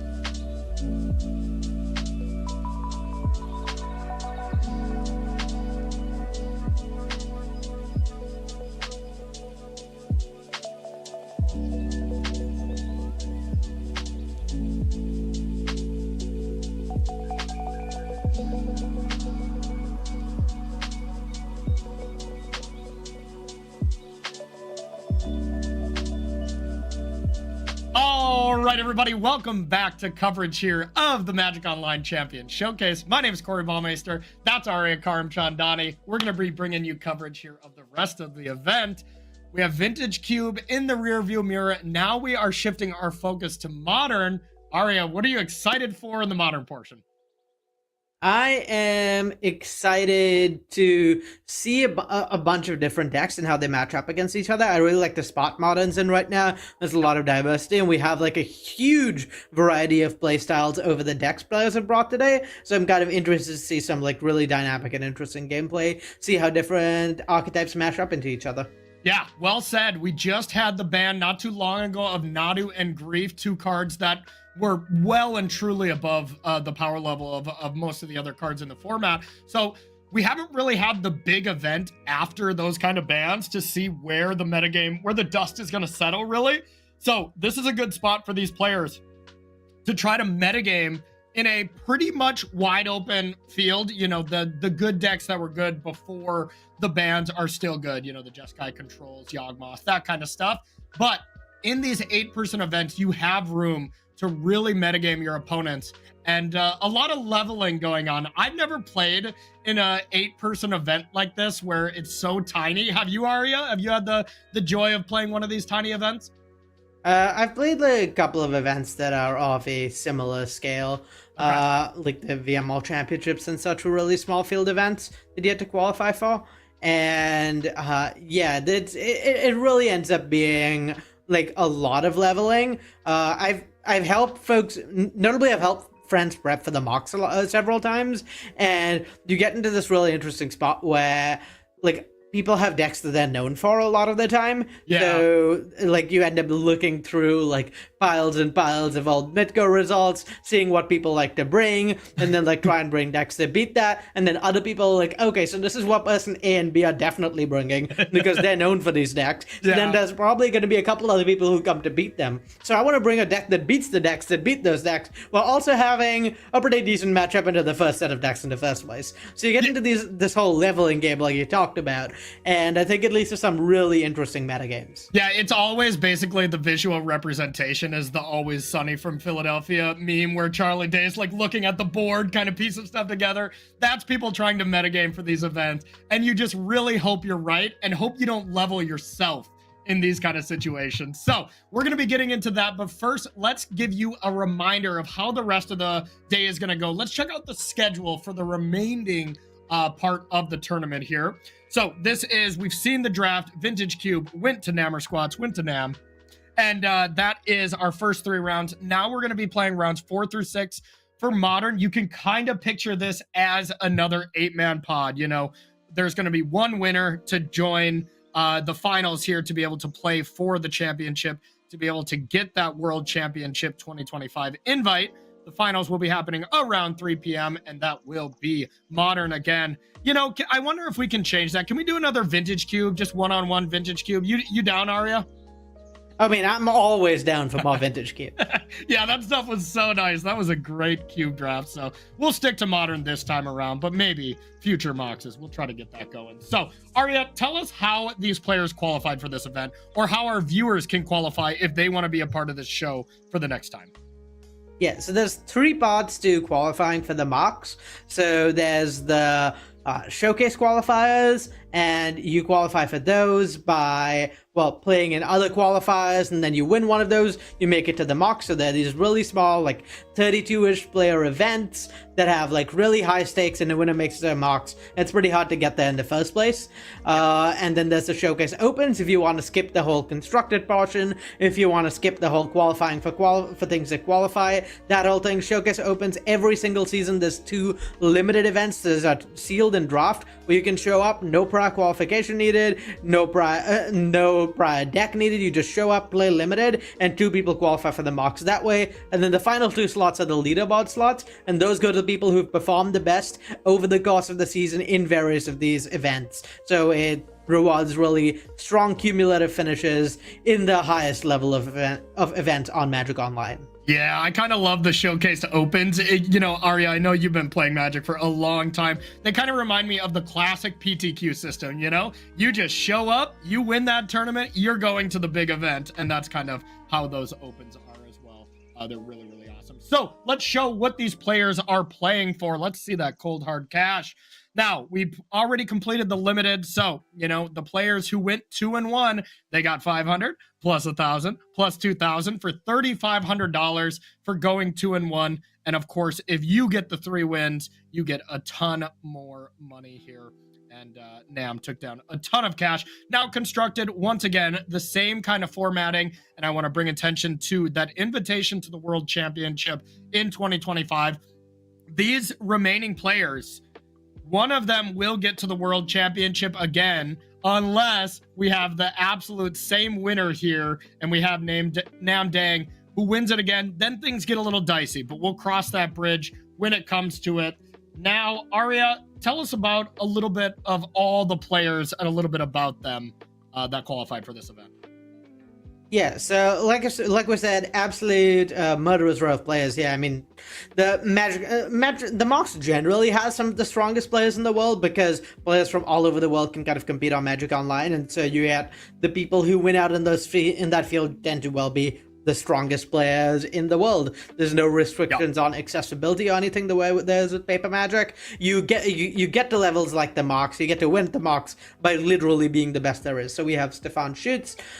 He's a winner from last time. Got a qualification the hard way through winning a Legacy qualifier to make it back to back. And then we have we saw Namdan qualify through qualify for the World Championships in Vintage Cube, but just a household name. Bachi Sanchez, again, anyone who knows, who's played a bunch of Magic Online has probably lost to him a bunch. Famous Magic Online and boss. And then Dominic Pauleccio, or Karate Dom, as many people know him on Magic Online. Another really well-known username, very much an end boss who's been kind of waiting for his shot in an event like this for a while.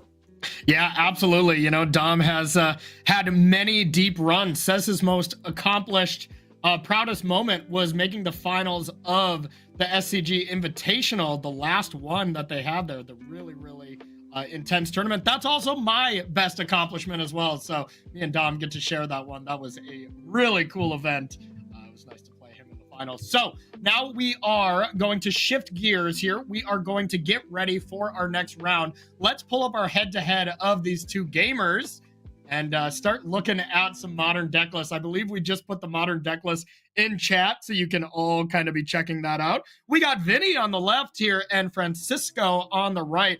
Years played for Vinny. Has not been playing that long. Only 2 years, but has played 9,000 matches. I mean, I get that, Vinny. Right when I started playing Magic, yeah, I didn't want to stop ever. So I totally get it. 60% win rate in that small amount of time is really impressive as well. And looking on the other side, Francisco, you know, Francisco's proudest achievement was staying on the Pro Tour for 2 years. That is an incredibly awesome achievement. And you kind of see all those numbers in that orange color. That's the most in the field, the most lifetime matches, the highest win rate. I mean, right there alone, Arya, is insane.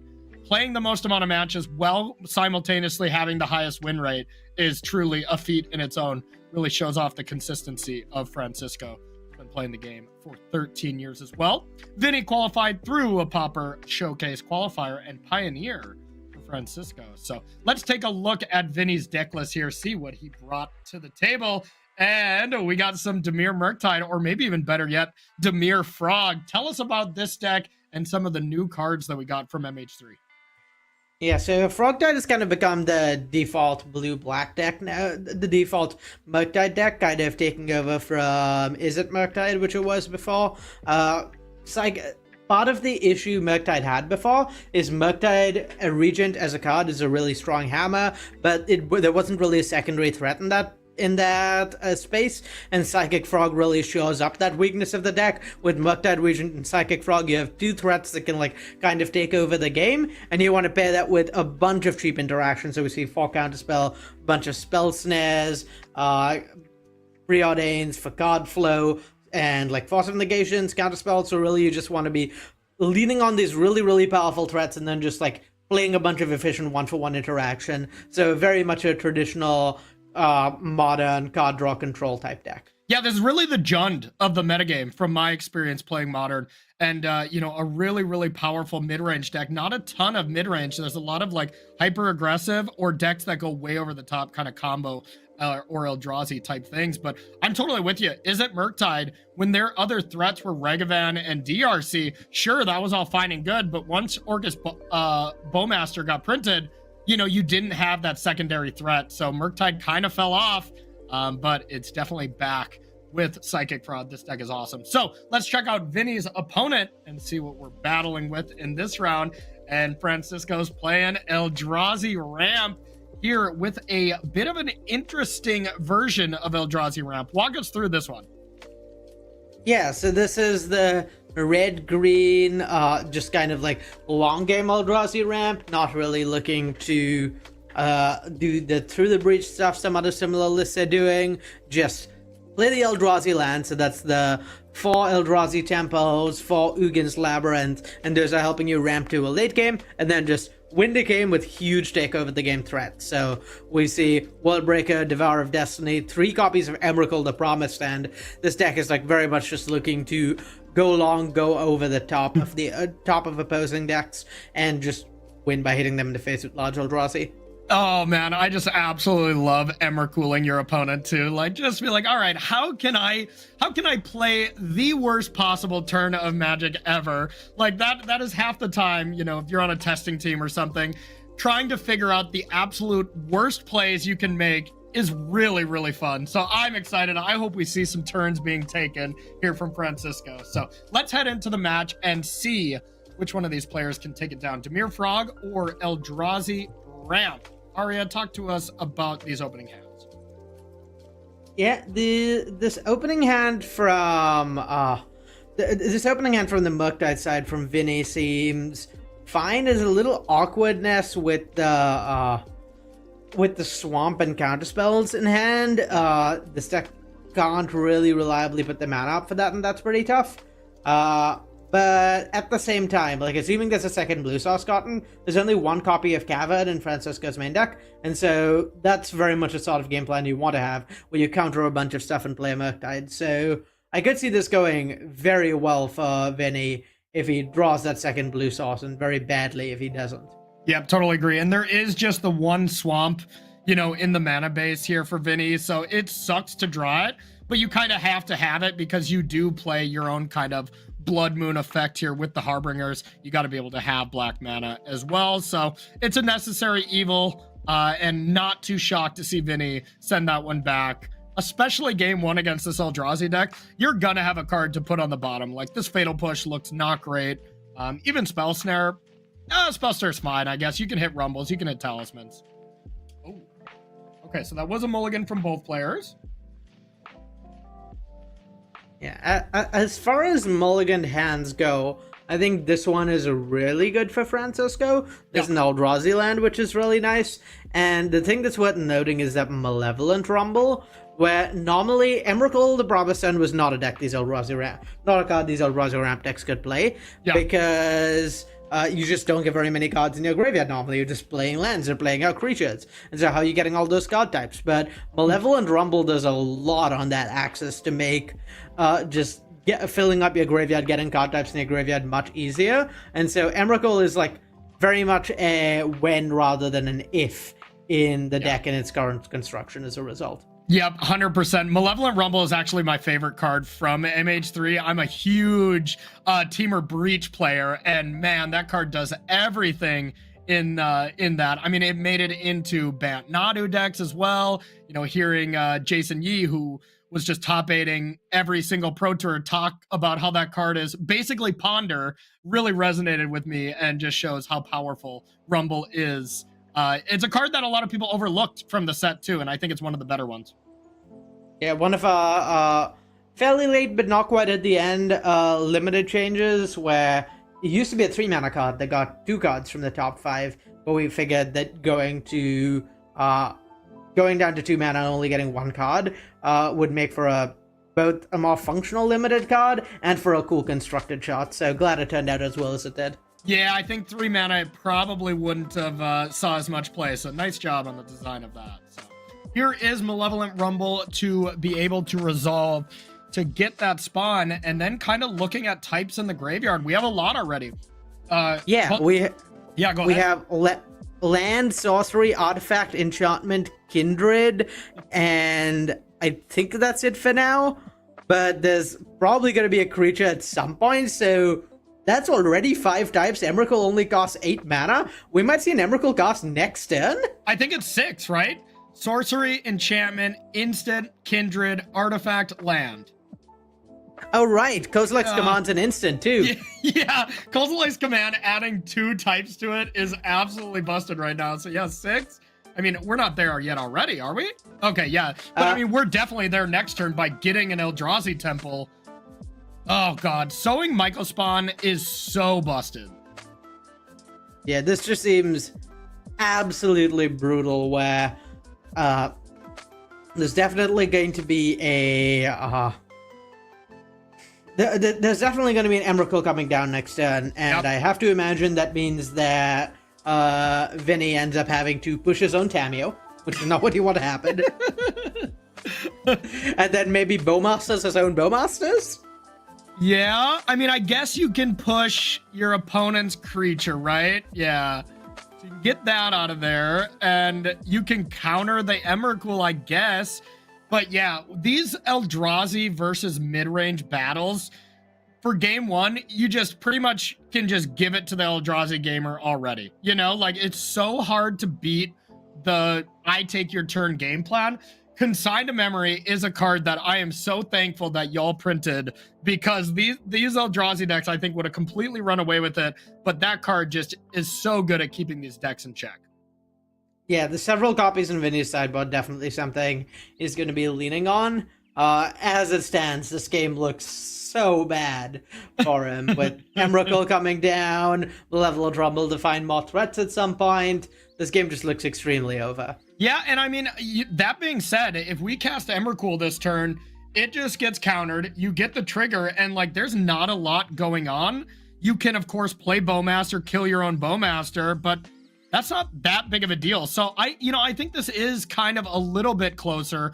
And now with Murktide, I mean, it actually, if Vinny decides to not be patient here and plays that Murktide, I think Vinny loses on the spot, because then you can Emrakul, you get to keep it. Then you force the attack from Murktide into the Emrakul and you just block. But if you wait till you have 4 mana and you can Murktide and counterspell the Emrakul, then Vinny's looking pretty good. Yeah, I'm actually surprised we didn't see an Emrakul cost last turn from Patri, given I think there's a full 7 types now. Yeah, it was castable with the creature. But yeah, it would have got waiting countered. Works out really well. Yeah, it would have got countered, and now it is just absolutely game-breaking, as the 13/13 body is just not deal-withable. And maybe because Francisco didn't cast it, Vinny had the idea of like, oh, maybe it just doesn't have it. Now the question here is, which of these cards do you want to leave? Vinny with? Where there's a couple different options. Francisco can either, the Mukta is definitely getting eaten in combat, and then he can either play out the Orcish Bowmaster and have it hit itself, or I think just play out the Psychic Frog and force Vinny to discard his hand. Yeah, discard the hand, and why not exile him from your graveyard too? Yes. Discard the hand, exile your entire graveyard, just normal stuff. Yes. Oh, man. Taking your opponent's turn is always such a delight. That's what I would do as well. Psychic Frog, discard your hand, exile the cards from the graveyard that are relevant, and go from there. Now, that being said, the game's not over. I believe there is, a Go for the Throat as a way to remove it, or Toxic Data. Emrakul has protection from instants, so Go for the Throat is not going to get there. Yeah, good point. No Throat there on Emrakul, but hear me out. You can Toxic Deluge for 13. Yeah, I mean, Deluge would deal with the first Emrakul. Yeah. That's for sure. Yeah. It's the second Emrakul that gets you. It's always the second Emrakul that gets you. So we'll see if we find it. I really wanted to see Toxic Deluge, just for pure comedy value here, but... All right, and that is game 1 going to Francisco here. Now, we already saw here with Vinny sideboarding on the left, immediately got those 3 consigns in. Anything else really stick out that you need to get out of the Dimir Frog deck? Fatal Push seems horrendous. Yep. It's actively banned into Emrakul, so makes sense to want to cut those. And then, yeah, just like cheap interaction like Bowmasters is not very good. It's good against specifically the ring. Like, that's the one time in which Bowmasters is good in the matchup. But aside from that, it kills no creatures. It's a bit slow. The deck is not drawing any extra cards other than with the ring. So, yeah, that's something I'd definitely like to cut. And I think Postbody just really, really leaning on those consigns. Yep. Totally agree. Any blue deck I play in Modern, I think that's like my first 4 sideboard cards is just, we need 4 consigns. No matter what, you really need to be able to deal with all these colorless cards and the fact that, you know, sowing Mycospawn, you have to deal with that trigger most of the time. There's some matchups where you can get like Bajuka Bog with it if you're playing graveyard decks. So there's just, you know, always so much application for consigns. So much so that Francisco's also playing consign. Yeah, definitely a meta in which that card is really good, particularly with the One Ring right now being as played as it is. Yeah. Yeah, just having answers to not just Eldrazi, but to also just like really powerful colorless threats is pretty nice. And just being collateral damage for any poor Cascade decks that are trying to hang around and play Living End or Rhinos or something. That's some rough collateral damage. In case anyone, you know, hypothetically had brought Domain Rhinos to this event, they'd have a pretty tough time into all these consigned memories. God, it'd be crazy if anyone did that, huh? Yeah. Except Arya. I think everyone has access to the deck list, so I think they can totally see that these Rhinos are actually afoot here in one of these deck lists. All right, so starting it off, we have the best possible start, I would think, for these Eldrazi decks. Utopia Sprawl on blue. Pretty interesting there. I guess we did see, I think, Disputes that came in. And probably the best possible play for Vinny. Turn 2 Psychic Frog. Yeah. Unfortunately, not very good into Kozilek's command, which seems honestly kind of brutal here. You get to remove the frog, make some spawns, set up to cast either Wallbreaker or Devourer of Destiny next turn. Kozilek's command is busted. That card is so good in basically every situation. I love the design, though. It's busted in the sense that it's very, very good. I think it's actually a very well-designed card. I think it's just perfect. And this Harbinger honestly looks kind of embarrassing here. Yeah. Where Devourer is just going to cast Trigger, exile it next turn, and yeah, it's just going to bin, just bot a little bit of tempo, bot a little bit of mana, but that's not getting anywhere. Yeah, so it can't do it this turn, but it can next turn, and that trigger, unless Vinny is able to find a consign, yeah, it's just going to clean it right up. And being able to still rumble here, quite strong. Yeah, you got a lot of islands, but I agree. It does not look that good in these matchups. And that used to be a card that was just like auto, like, oh, this is going to be amazing. If you can shut off the lands from Eldrazi with Blood Moon or Harbinger effects, that was just always great. But these Eldrazi decks are just so versatile that it's not that big of a deal anymore. Yeah, the way Malevolent Rumble lets you kind of bridge to the late game also does a lot for that. Where previously, you know, if you were Blood Mooning in an Eldrazi deck, well, they'd have to make it up to 7 lands or whatever to get out of this. But with Malevolent Rumble and Kozilek's command kind of bridging, you just kind of get to make it to the late game for free. Yeah. And that's really, really brutal in matchups like this. So now what's the play? Because we'll have the ability to go World Breaker, Mycospawn, Devour, maybe Emrakul. I haven't done the math on that. We got 1, 2, 3, 4, 6, 7, 8, 9, 10, 11, 12. One short of Emrakul. So you have the other 3 as an option. What do you like here, Arya? I think Devourer of Destiny probably makes the most sense here. You really want to clear that Harbinger of the Tides while it's around. Once it's gone, there's just so much mana available that you can play through basically any amount of counterspells. Yeah. And this is the one window where you're not worried about consign countering the trigger. So yeah, I like just hitting that, getting a large permanent to play a large blocker for Psychic Frog. Yeah, and I think there was some thought to maybe like killing the frog, but the problem if you do that, then you're down to just 3, 4, 5, 6 mana, And yeah, you could cast World Breaker next turn probably, but being able to kill the Harbinger gives you 2+ mana essentially, with the Eldrazi temples not being islands. Exactly. This is big game though. Murktide here to be able to present a large threat plus counterspell backup. You can't really get in with the frog because you had to exile so many cards in your graveyard, but that was definitely relevant. Yeah, the World Breakers are going to be a problem here. They're going to start hitting lands, and they're just going to keep coming back as 5/7 reaches, and that's going to be tough to beat with Murktide. Come on, I was trying to, give Vinny a chance here, but yeah, these World Breakers are just going to be devastating, aren't they? Yikes. Can you do both is the real question. Can you cast Mycospawn, get another Temple, 3, 4? No, we're kind of short there, but God. Oh, God. Please, Francisco, be nice to Vinny. I really like going for the swamp there for Francisco. Really heads up play, recognizing, okay, the only thing that matters here is Harbinger of the Tides. Yeah. That could be a bit of a problem. So what I'm going to do is I'm going to take the line that makes sure that if my opponent casts Harbinger of the Tides, they are incapable of casting any black spells for the rest of the game, because that's the one swamp in Vinny's deck. So really good heads up play from Francisco. And look at this. This is just a double block here with Frog and Murktide. Oh, no, actually, this is cute. Yeah, you get to exile the 3 cards from Frog to boost up Murktide, to have Murktide just eat it. Nice play, Vinny. Yeah, did unfortunately require discarding his hand, which was pretty awkward.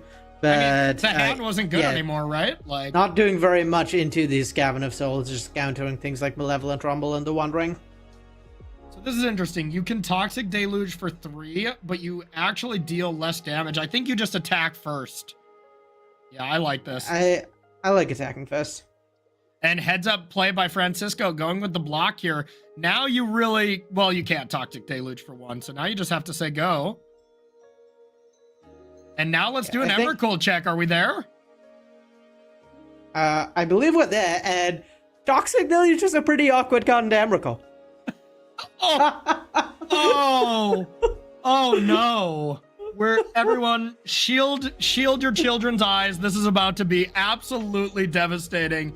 Toxic Deluge had to have been the worst possible draw with Emrakul here.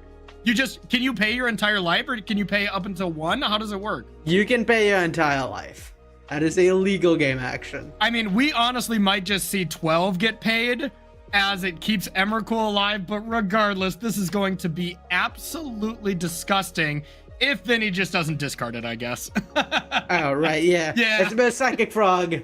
Psychic Frog gives you that option, so better draw it now than a turn later. Yeah, that was still absolutely devastating. So now how does this Emrakul turn look? Definitely worse now that you can't Toxic Deluge. Yeah, I mean, you get to eat a creature, discard the 1 card in hand, probably. Yeah. So yeah, I'm not sure whether it's the Murktide or Psychic Frog that Francisco's more interested in eating. This is strange, because this actually is relevant, right? Well, this lets Francisco exile the graveyard. Could have done that anyways with Murktide about to be dead, though, too. Oh, it didn't you can choose which person you exile, right? Yes. Okay. All right, that's reasonable. Yeah, this line. So I believe Francisco was just digging for a big card to, just digging for another card to find like a removal spell that could hit Psychic Frog. But yeah, given he didn't find one, this line ended up working out a little worse for him. Man, this matchup seems like an absolute train wreck. I have not played too much Dimir Frog. I've played against it a lot though, but wow, it doesn't seem like they want to play against that version of Eldrazi. That looked very bad for Dimir Frog already. Yeah, the Eldrazi matchup is really tough, I think. The deck just goes over the top very well. Yeah, impressive stuff there by Francisco. That was, a masterclass of playing that Eldrazi deck. You can tell he has done that a time or two. So, That does it for our first match. Now we're gonna head to our backup match, and this is pretty brutal for Vinny, not completely eliminated. Now Vinny does have to hope that that we have the classic 6-0 from Namdang. Gonna be brutal for him, but let's check out our backup feature match. Let's put the head-to-head up here. We got Sean Henry versus Stefan Schutz, and let's see how these players go. Okay, maybe it's Artem. I believe it should be Stefan, but we'll see once we get to the deck list here. Sean's been playing for 7 years, 57% win rate, as well as 20,000 games being played, and it is up against Artem, who has been playing the longest. And these were our 2 open winners, Arya. So 2 just absolute sealed grinders here that were able to get it done. So let's take a look at the first deck list here. This is Sean Henry playing Jeskai Control, the Flage Special. But Arya, I see 4 Orum's Chant. Walk me through what this card's doing there. Well, among other things, I have to imagine it's very good against Cascade decks. Yeah. For so, yeah, that's probably part of it. Yeah, I assume it's a meta call from Sean, kind of expecting a lot of combo decks on Cascade decks, into which Orum's Chant might be good. I'm not seeing any way to loop the card like some of the Legacy decks do, so pretty much just a value Chant deck. Yeah, is there any other use for that card, or is there anything we're missing? It seems strange to me. Yeah, I think it's mostly a meta call. It's pretty good against all the Cascade decks. It's good against decks that it buys a lot of time against energy if you have a board wipe, and in many ways just kind of lets you set up with various cards. Definitely not like a conventional choice, because there's a lot of board states on which it does basically nothing. But yeah, I assume a meta call for what Sean was expecting to face here, because there's definitely decks that shuts down entirely. Yeah, absolutely. So really interesting take here from Sean Henry. Nice Jeskai Control list. Let's check out Sean's opponent here. Let's check out the deck list that we got. And ooh, yeah, I think this deck is awesome. One of my favorite decks in the metagame. It's Goryo's Vengeance by Artem. Talk to me a little bit about this deck list and what we're trying to do. Yeah, so this Esper Goryo's deck has been around for a little bit. It was around before MH3 and is playing ones of MH3 cards, I believe, in the main deck. No, strike that. There's 2. There's an MDFC. But yeah, it's very much trying to just put cards in your graveyard early and then kind of win with Goryosing back either Griselbrand or Atraxa to just gain a lot of value, draw a lot of cards. And yeah, beyond that, it kind of plays a bit like a mid-range deck, similar to the Dimir Frog deck we just saw, where it has, well, the titular Psychic Frogs, as Tatsu says, and so you're just looking to interact a bunch and then gain massive card advantage with this Reanimator plan. Notably, there's 2 copies of Solitude to go with 4 Ephemerates, and that kind of plays into both this kind of scam interaction package, as well as being very strong with Goryo's Vengeance, where Solitude Ephemerate can do a lot of interacting on the board when you need it to, and then Ephemerate on an Atraxa or Griselbrand that has been Goryo's Vengeance lets you keep a really powerful threat in play. Love it. One thing I don't see in this list that's kind of shocking to me, no Emperor of the Bones in large numbers. There's just the one of, and the Ulamog, that kind of classic combo that you were talking about a little bit earlier. I think that combination is quite busted, but not really prevalent in this list. So one quick question, Ario, who do you like, the Jeskai deck or Goryo's Vengeance here in this matchup?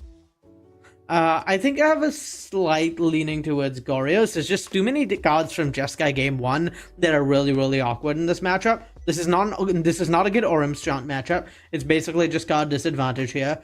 This is not a good Wrath of the Skies matchup. That card's just clunky. So I think there's enough cards that are clunky in some way or another that I would favor the Goryo's deck at least Game 1, and then post-bout it becomes a little closer. Yeah, also Subtlety's bad, Galvanic Discharge is bad. I'm looking at Sean's deck. Most of the cards are bad in this matchup, so this could be a very tough game one and a tough match in general. But enough of us chatting about it. Let's watch the action here for our backup feature match here in round number 4 of the Mox. Let's see. Whoa, look at that. Look at that gorgeous deck. Is that foiled out from Sean? All right, we gotta give you credit there. That looks pretty cool. Yeah, it's so bright, honestly, I can barely see what some of the cards are. But that chant is the brightest Magic card I think I have ever seen. That's for sure. All right, so looking at the hands, I believe Artem mulliganed that first hand, which was a 1-lander. But this one looks pretty solid. yeah, it's the planes is pretty awkward with double Tainted Indulgence. I'd say that's the main issue that this hand has. But there's a pretty decent chance you just end up not able to cast your spells. But aside from that, has a Grizzlebrand, has a way to discard it, so just needs to find the Gorios. I think this is a pretty good hand. Yeah, you're definitely keeping it, that's for sure. Puts back one of the Tainted Indulgences. And the one thing with these Gorios decks, you know, MH3 did a number with this deck, you know, has a lot of good MH3 cards. But Murders at Karlov Manor, giving this deck the Surveil lands is really kind of what put it over the edge. If you can ever just flip over an Atraxa or something, it's amazing. Just being able to play the Surveil lands as well, to be able to fix your land drop and stuff, also amazing. So some nice stuff there. This deck was also a Grief deck, but, you know, people are kind of realizing, like, maybe it wasn't the best Grief deck they've ever seen, as a lot of Gorios players didn't feel the loss too badly. With the loss of And this sequence of draws is going to be kind of brutal for Sean, assuming Autumn ever hits another land drop, because exactly 50% of, like, there's 2 relevant cards in Sean's entire hand. Supreme Verdict does nothing, Orum's Chant does nothing, Galvanic Discharge does nothing. So it's this really tough spot for Sean, where he's just looking at a pile of dead cards, and there's this pile of Thoughtseize as an Autumn's hand that's theoretically going to leave him pretty well positioned against that. Yeah, we just drew Thoughtseize every single turn of the game, as well as Architect or Archaeologist into Thoughtseize. Like, I mean, we need Frank Karsten to tell us the odds on that one. That is some bad luck from Artem. I think the thing Sean wants most in this spot is a copy of the Ring. I think that's the main way he gets ahead this game. Look at that, Aria. Or binning a Flage. You know, you can do that too. Milling a Flage there is so gross. That's the equivalent of these Goros decks milling over one of your gigantic creatures like a Traxa or Grizzlebrand. That was nice. Yeah, the Thoughtseize your whole hand plan, a lot weaker when there's a Flage in the graveyard. Yes. Yeah, that is definitely true. So decides to not give any more information. Now, with Polluted Delta, are you just fetching up, you know, maybe a Swamp to preserve life total and Thoughtseizing again? I think you kind of are priced into. Yeah, I think you're a little priced into Thoughtseizing. Fetching up a Swamp is also probably necessary, given your life total really matters with the Grizzlebrand. Yep. And now Sean is already one fetch land away from just escaping Flage next turn. And, you know, I think Artem is not set up well to be able to deal with that. So this Flage surveilling into the yard was huge for Sean. Yeah, even if there isn't a fetch land, either an Orum's Chant or a Galvanic Discharge can kind of just get cast, and that will put another card into the graveyard for this Flage to be flashback. Yeah, that'll be easy to do over the course of 2 turns for sure. Yeah, either way, advantage to Sean after we were saying, you know, this whole time that this is a horrible game 1, and I do stand by that, but that's not how it's played out. Yeah, I think in this spot, Autumn really needs to find just like something to get things going. I still think it's pretty far from over for him. Where if he can find a way to reanimate this Grizzlebrand, he could go to being far ahead pretty quickly. But yeah, unless he does that, he's kind of in trouble. So it'll be interesting if we want to Orum's Chant now at the upkeep. Now, Artem does have the ability to just Tainted Indulgence in response, which is another reason I just don't love this. But if you do Tainted Indulgence into land plus, you know, Goryo's Vengeance or whatever, you're not able to actually do that. Wow! Oh my god! It happened. Yeah, I guess you don't really even want to do it. But now the one play that Artem does have available is to just go at Sean's end step, and we're probably going to see, you know, Flage get brought back. So Flage is going to do some damage upstairs. Artem's going to have the ability to just go, sure, end step, bring back Gristlebrand, attack, and then ephemerate. And we'll see if this Orum's Chant can, you know, deal with that in any way. So, wow, what a sequence of draws. Yeah, I believe Orum's Chant's default mode is preventing spells and then needs to be kicked to prevent attacks. Yeah. So the chant would be enough just because, you know, Artem's going to be forced to ephemerate during draw step if Orum Chant gets cast, which is pretty devastating for Artem. Yeah, I think Autumn might just let this Gristlebrand go, though. And that seems fine. Yeah, and just attack with it and let it go? Yeah. That seems entirely reasonable to me. Yeah, because I would attack, draw 7, let it go. That seems perfectly fine. But I guess you can just draw first to give yourself more information. Yeah, this is a tough spot. This is not easy by any means. Yeah, I think given the way those draws panned out, Autumn may end up kind of priced into ephemerating here. Yeah, I think you might be right. And then just actually blocking the Flage. Yeah. Artem being at 4 instead of 3 here is going to be very key, I'll tell you that. And then I guess you just play Archaeologist. You can't take any damage, so there's only one spell that can be played. You can't Thoughtseize. You know, so it's either Frog or Archaeologist here. I believe Orum's Chant just stops all spells. So I think it's just gonna be a yeah. here. Of course. I thought it was just spells and you could still play creatures, but all right, Orum's Chant, I see you. That's pretty good. And I don't believe Galvanic Discharge does anything here. Unless we got 4 spare energy around that we are missing. Yeah, I think we'd maybe even only need the 1. Yeah. To kill the Gristlebrand before blocks, but 1 is 0 energy is 1 too few for Sean right now. Yeah, and I mean, I guess, do you just go upstairs? But then you gain 7 life. Yeah, I think you just have to clear the Gristlebrand from the board, so Sean's kind of like priced into making this attack. But yeah, it's a tough spot. Yeah, I suppose. Yeah, no white mana as well available. It's not clear to me that casting Supreme Verdict isn't preferable there, but I think it's pretty close. That's what I was thinking. Supreme Verdict just seems better, but also Artem could have had, instead of playing the Hedge Mage, if you have a little, you know, idea of how that next turn could look, you could have played a Fetch Land, and then into the attack, then you blink it or whatever. But pretty hard to imagine that's how the turn was going to play out. Yeah, also, like, paying a bunch of life to shock is pretty dangerous in that spot. Yeah. This has been a strange game of Modern, I must say. Very strange. And going down to 6 is pretty risky. I don't know if there's any Arena of Glories in Sean's deck. If there are, something like Cantrip into one of those could win him the game. Yeah, absolutely. We do have a Traxa available next turn, but you have to take a lot of damage just to cast it, so that's not great. Frog with Ephemerate to look at a bunch of cards. Ephemerate with the Archaeologist is incredible.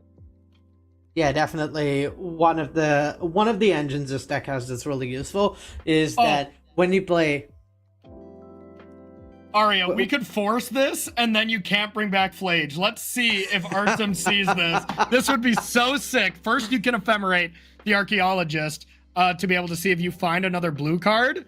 But then if you actually force this, I would think Artem is going to be really favored. Oh, spicy. Because it's face up, right? The hand was Thoughtseize, so Artem knows this force is going to be awesome. It's just a matter of whether he sees the lion or finds a better blue card to pitch. Yeah. The thing is, even if Flage comes back, it's probably beatable. Maybe, I mean, now it is, but with Goryo's for sure, but it would be a little dicey without the Goryo's. Because all you got to do is just get to combat one more time. Love it. Nice play, Artem.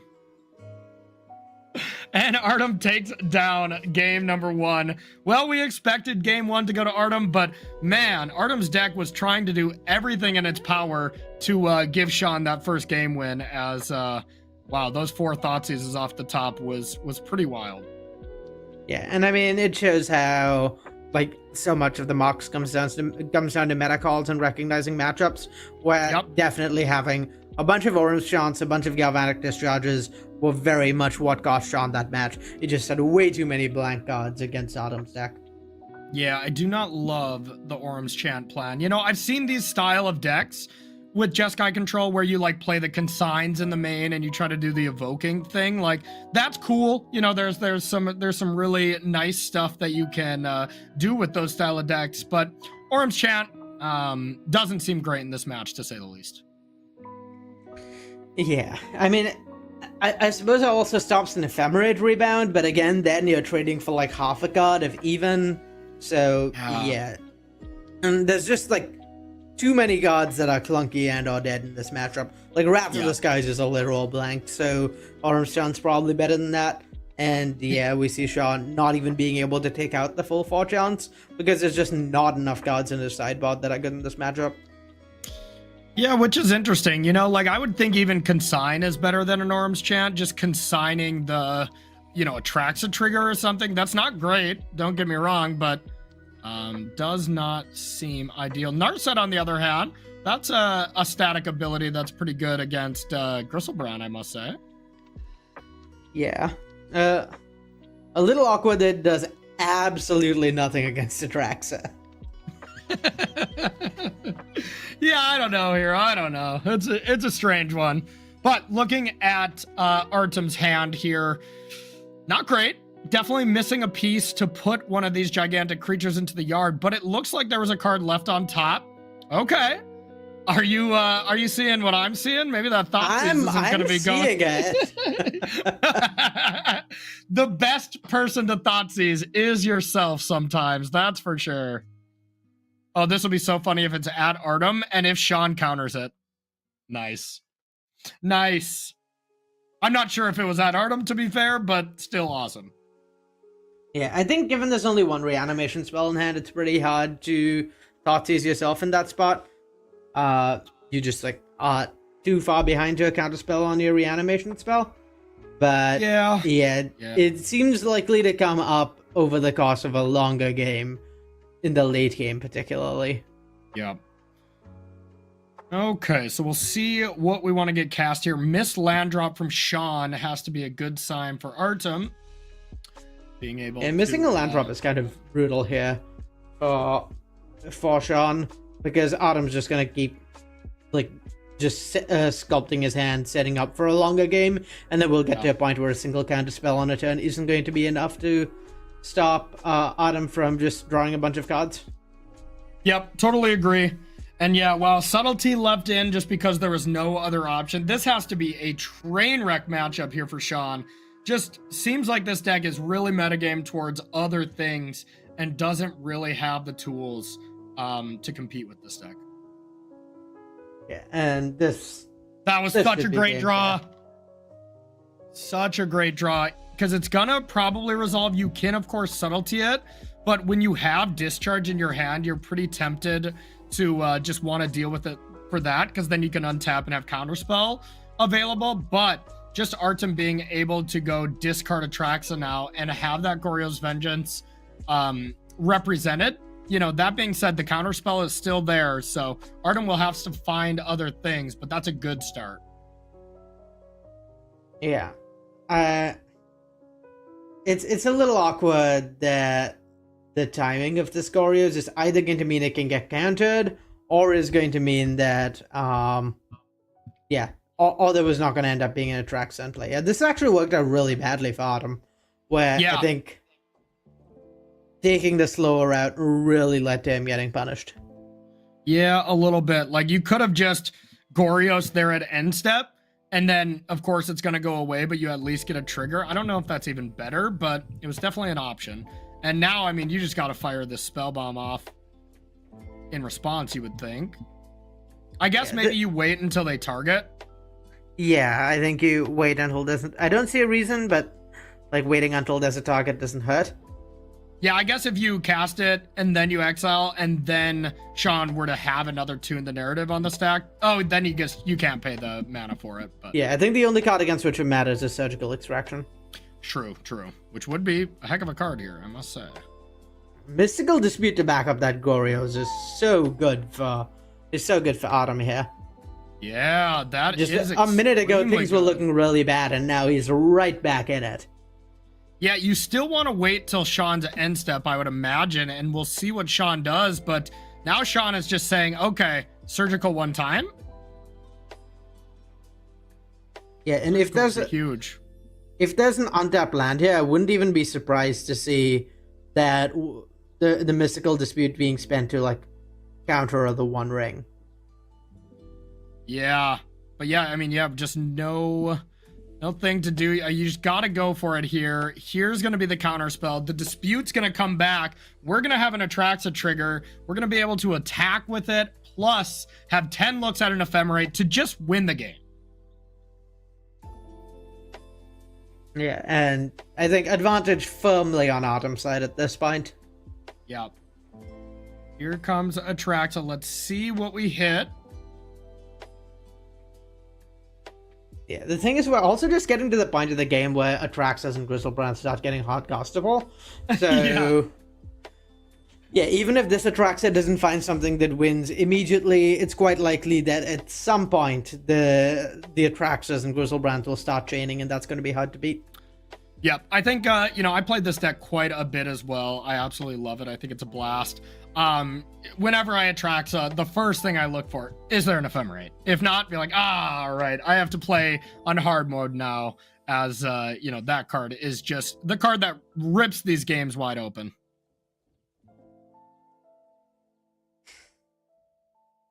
All right, let's see what we hit. Okay, not great. Archaeologist to try to find Ephemerate. You have 4 more looks at it. But overall, that was pretty bad. Only getting 3 cards. Nothing really of too much substance. That was not ideal. Yeah, that's pretty tough. Like I said, Archaeologist is small look, so that's something.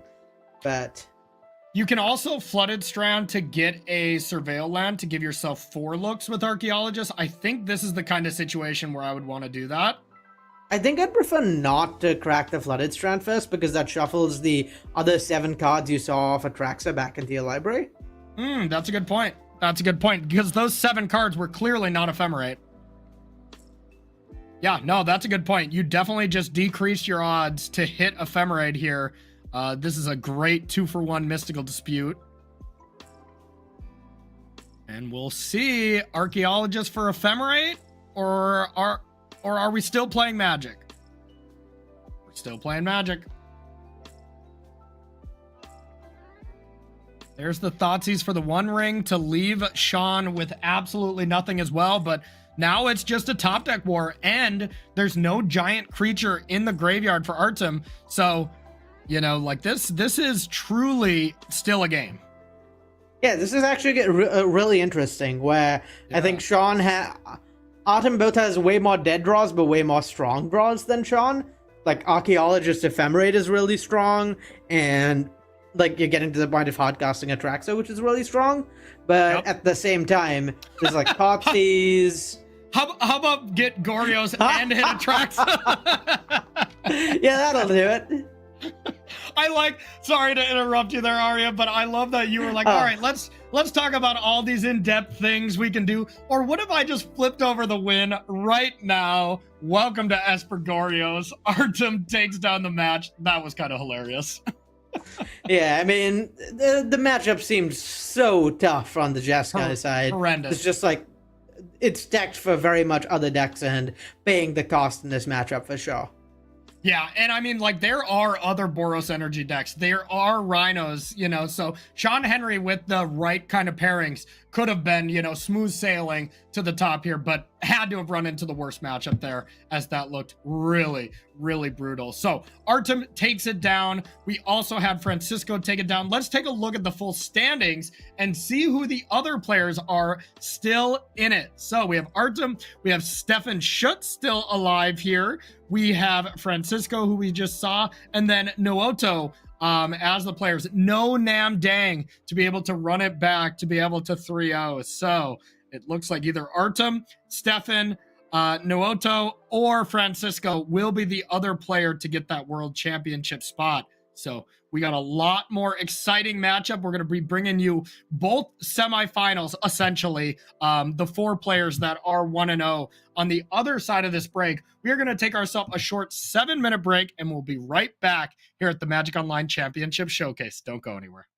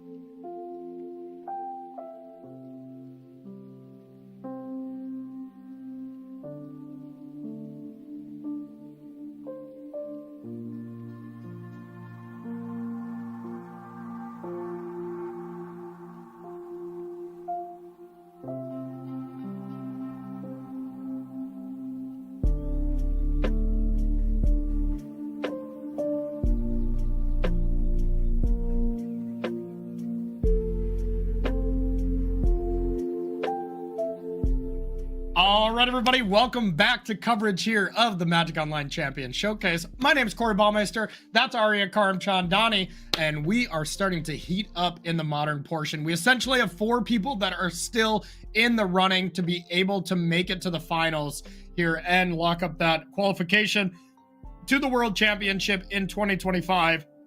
And we're going to watch both of those matches here in their entirety. So let's start by putting the head-to-head up of our first 2 players we're going to be watching. And to start it off, we have Francisco on the left and Naoto on the right. Francisco we just saw with that really sweet Eldrazi draw. And we'll check out the deck list here in a second. But once again, Francisco has kind of all the numbers here. Has the highest lifetime win percentage, has the most matches played. That stat alone is incredible. Has been playing the game for 13 years. That is quite the long time. Over on the other side, played for 5 years, not as long, and still building up the win percentage at 51%. Took down the Pioneer Showcase qualifier for Francisco and the Modern Showcase qualifier for Naoto. I mean, you gotta favor the person that qualified in Modern to get here, you would think, right, Arya? Yeah, I mean, that's pretty impressive achievement, and I have to imagine if you qualified in Modern, then you're extremely familiar with the format and know what's going on. Unless, of course, we were Nadu Gaming, which easily could have been the case here a couple months ago. So first, let's take a look at Francisco's deck list here. Arya, this is the kind of turbo Emrakul version. Let us know a little bit more about this deck that we just saw. Yeah, so this deck's really looking to go over the top of opposing decks. You want to ramp into your big Eldrazi. So we've got World Breaker, we've got Devourer of Destiny and Emrakul, and you just want to play out your Eldrazi double lands and get to those as quick as possible. One Ring provides a little card advantage, so Microspawn bridges a little bit, and then the deck really leans on Malevolent Rumble to kind of tie this all together. Lets you find your double lands more regularly, and importantly, gets a lot of card types in your graveyard to make Emrakul the Promised Land really strong. Yep, absolutely. And on the other side, it's the big bad of the format. It's energy. I figured we were going to be seeing this in high numbers. Not as high as I thought. That actually ended up happening here. This is Mardu Energy. Walk us through the best deck in the format.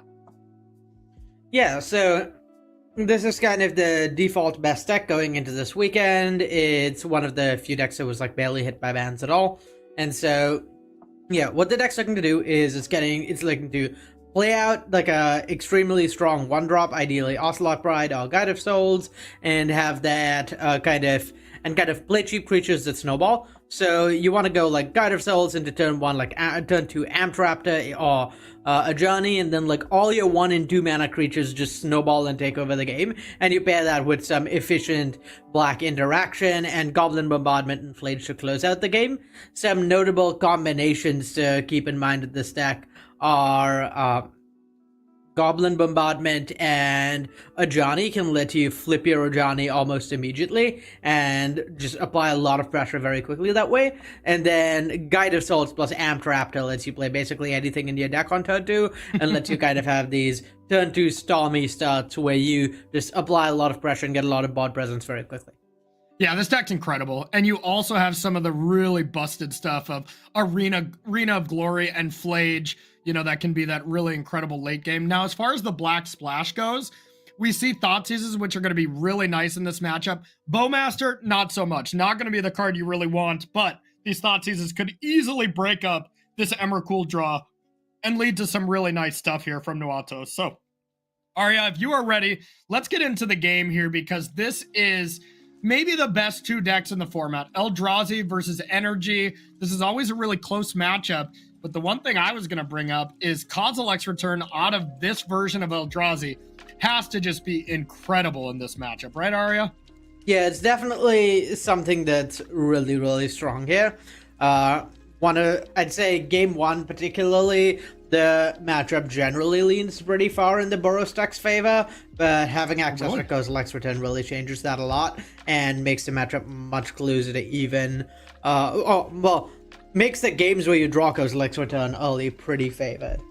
Dang, that, you know, I honestly would have thought that game 1 Francisco would be advantaged going into that. So yeah, I'm interested to see how this really plays out. as Kozilek's Return just seems so good in this matchup. The fact that you get it for free a second time, you know, seems great. I don't know if you were playing too much when it was like the goggles style deck up against other aggressive decks. Man, that deck was absolutely an aggro destroyer.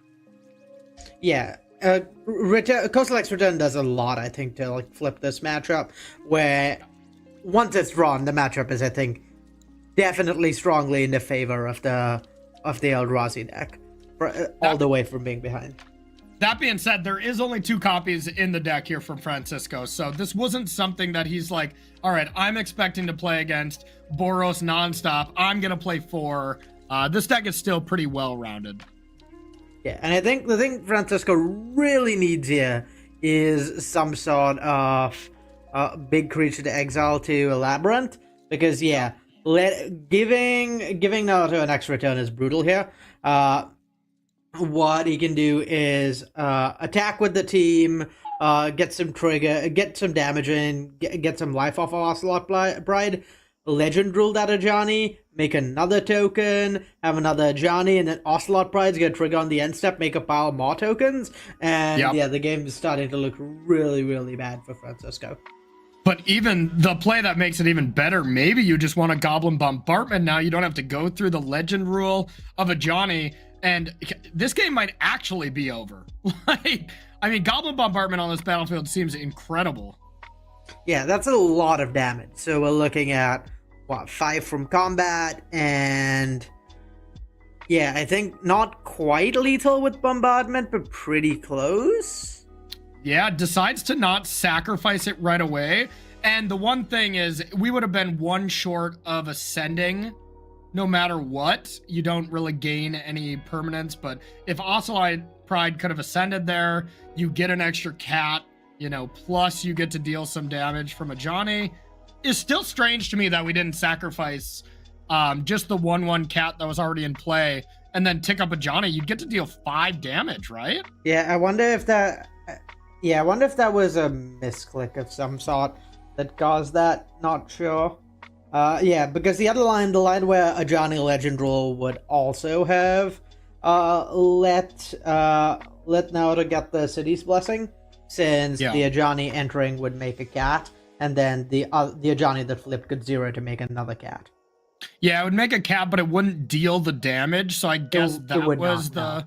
Yeah, so I guess that's the exchange for it. So, interesting. I mean, almost assuredly, we're going to see this Kozilek's Return, but it's interesting to see at what point we're going to see it, because no matter what, Naoto can just sacrifice a cat, flip the Ajani, and save that at least.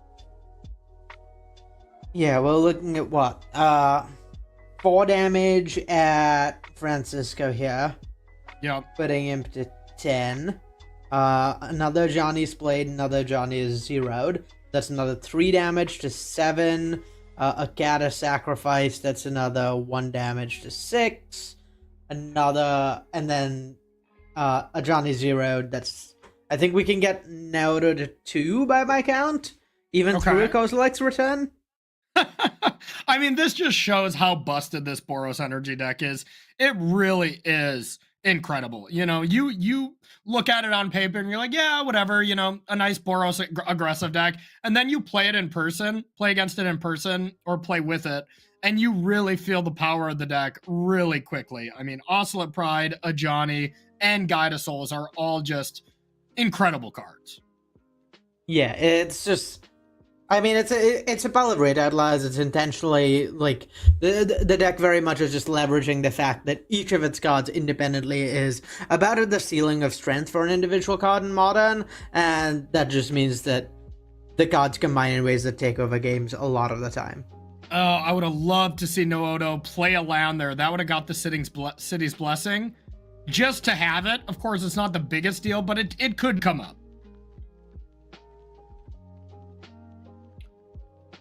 So there we go, sacrificing a creature in response to the Kozilek's Return, getting a Johnny, sending the rest of the creatures upstairs, and now at least you get to play a Johnny, make a cat, deal 3.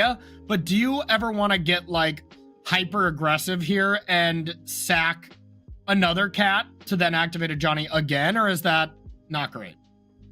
I think it's close, but not necessary here. If it was providing lethal, I mean, if it were close to being lethal, I would have wanted to do it, but it is not really here. You can at most sack your board to get Francisco to 1, right? To 2, I believe. Yeah, because you deal 2/5. Okay, yep, you're right. So now the ring protection is going to come into play in quite a big way. You know, I mean, Goblin Bombardment can get around it, but a Johnny can never deal damage now, and that is a big deal. Yeah, I think at this point, Naruto wants to try and assemble enough permanents somehow to, like, Goblin Bombardment to kill Francisco. Currently, there's 4. The ring's gonna do 1 damage, so you need to get up to 6. So we're looking at 2 more creatures. What is what's necessary? Ooh, a Flage in the yard. Oh, how about a Bowmaster? Well, that's 2 more creatures. That's incredible. Yeah, so you can just Bowmaster, target yourself. Then you're going to, have 5 creatures. That makes 6. You can just win at the upkeep. Nice. You can also Bowmaster as Francisco on upkeep. Yeah, So okay, even better. Doubly, triply lethal. Yeah, so it's +1 for Naoto. Has Francisco down to -1.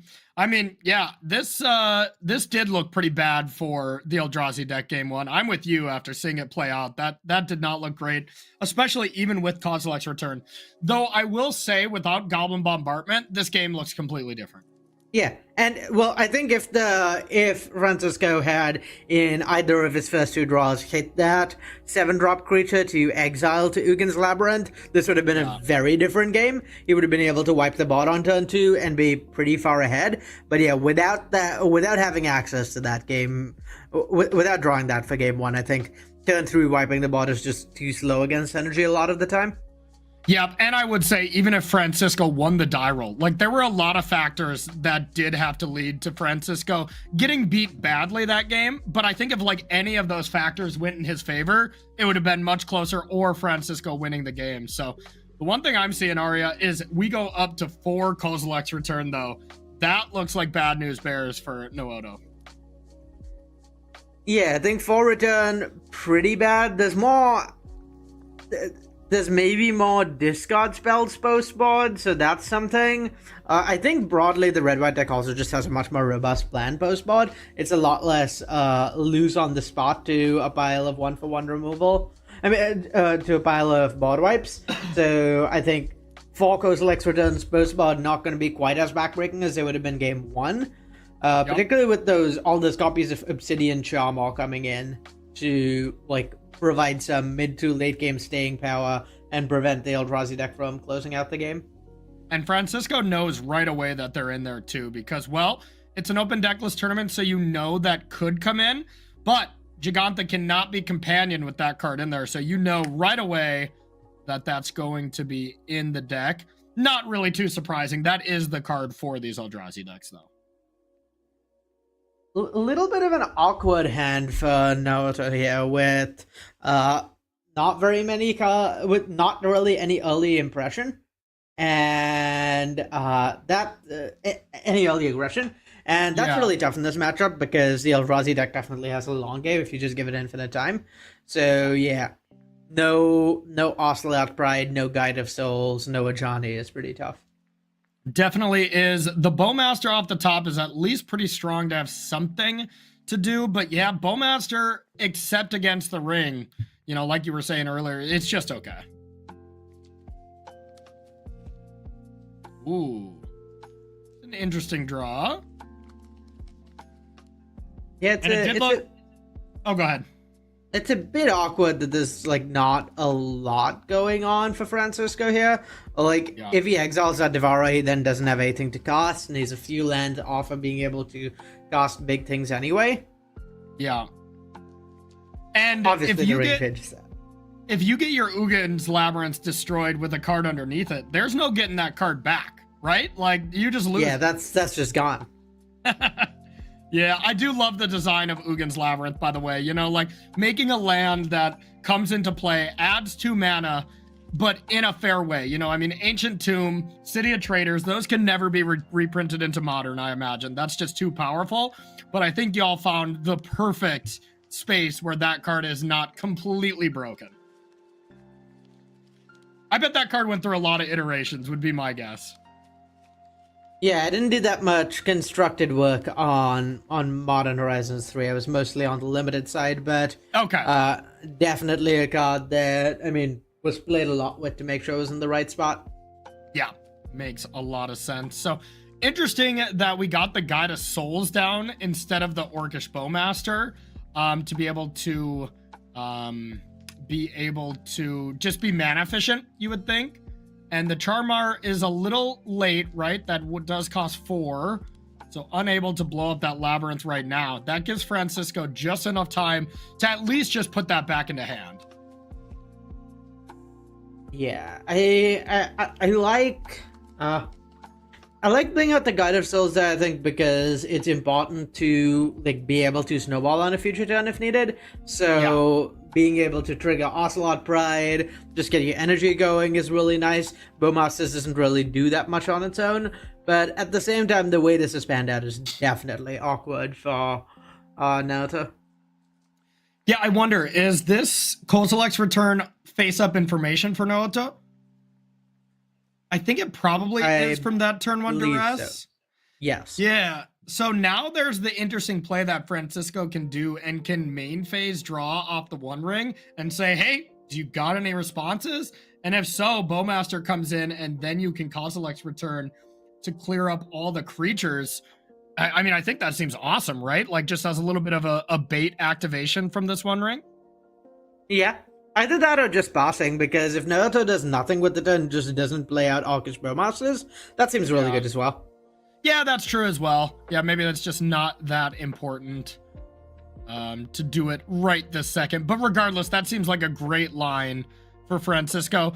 And, you already have a great land to play, so you're not that incentivized to the One Ring that aggressively. But now with these 2 colorless lands in play, Naoto will have the ability to go Thoughtseize with that Shadowy Backstreet and play the Charmar. I don't know how good that is, but that is going to be an option. Yeah, it's gonna be a little clunky to the ring. The ring just draws enough cards that Francisco's probably gonna be fine long term here. I think it's just about maybe keeping stable. Charmars, I think the one way I could see this going wrong is just trading off a couple of those, just stymieing Francisco's mana so he can't actually close out the game, and that damage from the One Ring starts to hurt, is the main way I see this going wrong for him. Yep, agreed. And we saw chat poll, they definitely think Francisco is going to win. 76% of y'all pick Francisco to win. I think I would be in that camp as well, but after game 1 going to Naoto, you gotta think Naoto would be favored here. Yeah, the early game has kind of gone exactly how Francisco wants it to this game. 100%. You want to stabilize early. So, as far as turn 4 board states go, this is kind of ideal. But that said, this is just still not a perfectly safe spot with those Charmars in hand. Yeah, and do some Charmaring here. Being able to start destroying lands. I like the discipline of not playing Bowmaster. No matter how you kind of cut it, Bowmaster would not have been good into Kozilek's command. So being able to Thoughtseize and then see what's up, I like here a lot more. And now, if you're Francisco, you can't really just Kozilek's command right now. That is not a very good use of your mana. Yeah, I could see the Kozilek's command generating a bunch of spawns and scrying to try and set up for next turn. Yeah, Kozilek's command is definitely your best card in hand, I would think. Yeah, it's still not a great spot. You kind of have to do an awkward dance with the way you scry to make sure whatever you want isn't taken off of Thoughtseize. And then the other thing is, if you tap out for Kozilek's command here, then Ugit's Labyrinth gets blown up and you just lose your Devourer. Agreed. Yeah, and even with this Charmog coming down, you know, it's going to cost 3, but its mana value is 5. So Causal X command would have been 1 short of actually exiling it, which could have been a really nice play. But as it stands, you know, we're gonna lose a land here, and Naoto is gonna have the biggest threat on the battlefield. Yeah, I wonder whether we're going to maybe see this Kozilek's return cast at end of turn just to get in the graveyard at this point. Definitely possible. We'll see which land you go for here.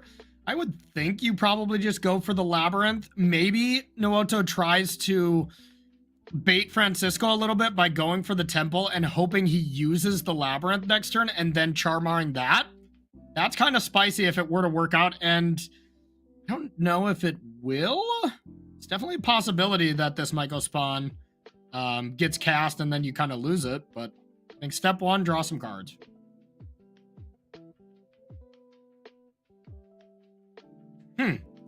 Not a great turn here, Arya, that's for sure. Yeah, no, this is pretty tough for Francisco, where there's not having a double end this turn means there's no way he's going up mana next turn versus this turn. Yeah. He can Myco Spawn, I think, get another land, and that kind of does a little bit of something, but at that point he's taking another 3 off the ring next turn to 11. He's taking 4 off this Charmar to 7. The other Charmar's threatening a bunch of damage, and then there's also Flagellant Bowmasters in hand, both of which are even more face damage, so there's just suddenly a lot of damage represented by Naoto. And the Charmar is going to eat the Devourer Ugin's Labyrinth, and that card's going to be lost. So, you know, wow, Naoto looking great here to have a solid chance to 2-0 Francisco and advance to the finals to be playing for one of those World Championship slots. Yeah, in Naoto's spot, I wonder whether you even want to cast the second Charmar here. The risk of casting the Charmar is you Charmar the land and then another threat like this World Breaker gets cast next turn, and that threat just cleans up both Charmars thanks to Kozilek's return. But what's the other option? Like, you just Bowmaster now, but then World Breaker comes, returns, and then you can draw cards off the One Ring. You know, as I'm kind of digesting this a little bit more, it does seem like no matter what, Francisco is going to have a heck of a turn next turn. Yeah, the thing I like about just leaving up Bowmasters is it allows Francisco to play around a World Breaker at Kozilek's return, where the ring basically can't be activated at any point. Can't. And the World Breaker can only be cast at sorcery speed. So at end of turn, these Bowmasters could come in and ping face and maybe try and get in for some damage that way. Yeah, and one thing we might see, Arya, is like just what you described. World Breaker gets cast, destroys the Charma, and then we go to end step, where then one Bowmaster gets cast. Francisco might respond by drawing 4 cards, and then the second Bowmaster can deal a ton of damage. That easily could be the play pattern that we see here. So just counting damage here.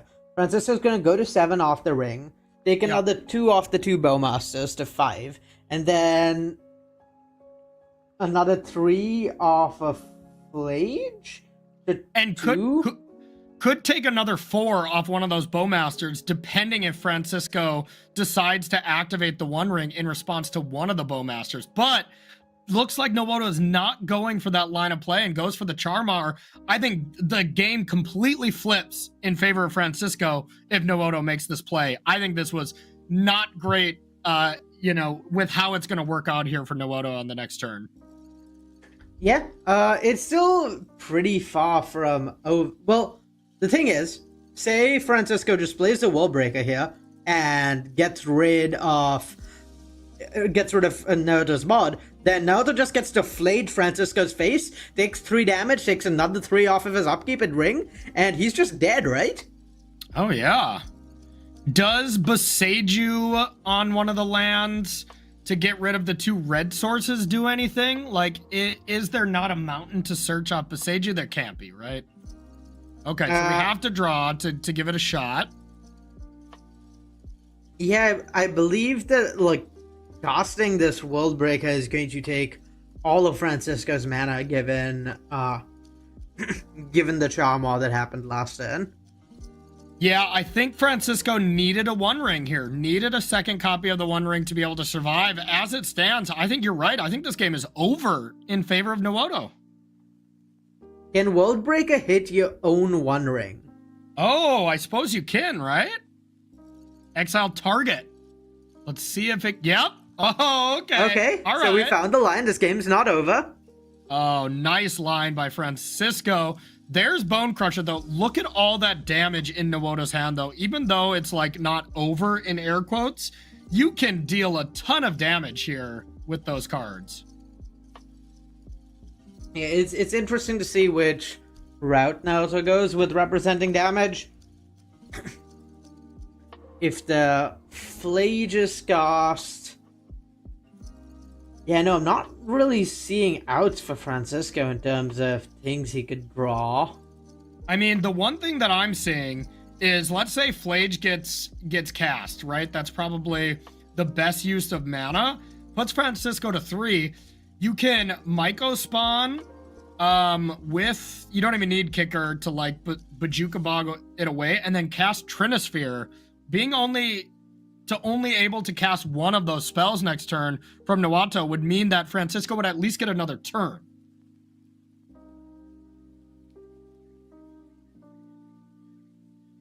But yeah, as it stands, with Bone Crusher and Bowmaster at end step, even with Trinosphere, you just Flage. But the One Ring off the top, man, these games are swingy.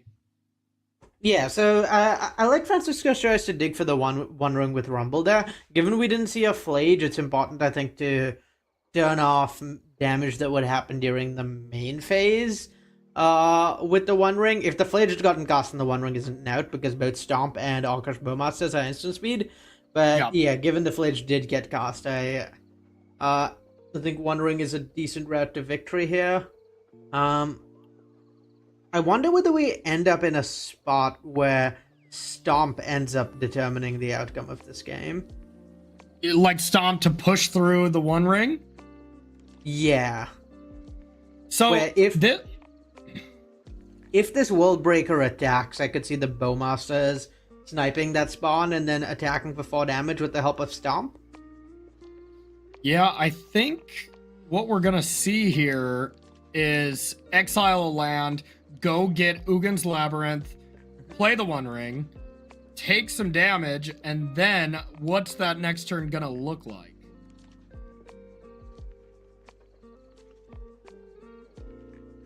This is a crazy game. Yeah, it's a lot of back and forth here.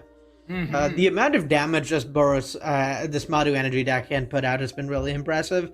Testament to like its staying power. I feel like a lot of the time with these aggro decks is just about navigating the early game, but Flage, Bowmasters, and Bombardment together represent so much face damage that you kind of gotta keep going through to keep carefully navigating through to pretty late in the game to avoid dying.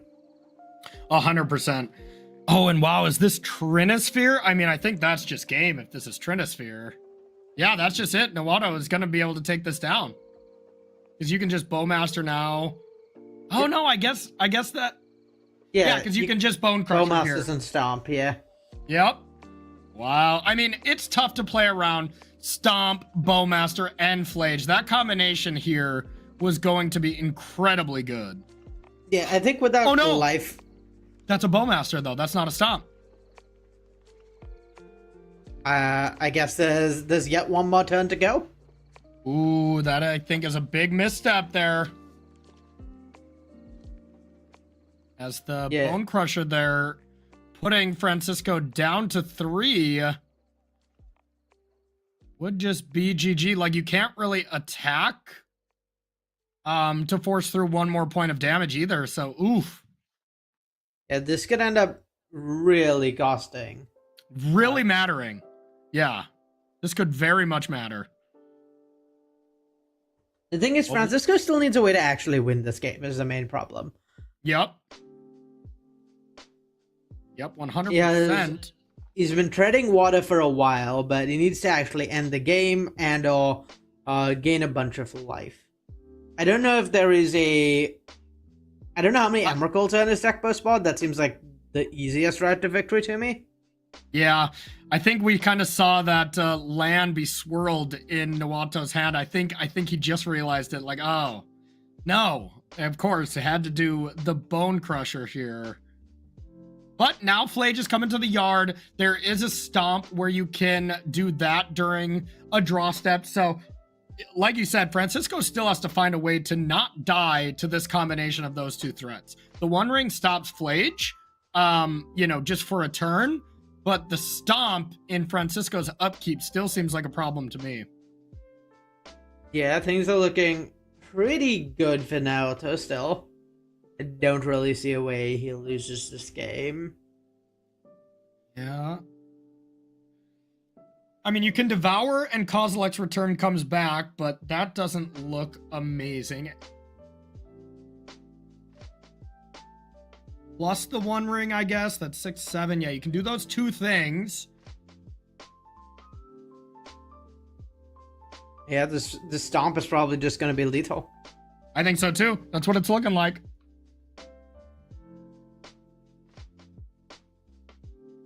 All right, here is a giant Eldrazi threat.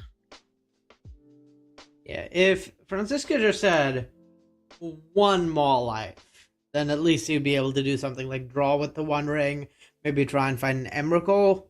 But yeah, as it stands. He did snap side out all Emrakuls in this matchup, which I can imagine it's not great, but yeah, no out with being able to find an Emrakul. I thought that was interesting because, I feel like that's kind of the whole deck. You ramp to Emrakul. You would think you'd still want some copies in, but having a 13 mana spell when your opponent goes Oscillate Pride into a Johnny, you feel kind of silly, Yeah, it's a tough balance to tread. Like figuring out what you need to actually win the late game rather than just waiting around for this deck to burn you out. Versus what is too slow and clunky and has to go as a result. Yep, so Bone Crusher Giant will cost 3 here. Now it comes down to, in Francisco's upkeep, is there one card he can draw off the One Ring in response to Stomp that can gain him life? Something like Nature's Claim. I don't have the list directly in front of me. I don't think there's one of those cards. Yeah, I'm trying to remember what all the modes on Kozilek's command are. I don't think any of them are gain life. It is Scions, exile cards in graveyard, draw a card, scry. I believe those are the only 3. So I don't think there is a way out of this. What a game. Stomp. The One Ring will get to draw a card. It's a breeding pool. Naoto goes on to the finals here to be able to play for a world championship spot. I mean, the best deck does some really nice stuff. There was that minor little misstep. That was that minor little misstomp. Sorry, Chad, I stole that from you. That was a good one, I must say. That really could have cost him there, but decided to just tighten up and still able to close it out. When you have one of those misplays, that kind of thing happens to all of us. Magic is extremely hard. Afterwards, it's all about, can you recenter yourself? Can you just realize, like, okay, I'm still in a great spot. Can you not let that affect yourself? And, I can speak from my personal experience. I have let it affect myself in train wreck tournaments, and that's a terrible feeling on your flight home. Well, hopefully for Naoto, he won't have a terrible feeling at all. I mean, flight home not necessary. This is Magic Online. You can play from the comfort of your home. But yeah, I think he'll be hoping to get on a flight to wherever Worlds is next year instead. Yeah, absolutely. That would be awesome. So, we are going to check out our second match here. We're going to put a little bit here of the head-to-head up. These are our other 2 players that still have a chance to win this Modern Pod and advance to the World Championship. We are going to check out the deck list for these players. Let's start with Artem. This is the Espergorios list. Arya, walk us through the Espergorios list here before we check out Stefan's deck. Yeah, so this deck is pretty straightforward. It's kind of a combo control deck where it's playing a bunch of interaction, cheap threat in Psychic Frog, and then what it's looking to do is Goryo's Vengeance back either Atraxa or Griselbrand, draw a bunch of cards, and then ephemerate that to keep it in play, while also having this whole ephemerate Solitude like package to present a bunch of interaction, and ephemerate Philology Archaeologist is kind of an engine to dig towards your Goryo's Vengeance as new reanimated targets. Yep, absolutely. So this is a deck we have seen before. Well, here comes another deck we have seen before. It is the big bad. We got Stefan Schutz playing Mardu Energy as well, but you can tell that we didn't necessarily test with Noato, as this list is quite different, including a main deck Thraben Charm. Arya, walk us through this list and the changes from the last Mardu Energy deck we saw. Yeah, so the game plan is pretty similar. You have like a lot of these snowbally threats, so you're trying to take over the game. A lot of really efficient threats, so playing like a small game. The big changes are like in the interaction suite, so notably do fatal pushes in that Thraben Charm as leaving you slightly better against creature decks, but worse against, well, decks like Autumns, which we're playing this round. And yeah, Thraben Charm, just a one-off as a versatile answer, makes sense. Not a card you want to run a lot off in a deck like this because it's not the most efficient, but yeah, but a really versatile answer that kind of covers bases for a deck like this. I mean, that last line of text seems pretty good here. Exile any number of target players' graveyards against the Goryo's Vengeance deck. So, Arya, before we get into the match, who do you think is favored between these two gamers? I think it's pretty close. I'd suspect the Mardu deck is a little bit favored, at least game one. Bowmasters is pretty good. There's a lot of card draw happening. Broadly, I think the Esper Goryo's deck just doesn't have that much efficient interaction. You're spending a lot of your early turns cantripping and such. And Atraxa and or Griselbrand are not necessarily guaranteed to get you a victory if there's something like an Ocelot Pride going off on a Johnny getting out of control. The energy deck with its more snowbally starts can actually even go over the top of something like Atraxa. Yeah, absolutely. And I will say we are going into sideboarding here as game one has already been concluded, and that is Stefan Schutz winning game one. So you were right, Arya. Definitely favored going into the first game. Now Stefan Schutz is one game away from advancing to the finals here to lock up a world championship invite here. Artem will have to win the next two with Esper Goryo's to be able to take it down. So, all right, exciting stuff. Yeah, I mean this meta had, I think, less energy total than one would expect. I think it's probably expected to be the most popular deck, so kind of coming in with a target on its back, and this Mardu version definitely like a little less susceptible to the ways people prey on energy than regular Boros. We see 2 copies of Wrath of the Skies in Autumn's deck postboard, and that's something a lot of decks lean on to like kind of keep energy down. But yeah, having access to Thoughtseize, having access to flash threats and Bowmasters makes that card specifically much less of an issue than would be for other energy decks. Agreed. And I've heard so many times like, oh, I have a good energy matchup. I have a good energy matchup with this. I have a good energy matchup with this. We have been a part of Magic for so long that there's so many scenarios where like, yeah, maybe you're beating the best deck, you know, in leagues, you know, at FNM, that kind of thing. But then when you play against the best deck from the best players, all of a sudden these matchups look way different. So do you think Esper Goryo's is one of those decks where it has a air quotes good matchup against the energy decks, or is it just the energy decks are just better? I think the energy decks are just favored in the matchup. Esper Goryo's has other strengths, and it seems like a reasonable pick depending on other things you expect in the meta, but I think it's pretty hard to get this deck to favor against energy. Totally agree with you. And, you know, the thing that puts it over the top for me is these Esper Goryo's decks just have a fail rate. You know, there's times you're playing a deck where it's called Esper Goryo's. So Goryo's Vengeance is, of course, your namesake card. If those 4 cards are close to the bottom and you just can't find them, your deck pretty much does nothing. So those are the games that kind of set it in stone to me that like, all right, if I go to a tournament right now, I'm not going to play it just because I hate playing a deck that has a fail rate. These energy decks do not have fail rates. Yeah, or at the very least, the fail rate of them is extremely low. Well, Yeah. Which is just like the fail rate of playing Magic, where you sometimes just don't draw enough lands or don't draw enough spells. So it's not a foregone conclusion the way the energy deck's going to play out in any given game, but like, despite having very different cards, a lot of its cards fill the same roles, which lead to like very reliable gameplay. Exactly. You know, half of the deck is creatures that kill your opponent. So, you know, you get to use them in whatever way you see fit.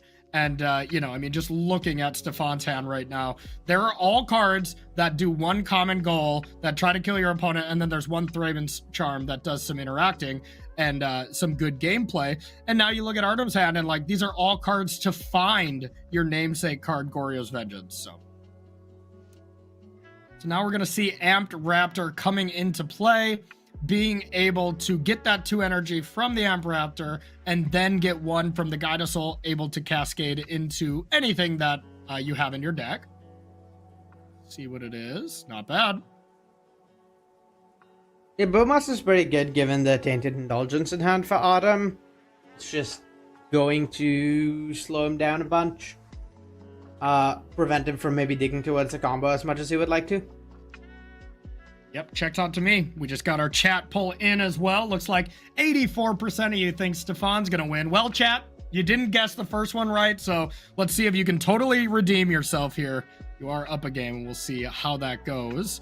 Okay, so what's the play here? You just have to Wrath of the Skies? Yeah, you have to Wrath of the Skies. It's really awkward that involves dealing yourself 3 off a Lando, and there's still not a legendary creature in graveyard to Goryo's, even if a Goryo's is found. Yeah. Pretty awkward here, and you know, Stefan's just kind of, we don't see his player cam, but I imagine it's just a shrug of the shoulders and be like, all right, I got 8 more threats in hand. All right, big flip here from the Archaeologist. We got an Ephemerate, still no gigantic creature in the graveyard though, so now it's the question of, is it time to start digging for one of those creatures, or just get a good old frog? Yeah, Frog's kind of nice as just a blocker here. It lines up pretty well into what Stefano's going on. Yep. We do have a little bit of an awkwardness here with these Tainted Indulgence. I guess it's less awkward with Frog in play, but you actually just draw 2 here. You don't discard as you have 5 different types. But you have the Frog to discard anyway, so it doesn't really matter. Yeah, though, imagine the Frog doesn't make it through the stand thanks to Thraben Charm. Yeah, that's true. I mean, that is your card to be able to, you know, deal with the graveyard in case there is something that comes back. But this seems way too important. And I guess we're going to have 7 permanents. The Oscillate Prides are going to go up to 8 and 9. No ascending, but next turn, if this same play happens, y'all, you know, get ready for some scaling up, I will say, with 2 Oscillate Prides. It gets nasty with Ascension. There are going to be a lot of cats in play. Oof, oof, oof. Yeah, Cats of all different shapes and sizes. Actually, it might just be all 1/1 cats, but I get what you're saying. Well, I'm certainly hoping for at least a couple of 2/1s off of Johnny. No, that's a good point. Yeah, absolutely. So, getting rid of the Bowmaster here right away, now you have the Tainted Indulgence, but now this is actually coming up, what I was saying earlier, you can't discard. It's just 2 mana, draw 2. Yeah, and I mean, Divination, not really a card you want to be playing, even if it costs 2 mana. Yeah. We got Pearl of Wisdom, I guess, here from our most recent set with the help of some otters. The Logic Archaeologist is basically an otter. Pretty much. Yeah, absolutely. Utterly busted, I may say. I'll see myself out, chat. No problem. We'll let Arya finish this broadcast. I'll just head on out. Yeah, I got it, Corey. Don't worry about it. All right, Toxic Deluge off the top, though, was excellent. This was absolutely what Artem needed, as there's no way to flip one of these Ajani's. So, yeah, sure, Artem's going to take 4, but then we'll see if Stefan wants to make any kind of play. I guess the one thing he can do is play both Ajani's, but you don't have Yeah. the red permanent to be able to win the game outright. Well, I think we're pretty close to lethal here. Because what Stefan can do is shock the Sacred Foundry, play the first Ajani, flip the second Ajani, +1 it to put a counter on, +2 it to put a counter on all his cats, and I believe that gets Autumn to 1. Oh, that's a much better play. Oh, but I mean, okay, I think that line would have won Stefan this game. Stefan this game, excuse me, but I think with how this is playing out, Toxic Deluge is gonna be able to be cast. So, oh, I'm totally with you, Arya. That play would have been amazing. Yeah, I still don't hate Stefan's spot by a long shot. He's really far ahead on board and just has a lot of direct damage. So he can just play it safe, not play out any Ajanis, and force a board wipe here, and then Ajani next turn. And you always got Gigantha. Gigantha's always your safety net.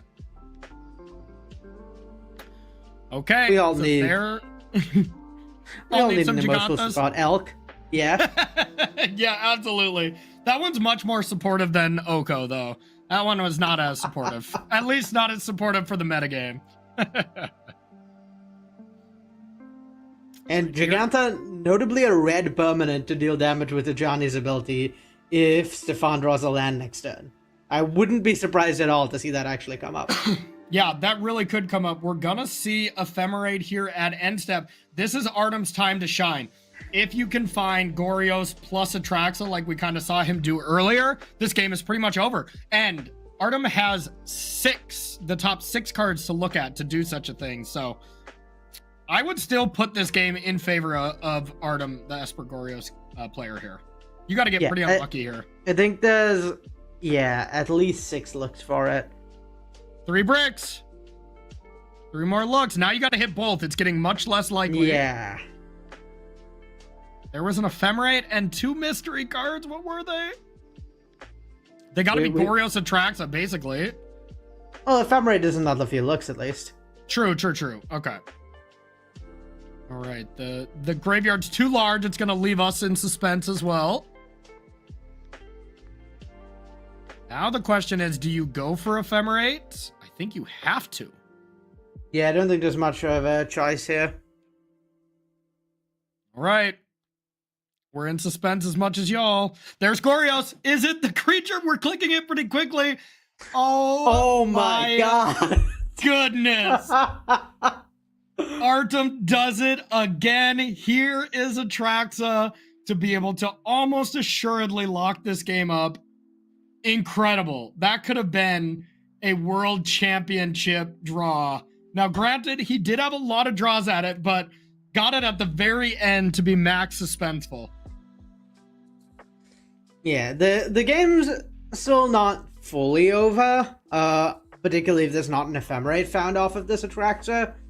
Adam's life total is still a little low and there's not that much board presence. Yeah. But, yeah, really... He went from being impossible to win this game to definitely in it and likely favored. Definitely. 100% agreed. Now, there is going to be these cats to be able to do some damage. You know, wait, we do have 8 cards in hand. Okay, that's perfect. Artem can just discard Gristlebrand here instead of playing anything. That would be the ideal play instead of just Prismatic Ending.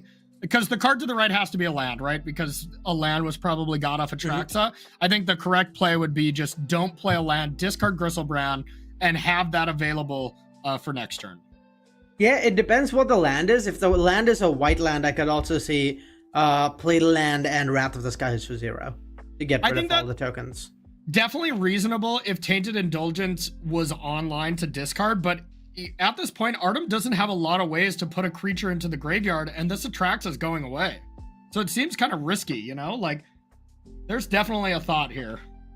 Yeah, it's pretty close, I think, but either way. Like, this Crystal Blind's also not that far off of being castable. Yeah, it looks like... Okay, yeah, it's a Flooded Strand, so would require paying life to clear the cats. And this line saves Wrath of the Skies for later as well. So I think I prefer this line. Yeah, and I guess the Surveil land was already played that turn. That's how we started that turn. Oh, right, yes. Yeah. But now, I mean, we could see the old fabled play of Goryo's Vengeance back Gristlebrand, draw 7, and then Bowmaster comes in response to deal a clean 8 damage. That's always just so mean. Yeah, I imagine what Stefan is thinking about here is whether he can afford to Arkish Bowmasters as Philology Archaeologist. Yeah. Where that's pretty relevant value and would be nice. But I think he maybe recognizes that the only way he's ever winning this game is by scamming a victory with Bowmasters through Grizzlebrand. Yeah. God, Arya, I just want to bring back to the point where Stefan had the ability to go double a Johnny plus to the cats, put Artem down to 1, and then Toxic Deluge couldn't have been cast. I think that was just a game-winning line where there was like no way out if that was happening. So I think this could be a moment where Stefan Schütz really looks back if he were to lose this next third game and really be kind of kicking himself. Yeah. I mean, it was a tough spot. It was. It's hard to remember Johnny as a plus, but Stefan's definitely played pretty well since then. I also think he's pretty far from out of it this game with Grizzlebrand drawing a cards not being on the table thanks to Bowmasters means he's in, I think, at least decent shape here. Yep, agreed. It was just like, and I don't even think it was a mistake at the time because you're playing around two different things. You're playing around Wrath or you're playing around Toxic Deluge. It just happened that the situation unfolded in which, that play would have been better, but, not a mistake in any means, just a situational misplay. Mm-hmm. So yeah, big things here. Goes for the Ocelot Pride to be able to get that going. And now we'll see how Artem plays this. If he gets too aggressive, this is a big deal. Wow, this Bowmaster was even more tempting with an Ephemerate coming off. Here's Warriors. Right. This just lets the Grizzlebrand stick around forever instead of attacking. That is also quite nice. Yep. Now there is outs to it. I guess not many with Force of Negation. Yeah, with double Force of Negation and like Wrath of the Skies to clean up the board, I think Autumn's got this game pretty close to locked up. Yep, I would agree. That was a really nice upkeep, Goryo's Vengeance. Nice play. Yeah, good line from Autumn. Yep. And now, no point in even Bowmastering. I think at this point, Stefan was just like, okay, I need you to attack, go to 13, and get a little overzealous and begin your turn by drawing, I was going to be curious if he even played the Plains to not telegraph that you could have played Giganta and try to win the game that way, but decides to actually still play Magic here by playing the Giganta.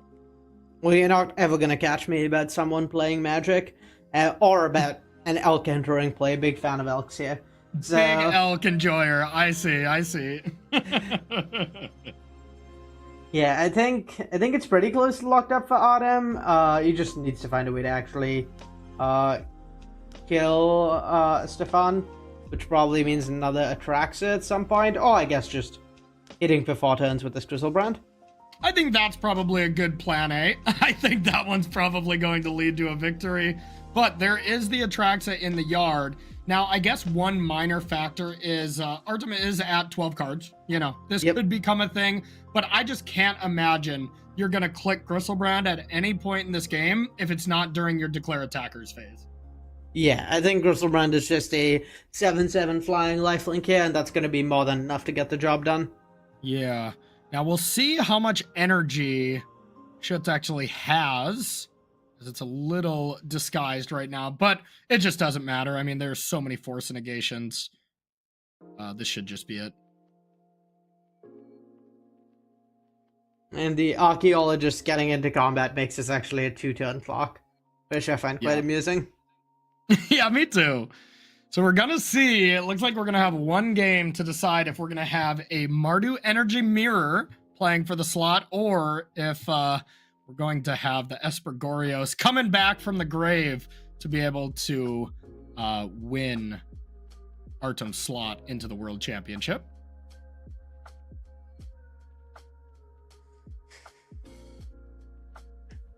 Yeah, I mean, this game did end up going Autumn's way, but in many ways it seemed... I feel like I'd be even more scared going into Game 3 after this game, because even the game Autumn won ended up being such a scrap and so hard to actually finish. Yeah, I mean, that just is how the deck feels to me. Like, I played a long tournament with Espergorios, and by the end, you're just like, wow, I had to fight for everything. And you play a tournament with Boros Energy, like, you're like, wow, my deck is busted. You know, like, it just has a different feel to it. Of course, when you draw the right amount of cards with Gorya's Vengeance, you're doing some absolutely busted things. But you do have to work for it a little harder. Right, Amp Raptor off the top. See if we have anything to deal with. 14 power of flying in the air. That can't be a non-creature spell. Yeah, I don't... Unfortunately, I believe the card we're looking for does not exist. Honestly, that's the best card, because you get to get a little information if we decide to not counter this. So that was actually the best card Stefan Schütz could have seen, just to see how he was playing this game. It's an open deckless tournament, so it doesn't matter much, but free info. Gotta love it. Yeah, you never know what your opponent might have bought in that you hadn't thought of. Yeah, no, that's actually a real thing. So being able to take that hand, take a peek at the fact that this game's over, and we'll be heading to game number 3.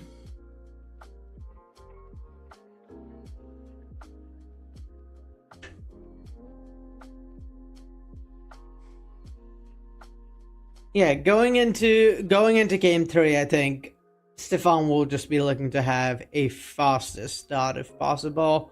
There was, well, like, on the play, Stefan's hand would almost certainly have won, and I think he just wants to stick that way, wants to try and get out the gates as quickly as possible, and so, well, maybe sideboard accordingly. We saw him consider a Flage, there's more face damage, but I think it's a little clunkier than they would like.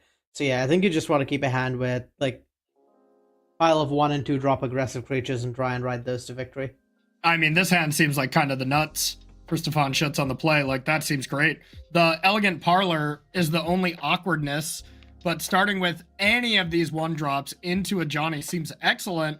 You know, on the other side, you do have the line of maybe Thoughtseize yourself, get that Atraxa in the yard, and it's already online, so great hands from both players. Yeah, if it weren't for that Dated Indulgence, I think the Thoughtseize self line might have come up. But yeah, as it stands, I like making sure that you can execute your game plan. Okay, Thoughtseize for Thoughtseize. Artem just saying, you know what? I want to protect my hand. I have it.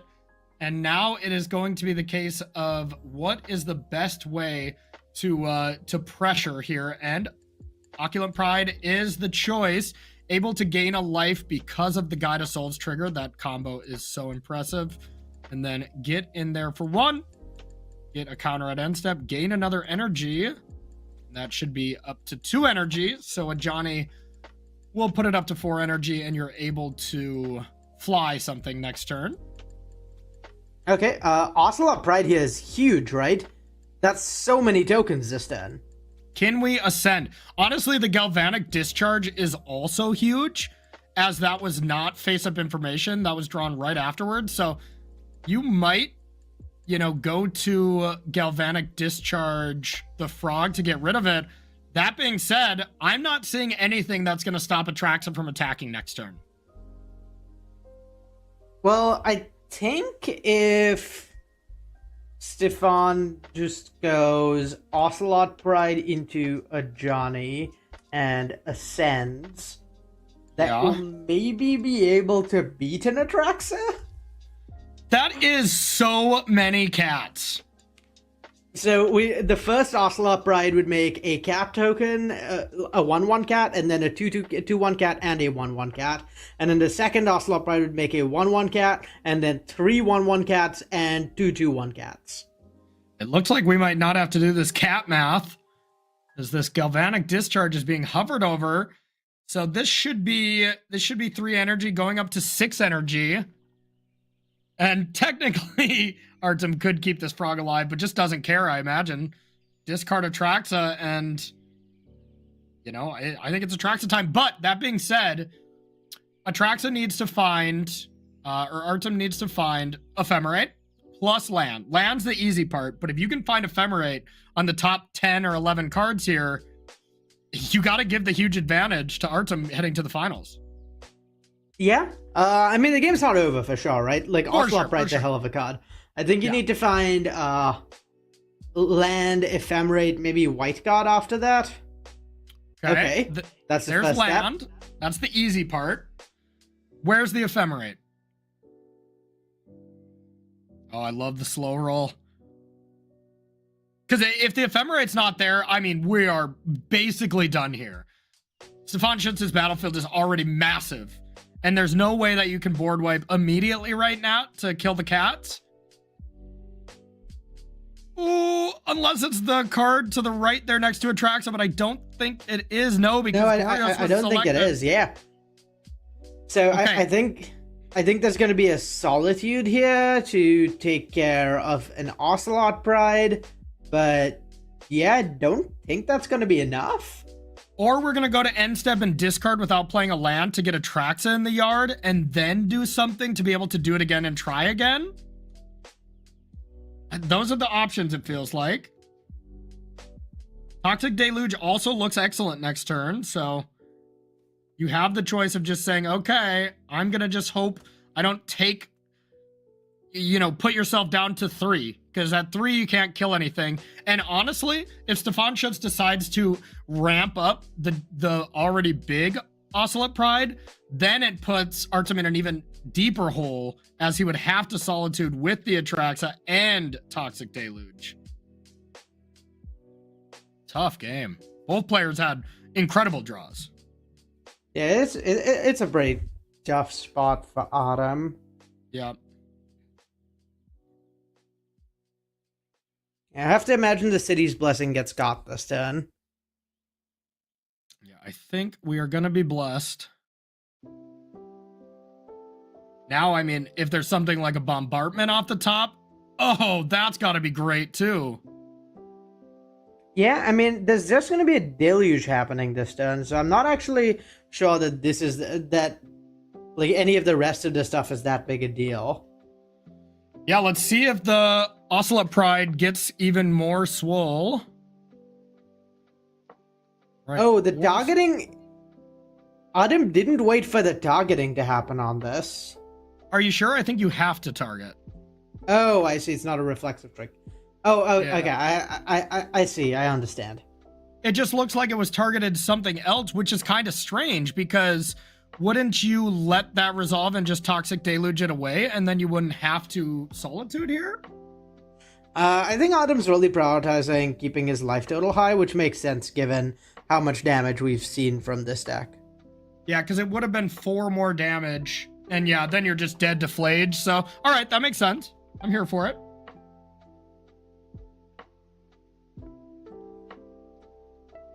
But yeah, I think we're back to Stefan seeming pretty favored. Unless Artem draws some interaction. Because there's no Goryo's Vengeance line with that Nihil Spellbomb in play. That Spellbomb is going to be an extra card at some point, which is really nice for Stefan as well. And Artem's life total is really low. It's going to be an extra card, and it's basically a counterspell. You just hold on to that forever. You never sacrifice that proactively, and it's so hard to win. Here might be the moment where you have to do something, though. Emperor of Bones is a pretty good draw here. It's incredible, because you can target Stefan's cards if you want, or you just target Solitude and you force the action here. Okay, whatever's targeting is almost assuredly getting exiled. Great top deck, though. Emperor of the Bones was nice.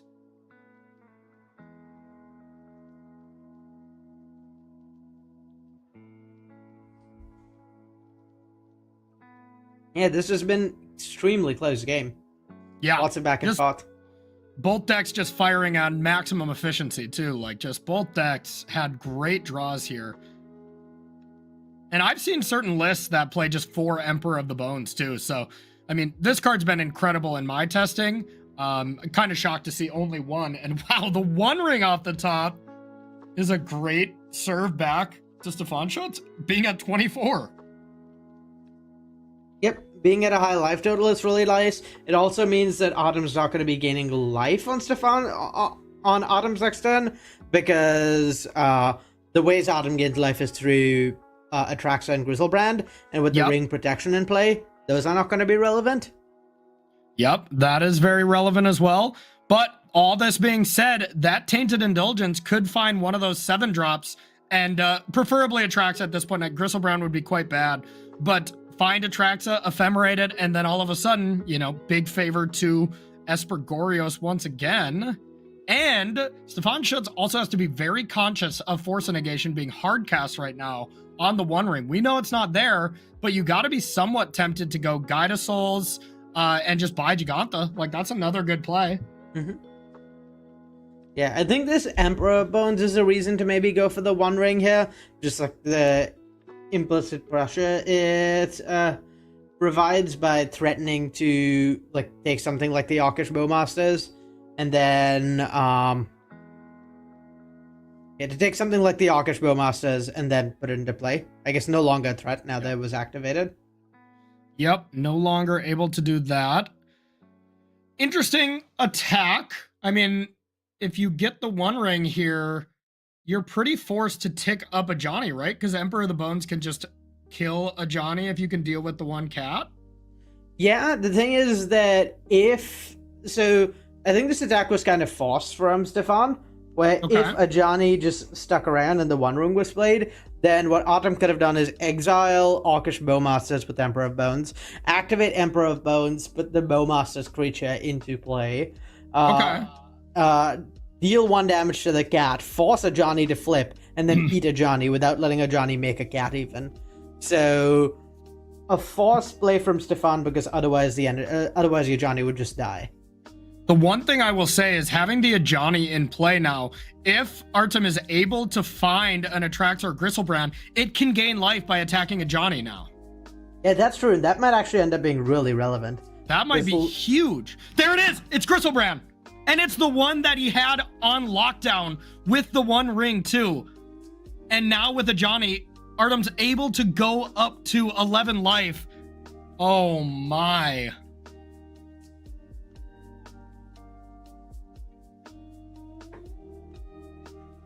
Because now you can ephemerate it too. You get to gain 7. You can even draw 7 here. It's a little risky, but you just get to start with ephemerate on Griselbrand, Noah Johnny. There's a 1 ring in play and say, okay, you get to draw 3 cards next turn, but you have to beat Griselbrand.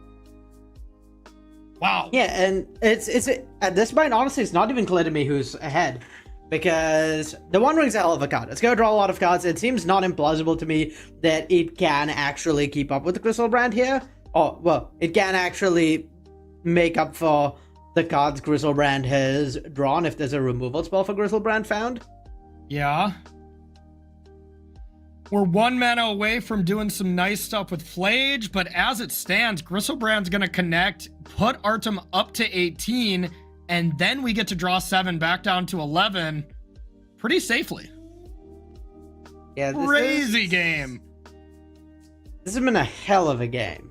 A hell of a game.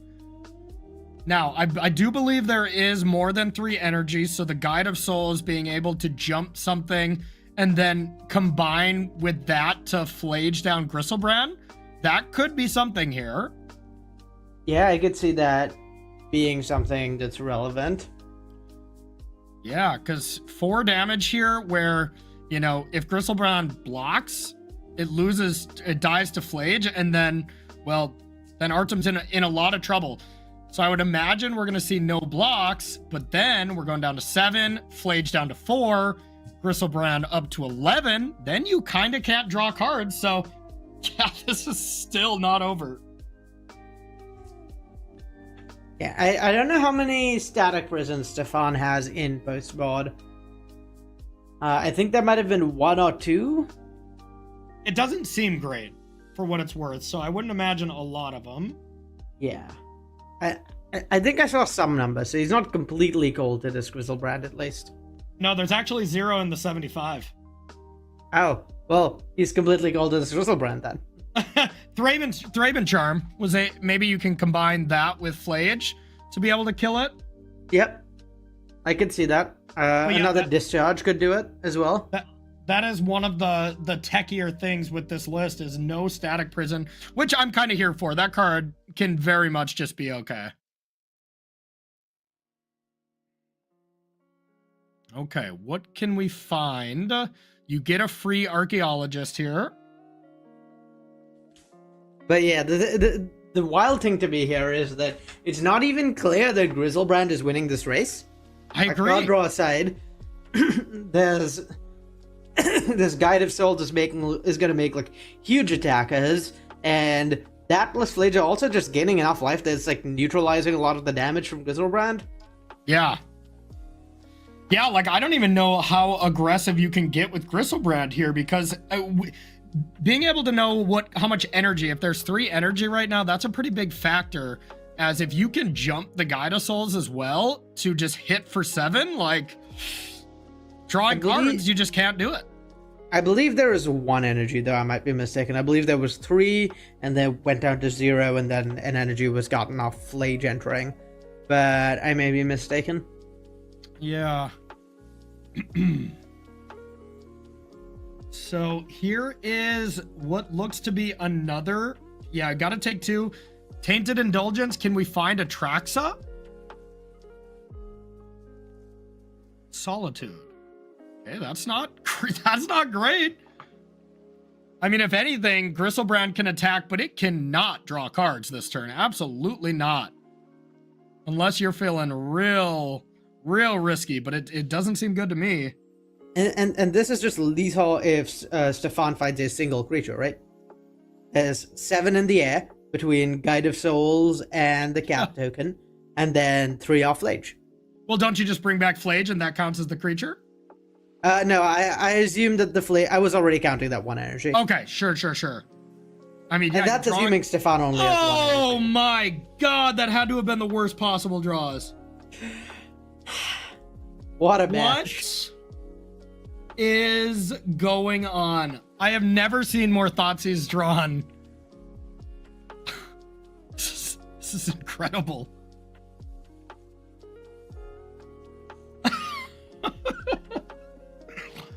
Okay, here's Thoughtseize to take probably Solitude, you would think. And so we think we have 1 energy, huh? Yes. Okay. If there's 2 energy, then the game is just over. Yeah. So 1 energy, Flage comes back if that's the case. Attack for 4, take 3. Artem goes to 7, but then we continue to play. I mean, I think if Stefan has 2 energy, I think this would be a faster thing.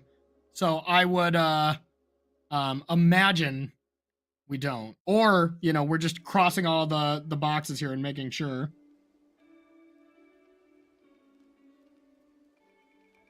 Are we thinking about drawing 7 cards by chance? Maybe. Just think about it. Artem doesn't know there are 0 creatures in hand. Like you could think like, all right, if you just have... Okay, but here's the thing. The Aether Hub costs an energy to cast a creature, so you have to have a creature and a land. Yeah. Either that or another Guide of Souls, which itself is going to generate energy. Correct. But, yeah, I don't really think there's a line where drawing 7 does anything there. No, I can't imagine. Now, is there any spot where we are taking too much damage off Thoughtseize where Griselbrand can then win paired with the ring? Probably not with Flage coming back. Yeah. Flage is going to gain another 4 life to 16. This game is incredible. Yeah, I mean, it's still possible that the game ends this turn with like an Atraxa being reanimated. If there's like a sequence of draws that lets that happen. Unfortunately, I think we might be at too many cards in graveyard for Tainted Indulgence to help with that. Yeah, like I think it has to be archaeologist into Gorios like we saw before, or of course ephemerate archaeologist, but you can't start by drawing pre-combat and then hope to discard Atraxa, you know? Like, it is crazy to me that this Boros deck is racing aggressive around. You can just cast Atraxa if you draw it. That'd be cool. Okay, so Stefan has no energy right now, so we were right about the amount of energy he had before, which was 1. So there was no lethal to be found this turn. He needed to draw a creature, and he did not.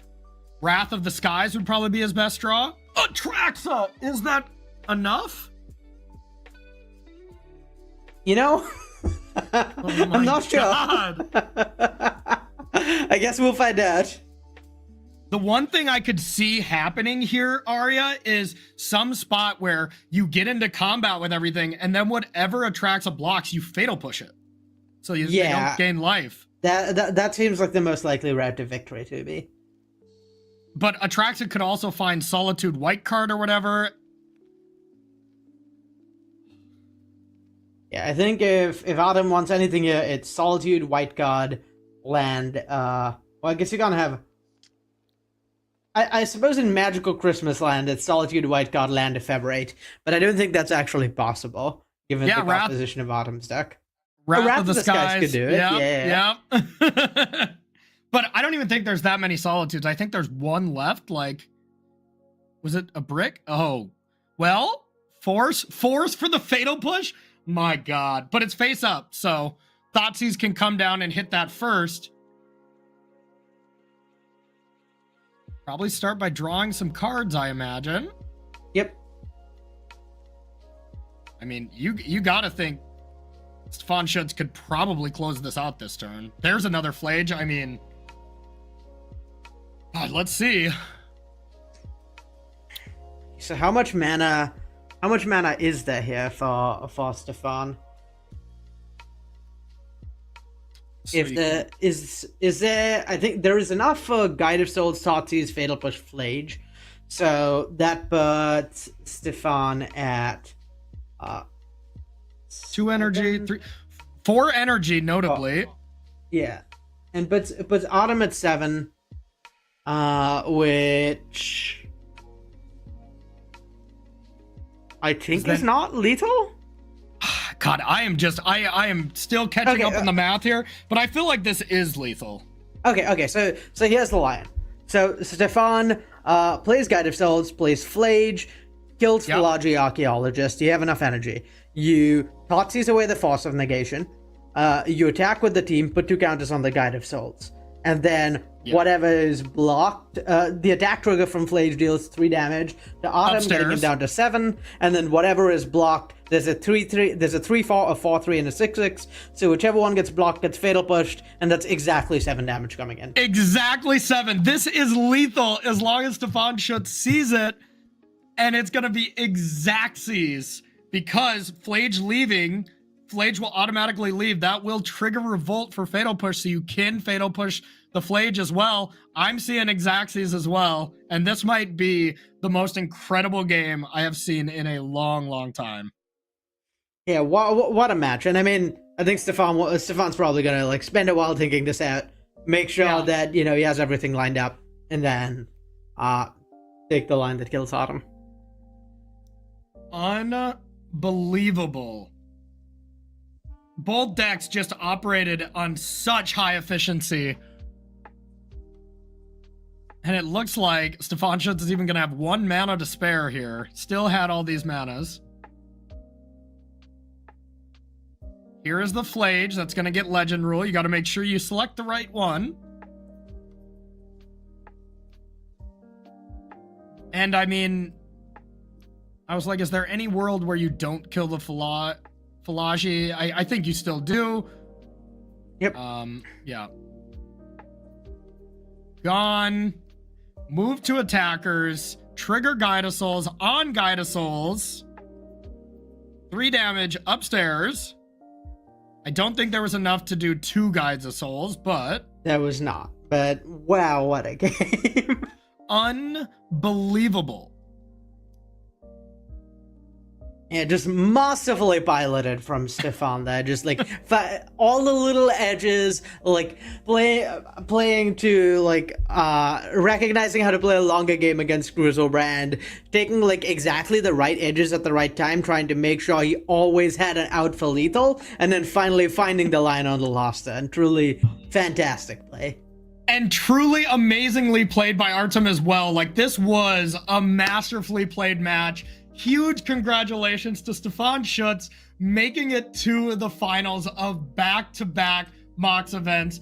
For sure the game of the tournament. One of the best games I have seen all year. Arya, I'm speechless right now. That was incredible. Yeah, this is truly a fantastic showing, and I can't wait to see what Stefan has for us in the final round of Modern before the finals. Yeah, honestly, I know we're going to be talking to the winner at one point of the match. I want to talk to Stefan right now and just get his reaction after that moment. He's usually a very kind of calm speaker and stuff. I don't know how you would stay calm after that kind of absolutely crazy match. So, all right. So we are going to take a look at our standings one last time here to kind of see where we have been. And we see this was the standings after the last round. This is the correct standings. We are going to see the Mardu Energy mirror match. That honestly felt like to me like that was the finals. Like Stefan was in there already. That match was just so incredible. But there will be one match left to be played to see who joins Namdang in the finals. It'll be Stefan Schutz versus Naoto Inoue to see who's got the better Mardu Energy list, I guess. So that's going to be coming up next. But before that, Arya, do you think anyone would want more beacon stuff, or should we call it here? Just no more free stuff? I hear people are big fans of free stuff, so we might as well give them what they want. All right. Some more free stuff just because Arya said so. Another giveaway. Thank you to Beacon. Big shout out to them for giving away so many cool things. This is the Mix Creator there. If you want to be able to, really control the unique details of your mic, your music, your chat, all this kind of stuff, and really, level up your streaming setup, your podcast game, or if you just like to listen to music and you like your settings to be a certain way, these kind of things really come in handy. So make sure to type Beacon in the chat, and then on the other side of the break, we're going to make sure to give away some more free stuff just because Arya said it. Otherwise, we were absolutely not going to. So. All right, everyone, we are going to do one quick 3-minute break. And on the other side, we're going to have the finals of the modern portion to see who goes and plays in the championship. So, don't go anywhere, anyone.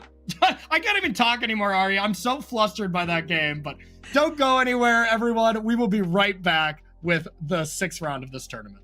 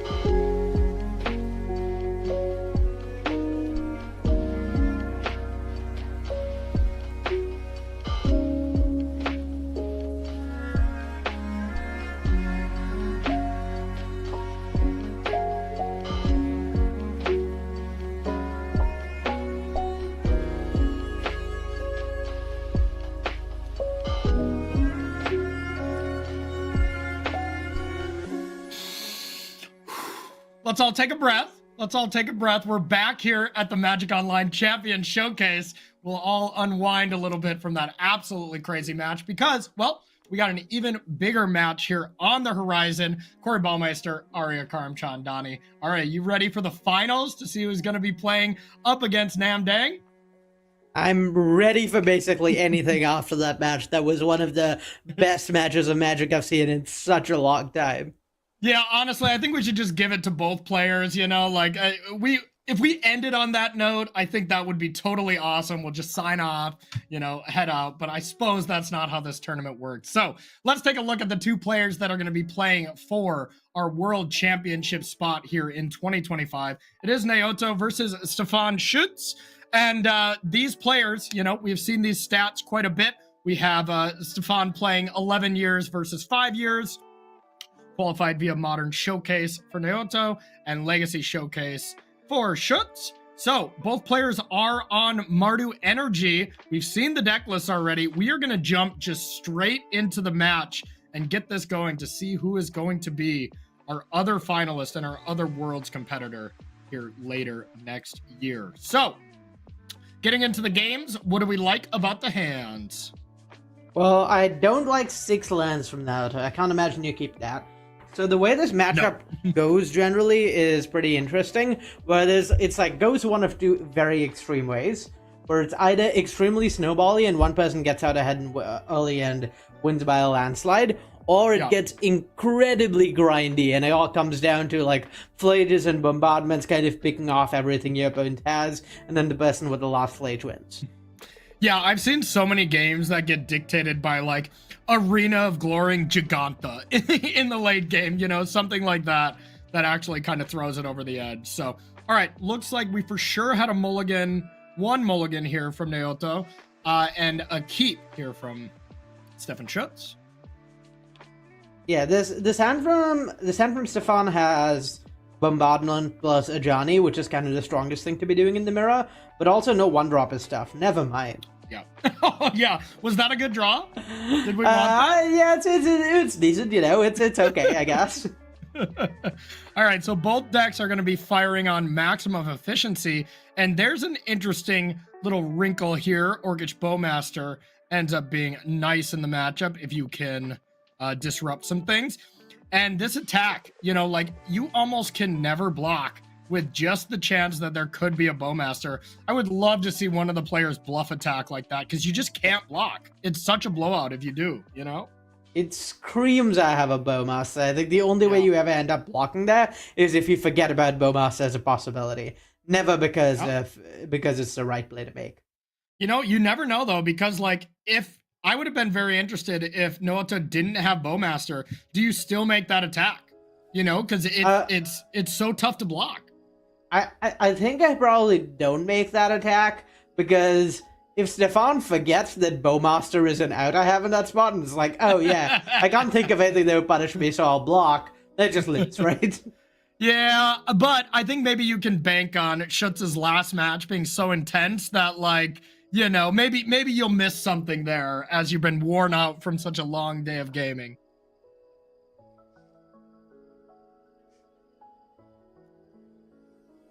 All right, double Amp Raptor here, not necessarily the most exciting. They don't get to keep chaining. It is when it's cast from your hand, not from exiles. So, you know, it does add the 2 mana. It's kind of, or the 2 energy. It's kind of free in that regard. So Guided Soul is able to clear the energy pool here. Yeah, first strike on the Amp Raptors is pretty good for Stefan here. It means it threatens at least trading with the Ocelot Pride. But it's not a great spot because if you trade an Ampter for a Pride, then a Johnny flips. So I guess one way or another, Stefan's in a slightly awkward spot. Yeah, this is going to be an interesting combat as there's a lot going on. And maybe Stefan really wants to just block because, well, there's not a red permanent to be able to actually activate and maybe kill Gyda-Souls. But the post-combat Amp Raptor could really be devastating. Yeah, I think in Naruto's spot, I want to attack with the Ocelot Pride at least, maybe some other things. But yeah, make some attacks. Ideally, get that Ajani flipped, and then go Amp Raptor and a Johnny 0 to kill the Guide of Souls. Is Yep. what you really want to be doing here. Yep, that makes sense to me. It's just, how does Naoto want to sequence this? This is, these aggressive matches, you think like, oh, it's just two aggressive decks. Just play your cards, see how it finds out. That's not how these matchups play out. There's every turn and every action matters so much that, the highest level of players, these aggressive mirror matches are actually very skill intensive. Yeah, so like a lot of what happens with these aggressive matchups, like you said, they're really skill intensive, and the way that manifests for the most part is being really sequencing intensive specifically. So what happens in your games is you end up in these spots where you need to make exactly the right plays in the right order. Otherwise, you risk falling behind really badly. And there's kind of like a skill magnifier there. Oh my god. Oh god. I was going to let you finish, but the face I had was one of shock and awe, because Goblin Bombardment's going to be eating our cats and shooting this Amp Raptor. Yeah, being able to flip. This is just a bloodbath. Yeah. Oh man, being able to then kill Guide of Souls here. I mean, is this game just over? Yeah, I think so. So, do you try to sack another? Okay, that answers that. I'll just let Naoto just continue having fun here, as that was just absolutely backbreaking. Yeah, one permanent off of Ascend, unfortunately. Really unlucky if you think about it. Yeah, it really is. And now, I mean, it doesn't matter anymore. It's over. That was such an incredible hit. I was actually going to say I didn't really like playing the Amp Raptor pre-combat, because now Stefan's going to have perfect information and might not block. Maybe the turn doesn't go your way, but that was definitely one of the hits that made it better to play it beforehand. Well, the thing is, Naoto surveilled off the Elegant Ballad. So he played it out because he had full knowledge of what he was going to hit. Oh, we surveilled that to the top. Okay, that makes a lot of sense. A really good play from him, where I think, like, if he hadn't found something good to hit off the top, he likely would have attacked first with the Ocelot Ride, did not give Stefan that information, but given there was going to be a Goblin Bombardment, might as well press the I win the game button, Yeah, the I win the game button's pretty nice, I must say. So now, which one of these decisions that don't really matter will Naoto want to go with here to absolutely close out this game? Like, being able to just go negative a Johnny, kill your opponent to Johnny, and Bowmaster the 2-1. Surface value, that looked perfectly fine. I'm sure there's better plays, though. Yeah, I really don't think it matters. No, they're good. Just press cards at random. This is one of those spots where it's just really, really snowbally. And if you fall behind early, you are very likely to just lose. All right, so here's a question that I don't know the answer to. How does your Ocelot Pride work with amass tokens? You will make another 0/0 Orkami. And you get to choose which... Oh, no, then it just dies. Okay, all right. I wasn't sure if it added another one to the counters, but it makes sense it does not. So I wonder if this is actually lethal. Where we're going to see... This is 7 that goes at face to 9. Kill the Ajani with 2 creatures. Attack. Yeah, this is way over lethal. It's always lethal when you have Goblin Bombardment, I must say. Oh, God. Unreal. Unreal. Yep, there goes a large chunk of damage. Get that Ajani out of there. Why not?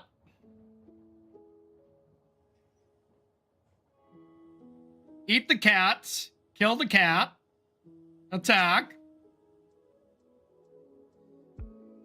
Down to 3. I wonder if we're going to see all the end of... Okay, we are going to see the end of turn cat triggers. That's what's important here. Yeah, I want to see it, and I want to see that amass token and see if it just dies right away. Or if it even, like, visually gets brought up. I have not seen this come up. Ah, it was there and now gone. I respect the surveilling from Stefan, Get that last bit of equity in case somehow... No, I don't choose us not to kill you here. Hey, listen, you gotta soak up your camera time while you can here, so. Oh my, I am just now realizing, Arya, do you want to just tell me how many the one rings are in Stefan's list? Just the one. The one of one, you might say. Yeah, the one that was drawn that last match in the perfect time, which absolutely won the game. Very flavorful to only play one of the one rings, though. Good job. I agree. Schutz. Yeah. All right, so how do these players sideboard? Let's see. Anything really glaring? I see Thoughtseize is being taken out by both players. That makes a lot of sense to me. Maxing out on Flages. That makes a lot of sense to me. Yeah. Nothing too crazy here. You know what is crazy, though? Look at that hand on the bottom. Yeah, a whole pride of Ocelot Brides. Yeah, all the cats. But no planes. I wonder, do you keep that with one planes? I'd be tempted. Not on the draw, but almost certainly on the play. Oh, yeah, because it would just get bowmastered. Yeah. Well, that hand's not much better, but I think you have to keep on 6 already, right? Yeah, I don't think you can really afford to mull to 6 with a hand like this. Yep, I would agree. Now, looks like a mulligan here from our defending champion as well. But that's a perfectly fine 7. Yeah. Ooh, looks like a 5 there. I respect that as well. I mean, that hand was pretty weak. Yeah, it makes sense to try and go for... I guess that hand had nothing to do on 1 and also no snowballiness, so there was not really a reason to keep it. So yeah, I guess given you know your opponent also mulliganed, I respect going to 5 there. Interesting. I thought we saw all the Thoughtseizes out, but Stefan Schutz must have left in 1 or 2. I believe Stefan left in 1. You know, I think this whole tactic of only leaving in 1 of a card to draw it at the perfect time is really big brain stuff here. I think that might catch on. Yeah, it's a really strong play. I wonder if people might adopt it more. Yeah, we'll see. We'll see. Something you might want to bring to your next play design meeting. If you just have 1 and always have it, you know, does that change how you design cards? Who knows? I mean, I believe it does. I believe just having 1 and always having it does change how you design cards, and indeed, that's how companions got made. Ah, checkmate. Arya wins. Good game. Yeah, and that turned out to be broken. So, yep, I get it. We've solved it. We've solved companions here in the booth. All right, so second land being played here. 1 of Johnny. The cat comes into play, and not much for Stefan Schutz here. Just a Bowmaster, Arena of Glory, which, you know, technically could give the Bowmaster haste, but that is not too special. I do gotta say, I love the design of Arena of Glory. Having Exert on a land, I think, is so cool. Yeah, I really like that in this spot, Stefan chose not to go for the greedy line and try and flip as a Johnny, because now he gets to kind of keep his Johnny safe from removal by threatening to flip in response to anything. Yeah, that being said, it's still just gonna die to Flage. Yeah, Flage existing is kind of unfortunate in this spot. Yeah, and Naota just has a great Flage draw. Like, this was a mull to 5, but these are the things you mulligan to. You know, disruption early plus Flage. That's a good recipe for success against a list that's playing 0 Static Prison. Yeah, and this is going to be the second genre of mirror games we talked about, where this game is going to be one of the ones that is extremely grindy and is decided by Flage. Yeah, totally agree. You know, even if this Bowmaster goes to the yard with Stefan Schutz's Bowmaster just killing it, that's just another card in the graveyard. And then all of a sudden, you know, you cast those Galvanic Discharges the following turn, you can find land 4. That's it. That's the cards. Yep. And it's hard to imagine what Stefan... Well, Stefan, I guess, is probably drawing to his Nihil Spellbomb here. Is his best draw. That would be a great draw. If it was brought in, I didn't see, but it would make sense to want it was brought in, yes. Okay.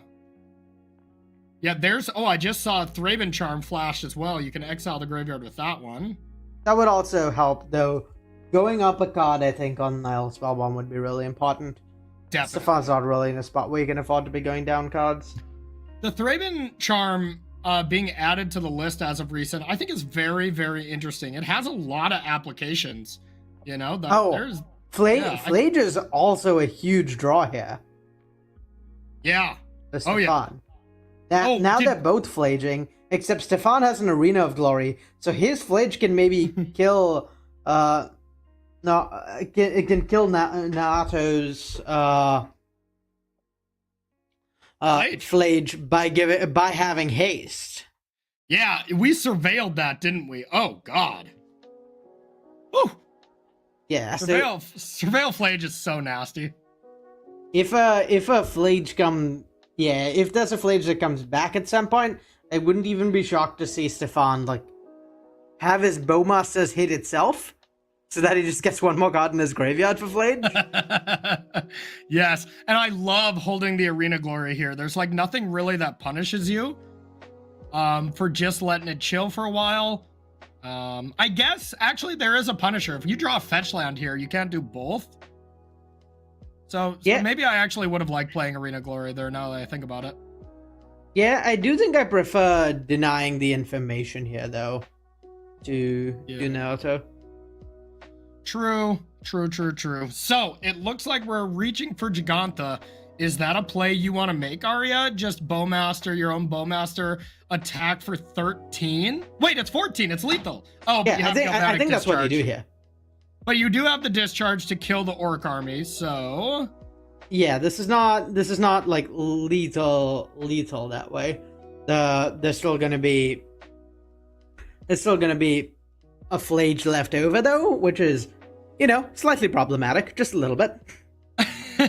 Yeah, so there's gonna be a flage left over, but if Naoto is able to find an untapped land, could Galvanic discharge flage and then bring back flage and have the flage advantage? I think we should keep track how many times we say flage. You in? I don't know that I can count that high, Corey. Sure. Math is tough. Math is tough. All right, so here it comes. There is 6 damage coming upstairs, +3 from the Lightning Helix ability.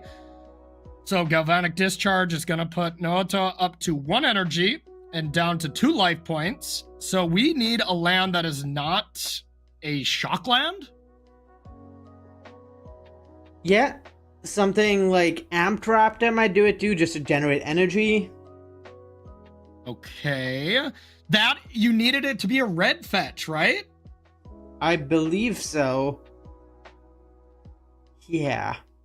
Well, so you can just like Marsh Flats for a Surveil land, bring back Flage, kill the Pride, go to 5, Flage puts you to 2, block the Flage, Cat puts you to 1. So I think Naoto can actually live at 1 if my math is correct. Yeah, that sounds correct to me.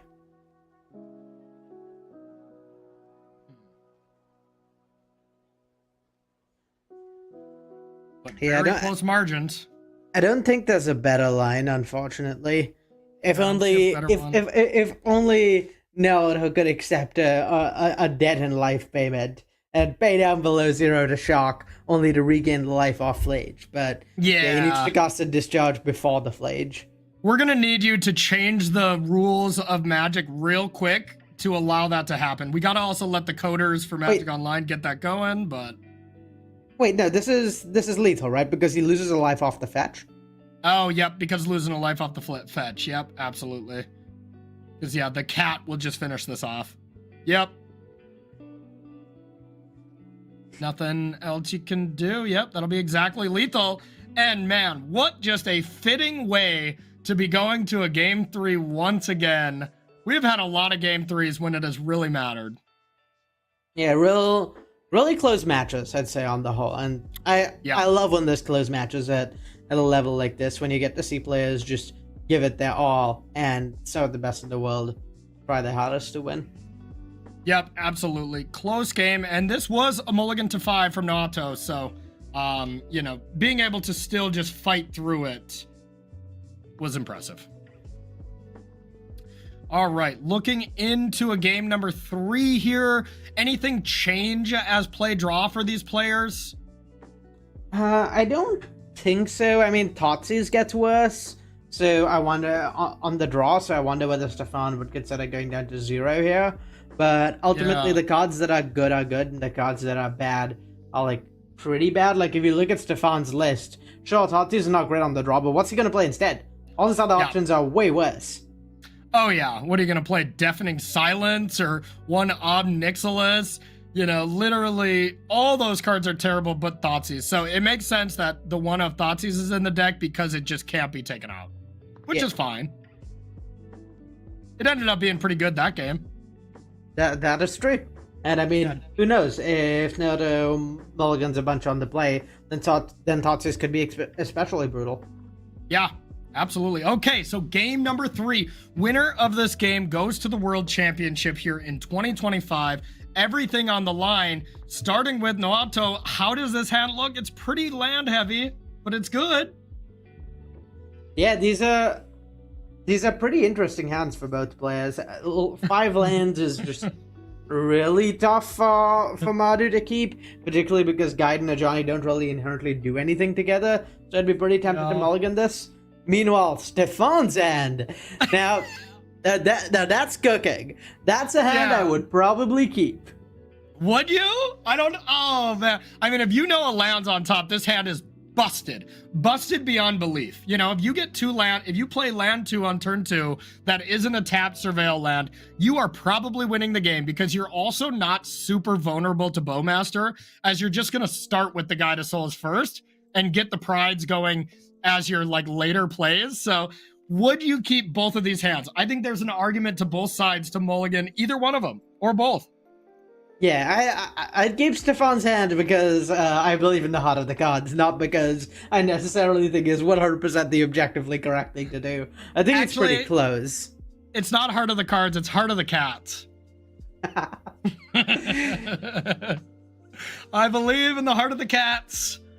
Yeah, I think I would keep it too, and I would probably mulligan Naoto's is kind of where I'm at, but I think it's close. Yeah, I think I agree with you on both counts. I think Naruto just needs more oomph from their first 2 plays. His curve of like Guide of Souls into Ajani just doesn't inherently do anything. You need yet another spell to make that happen. I don't think I'd keep 2 lands, 5 lands, 2 spells when the 2 spells don't present a coherent game plan on their own in the stack. But wait, Arya, look whose clock is going down. So look who already kept.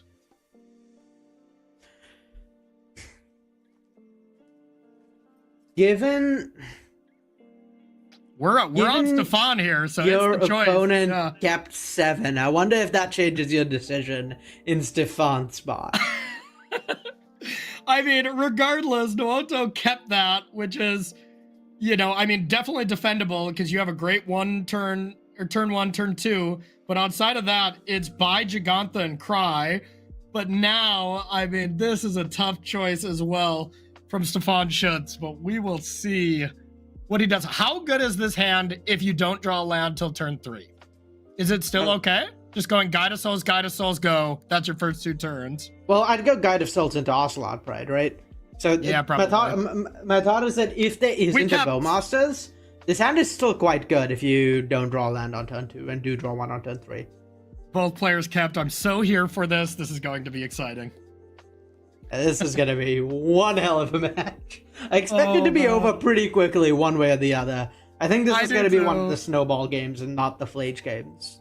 Yeah, I would have to agree with you. One of these players is going to draw what they need. Will it be Stefan first? That's an amp drafter. That's no good. The sweat continues. And we have a good follow-up for Naoto, so... Pride is a hell of a draw for Naruto. Do you just play the Pride and play a Ruckus Theater? I think I might, yeah. The main reason to play the Ajani is for mana efficiency, but yeah, I think I want to play... I think it's pretty close. Yeah, this is free attack because no one's ever blocking here. I like this because this plays around Bowmaster a little bit better. If you go Pride, your opponent just untaps, Bowmasters you, has 2 energy, that feels bad. Is the land there? It's there! It's a land! Oh my. This is gonna be a game. I believe, Stefan Schutz probably gave a very good thanks to the heavens, thanks to the cat, as this is the nuts, being able to go Guide of Souls, Opulent Pride is as good as it gets. And there's the flying. Now we get another thing, 2 more energy. How can we ever come back from that? That is so devastating. And look at how we searched up our mana. There's no way to double spell. Yeah, this is the awkward part with playing the Johnny Last Turn, is that there's not a way to turn Pride into to like Pride plus any white spell here, really. Yeah. To be fair, I think even if you played Pride last turn, you were still playing Ruckus Theater. It would have just been correct, probably, and you still probably would have been punished here. Although maybe it should have just been play Opulent Pride, Shadowy Backstreet. Yeah, you have the untapped red source. Yeah, given you have an untapped red sauce in hand, I think I would have played a white tap land if the Pride had been played. But, I mean, this is definitely the higher upside play, because if you draw something like an Amped Raptor, then this play is just so much better for you. Yeah, but as it sits, I mean, how can Stefan Schutz lose now? Like, I mean, double Pride next turn, like, I don't even want to count how many cats we're going to get to, but we're going to put you to the test and see if that happens. You're gonna have to tell us how many cats. So get your calculator ready, Arya. We're gonna put you through the test. Well, as it stands, it's gonna be a while before Stefan gets the city's blessing. So not at calculator time yet, at least. Yeah, 4, I wonder, 5, 6, 7, 8. You're right. I wonder whether we see. No, you'll get the blessing next turn. Right? Well, I assume one of the cat is going to get Static Prison this turn. Okay. So that's 5, 6, 7, 8, 9. If we get a land, we still ascend on the second Pride. Yeah, trigger. if we get a land, then there is Ascent. But also, notably, this is 9 damage in the air with Guide of Souls. So we've got more than one problem here. Oh my goodness. I bet, rewinding a little bit, Stefan Schutz facing down Gristleband, smacking him in the face a couple of times, did not think he was going to be in this spot where he just looking dominant in a game to lock up a world championship spot. I know I didn't think that for Stefan, but never put out our reigning champion here. Yeah, it's been a hell of a few matches for him. Yeah, that's probably not going to be played this turn, but next turn, that's almost assuredly game playing that bombardment. Yeah, it's pretty likely to lock it up next turn. Particularly given there's going to be a ton of energy generated end of turn. Yeah, so yeah, I don't even know if the bombardment's going to end up being needed. Naruto might just be super dead without it. I mean, for sure. I believe that's up to 6 energy. So the 2 things are taking flight. You give Guide of Souls flight, you give the cat flight. That's 6, 7, 8, 9 damage to the face. And then 2 Opulent Pride coming down, 4 more energy there. Yeah.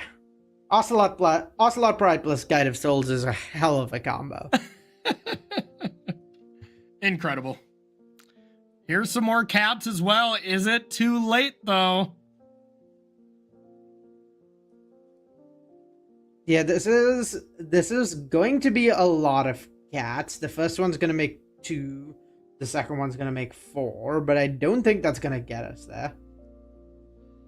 Yeah, because we will be ascending here, but, I mean, look at the life totals here. 27, going down to 24, to 9. There's no creatures with flying here, so it's all depending on gaining a life from the Guide of Souls. Sure, that is a lot of life, but it just can't matter. There's no way. Yeah, this is so far over lethal with the Goblin Bombardment. All right, so now just to double check some math, make sure we can get this done. This is 4 energy, so you're able to take flight 1 more cat. That's going to be 9, 10, 11, 12 damage in the air. And then the second the bombardment hits, it should be over. Yeah, unfortunately, there's not going to be more cat triggers at end of turn. I was hoping we'd make more cats and then kill with Goblin Bombardment, but you know, you take what you get, I guess. It's still a hard might. life sometimes.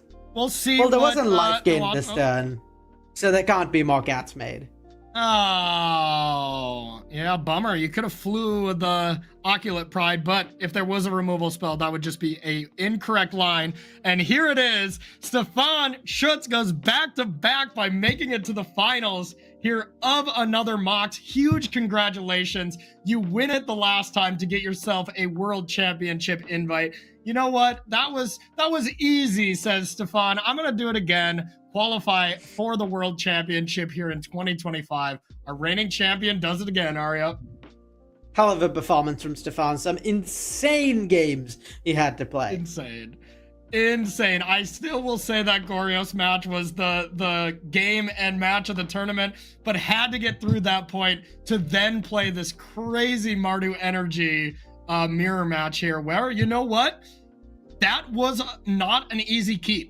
And that game could have went way differently, but I totally agree with it. Sometimes you can't be afraid of the moment, you know? Be like, well, if I don't draw this land, I'm going to look silly on coverage or whatever. It's like, who cares? If it's right to keep it, keep it. And I think we agreed that that was the correct keep. Yep. Made it look even better when you draw that Bloodstained Mire on turn 2, I must say. Yeah, just really well played by Stefan. Just a dominant performance. Very well deserved to be in back-to-back finals. I think these are the first two players to be qualified for the 2025 World Championship. And this is the first event that's qualifying for that. So congratulations to Nam and Stefan. Excited to see how the finals goes.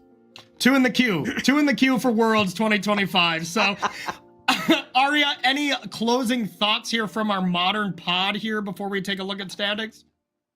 Yeah, it was, I mean, Energy was kind of seen as the deck to beat coming in, and we saw very much why. These were the only two players who brought Energy, but yeah, seeing them both in the finals, pretty strong performance.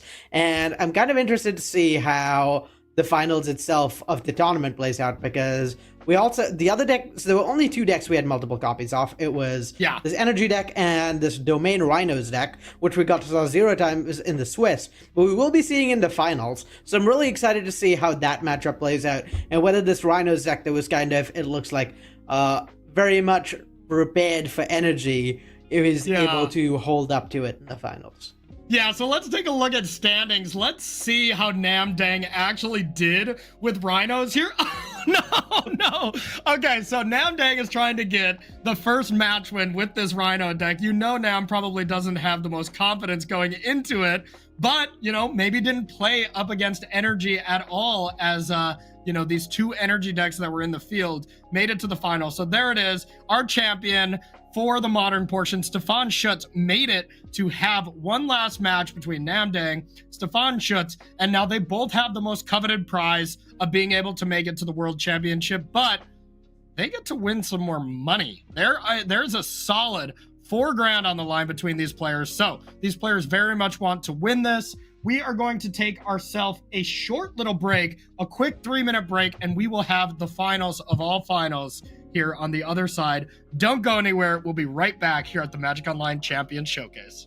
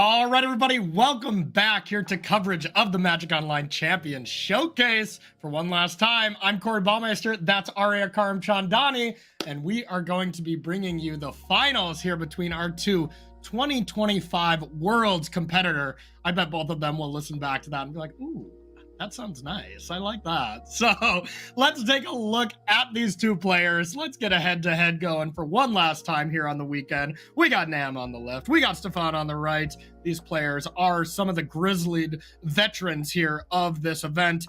Some of the top two, you know, I would say these two, you put Dom in the mix as well. Those were our tournament favorites. So no shock. It's not really shocking to see these two players make it to the finals here. Didn't see much of Nam in Modern because, well, Nam went 0-3, so didn't pick up a lot of extra cash in the Modern portion. But let's take a look at the deck Nam is playing. This is the match that will count for the most money. So if Nam does go 1-3 with this deck, Nam picked the exact match to win here. So Arya, Domain, Rhinos? Yeah, this is a bit of a blast from the past from just before Violent Outburst was banned, where the deck's looking to do the Rhinos thing as Ardent playing a Shardless Agent, and those are ways to just spend 3 mana, get 2 4/4 Tramplers in play, and then it has this backup almost combo game plan of Leyline of the Guilt-backed plus Scion of Draco, where you put Leyline of the Guilt-backed into play turn 0, play Scion of Draco on turn 2, and all your creatures have a pile of abilities. You know, and I was actually playing an event here last weekend, a Modern event, and a friend of mine, Min Win, was playing this Rhinos deck, and I asked, like, okay, why are you playing this? This is strange. And his quote was, and Min Win, the person who won the regional championship with Rhinos in Denver here a little while ago, just said, you know what? Because you absolutely smash Boros energy. So we'll see if that is the case, because we will look at the opponent here. We just saw him play a lot of Magic. Let's check out Mardu energy. Do you think that is kind of a true statement? Does it look like Rhinos is going to crush this, or is this another scenario, Arya, where it's like, yeah, I have a great matchup against the best deck, and then you like look at him and you're like, yeah, sure you do? It's hard to say. The Boros energy versus Mardu energy dynamic, it's pretty different. Like, Mardu energy has more interaction, so a lot of your like powerful linear things that you're doing are weaker in this matchup than they are against Boros. Beyond that, I think I mean, I have to imagine that the like players prepping for this tournament like did their due diligence. We know Nam's a really strong player. He's probably done a lot of testing, so if he thinks the deck's favored against energy, it probably is favored. It's just a question of by how much. Yeah, and that's the thing. You said it right. You know, Nam probably did a lot of testing against energy decks. I would be shocked if Stefan Schutz tested against Rhinos. You know, so there is that kind of advantage you gain from playing a deck that's kind of off the radar, not necessarily a tier 1 strategy here in Modern at the moment. So without any further ado, let's watch the grand finals between these two Magic Online end bosses. All right, getting into the match. Hello, our players. We get to see the reaction of our two gamers, but I do have some bad news for all the chatters here. Namdang's feed is not great, so we ended up not being able to have the hands. So a little bit unfortunate, but we will be kind of learning what Nam has throughout the game as it comes into the battlefield. And, well, I mean, we can tell one thing about his opening hand. And what's that? That it had a little of the Guilt-backed in play. That is the most important thing from these Rhinos decks, because I'm just trying to think how Stefan is ever going to beat a Scion of Draco on turn 2. Like, it seems absolutely devastatingly bad. Yeah, a Johnny plus Goblin Bombardment is really strong, and I would say that's his best bet at it, but yeah, even so, just like the stats on a turn 1 Scion, the stats on a turn 2 Scion just match up really well against a Johnny. So if that's what Nam's got, I have to imagine Stefan's in a lot of trouble. Yep, I would think so as well, unless maybe you have the follow-up of being able to put some Rhinos into play. That might help, but yeah, just never underestimate you know, how over the top these energy decks can go.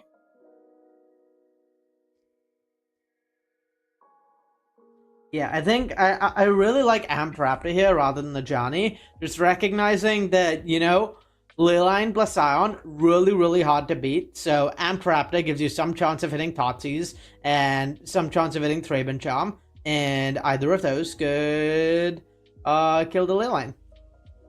Okay, so this is pretty big.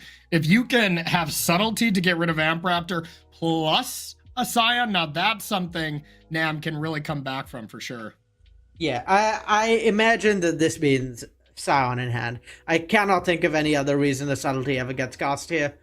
I think this means you just have something extremely high leverage in hand that you want to protect, and so yeah, getting the subtlety out there either means Scion in hand or no other real meaningful plays before turn 3. Everybody's favorite 1-2 punch. Leyline of the Guild Pact into Sign of Draco. Most of the time, you can't do anything about it. I gotta say, this was one of the more frustrating decks to play against. Just not being able to touch this combination was really good. But at the end of the day, it didn't end up being as broken as everybody thought it would be right away. Like, it dominated the regional championship, but outside of that, it kind of fell out of favor. Yeah, it fell off a lot after Violent Outburst was banned. I think being able to play at instant speed was a really important part of it. So yeah, it makes sense that it fell off, but definitely people tried with Ardent Play and Shardless, and I mean, we're seeing now that there was a reason for that. Yep, totally agree with you. So here comes the very powerful 4/4 coming in. Get to gain some life, kind of switch the life totals, and wow, just the absolute nut draw, you would think, right? Like, I mean, Shardless, crashing footballs. Like, what more could you want here?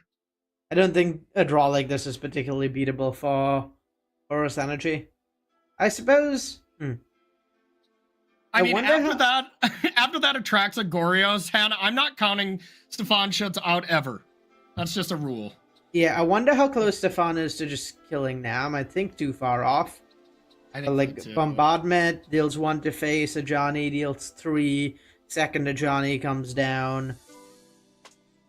That's 5, another 5. Yeah, I think there's only like 15 or 16 points of damage if there was a land, and there wasn't a land.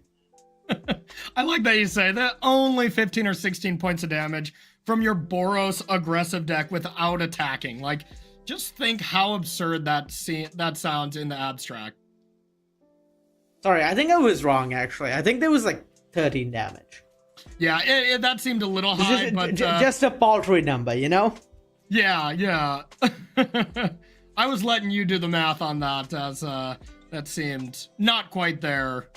And, if it's not there, the crackback here is going to be too much. The one thing that would be nice is if Stefan could go, like, let's say, block with Amp Raptor, block with Cat on the Rhinos, sack, deal damage, and prevent the lifelink from the Rhinos. But with Trample, that's just not how it works.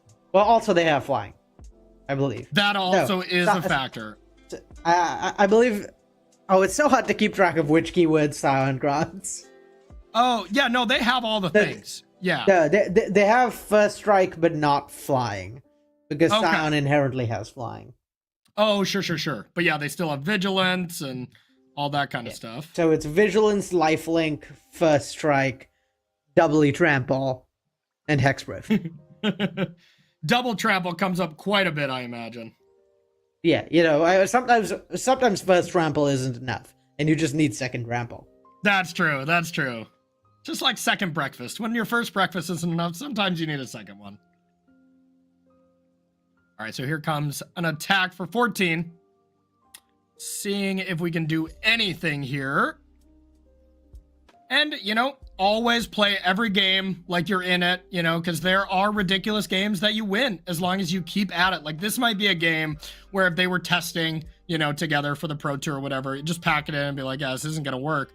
But the Reed Duke school of gaming is just, the game's over when you kill me, I think is something that's a good habit to get into for these players. And for all players, to be fair. Yeah, so just trying to think of Stefan's outs here. If he takes this damage, Nam goes up to 32. Let's say he attacks with both Amp Raptors, gets in, hits Nam down to 24. Plays a Goblin Bombardment, sacrifices a cat, flips a Johnny, deals 6 to face, and then plays a second Ajani, and that's going to sack a cat for 7, and then 7 more to face. So I think he's a few points off, but he's pretty close. I mean, that's crazy that he's close, to be honest. Like, that is absolutely wild that this is a close game with that absolute perfect draw. You know, I mean, if this draw doesn't absolutely run over this Boros Energy deck, then, you know, what's the point of playing this anti-Boros Energy deck? You know, just play the best deck at this point. Yeah, I mean, testament to the strength of this whole Johnny plus Bombardment package, how much damage it just represents out of nowhere. Yep. And it was pretty interesting that, you know, Gauntlet Bombardment wasn't a part of all these lists right away. It was a card that kind of got added, you know, after other tournaments where this style of energy deck ended up excelling. Then people are like, oh, let's try this in Modern, and it ended up just being, you know, amazing. As a 2 of, people started with 1, now they're up to 2, you know, some people are up to 3. Like, the card does, of course, have diminishing returns, as 2 of them does nothing, but having 1 is just so important.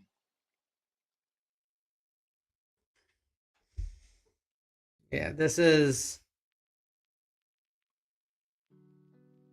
how I suppose with this block, Stefan can play a Johnny first. So that might actually be a line at lethal.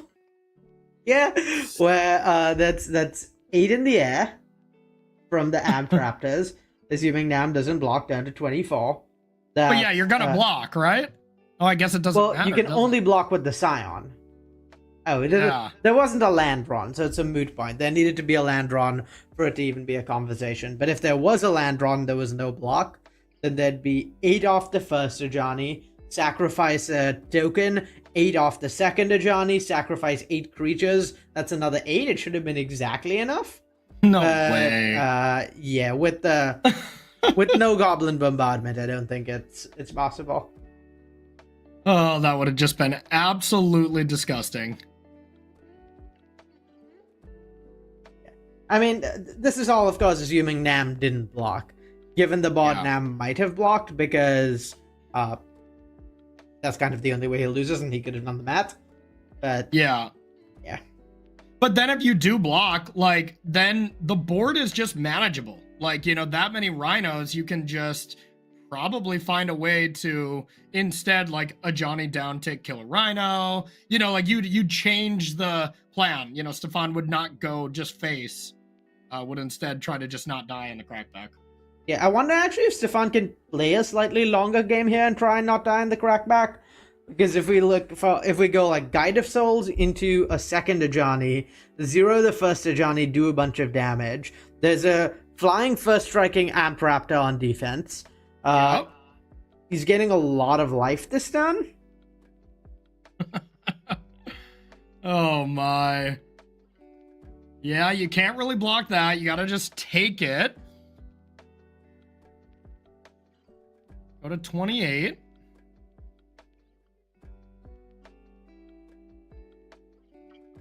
Guide of Souls to gain a life. A Johnny to gain 2 more. A 4 more. Johnny's, yeah, 4 more, and then a Johnny's down tick to gain 2 more. So you're gaining 8. Like, yeah, I'm starting to see that this might just still be a rough game for Nam to win, which is absolutely wild. Yeah, I think there are enough stats with his rhinos that he's probably in decent shape here. Probably. Like there's what, 18 ground power coming at Stefan. But like you can attack with the so he Scion, needs to make some right? tough blocks. You can't really attack with the Scion though, I feel. Yeah, and if the Scion's not being attacked with, then the rhinos become much easier to block. Yeah. Oh, with the legend rule to Johnny, you should be pretty fine here to not die, at least. Oh, this deck is incredible. And just like that, Nam's at 20. Stefan went all the way up to 15 from 6. Now, I think the big question is there something like a leyline binding, you know, something to be able to push through this Amp Raptor? And here comes the math. We're going to find the correct amount. Yeah, Nam will be gaining a casual 22 life this turn. So, No big deal. Unlikely Stefan can kill him next turn. It would need to be a longer game for Stefan to have any chance of prevailing, I think. Okay, here is the attack. So you got to think Amp Raptor, Scion, easiest block. And now we have 8, 16, 20 trample damage. So if we just do the math, that's 3, 4, 5, 6, 7, 8.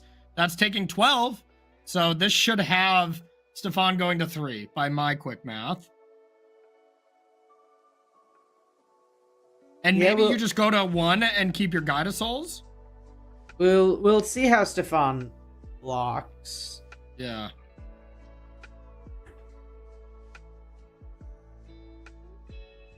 And I'm going to take a stab in the dark saying that this is going at face, not a Johnny. Seems like a reasonable stab to make.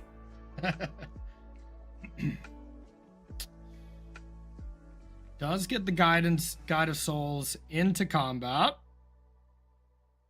First strike with the Scion and the Amp Raptor. Oh yeah, that's 1 trample there. So that is 1 damage I didn't count.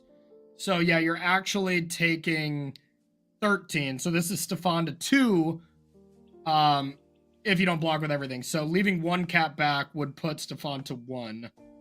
Yeah, the problem for Stefan is that all of these are chump blocks because the Rhinos have first strike.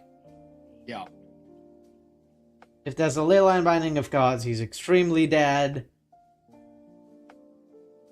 And no easy way out here. Either way, I like that, you know, Stefan was just very cool, calm, collected, trying to work through the numbers here, playing out this game that just seemed completely over for us. But there were spots where it was close. You know, if Land 4 was there, I'm kind of with you. This game might have actually been over. Okay, this is just lethal here, right? 12, 12, 13. 2 trample and 1 trample with the Scion? Yeah. Oh, that looked like a bit of a shocked look there on Stefan. I think he missed the 1 first strike damage from Amp Raptor. Mm-hmm. The one that snuck through there. Like, honestly, that might look as like a, oh no, he did his math wrong. It doesn't matter. Once he untapped there, it was over. Yeah, there was no... Given the blocks that Stefan was making, I do not really think there was a realistic chance of him winning that game.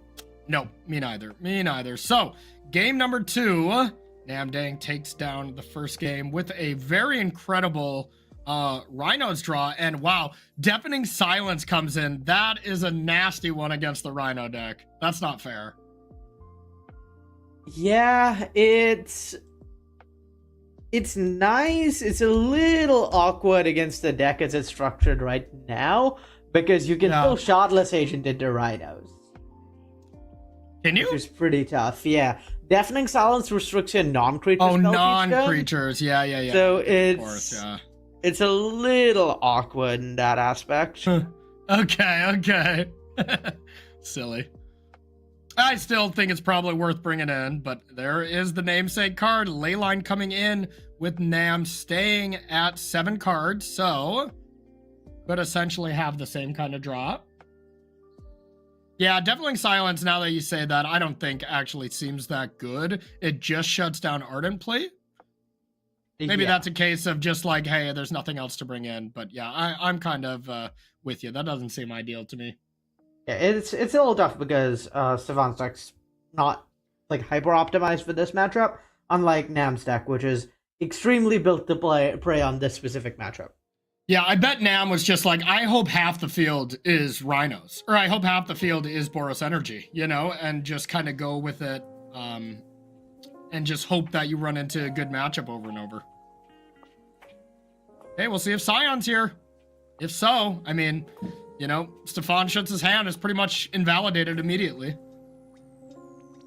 That was a head shake by Nam. You would think that you can't just slam it, but we're gonna find out. Yeah, if it's a head shake into a leyline being slammed, that would be into Scion being slammed. That would be pretty brutal. Ooh, rough play there for Stefan Schutz. That's pretty brutal too. Yeah, that was brutal. I mean, yeah, that's got to be the second best play, if not the best one, next to a Scion. If you have Scion, do you still cast Rough there instead of playing it, or would you still just play Scion? Yeah, I think it's close. Yeah, I don't think you want to let Ocelot plus Guide of Souls get going. Ocelot plus Guide of Souls is a way you can beat Leyline. Like, the non-linear scaling can definitely go over the top. True. Let's see, is it Rhino's time, or is it Scion of Draco? Let the Rhinos run free. That, I will say, like, is very beatable from Stefan's draw so far. Yeah, particularly if there's a land drawn.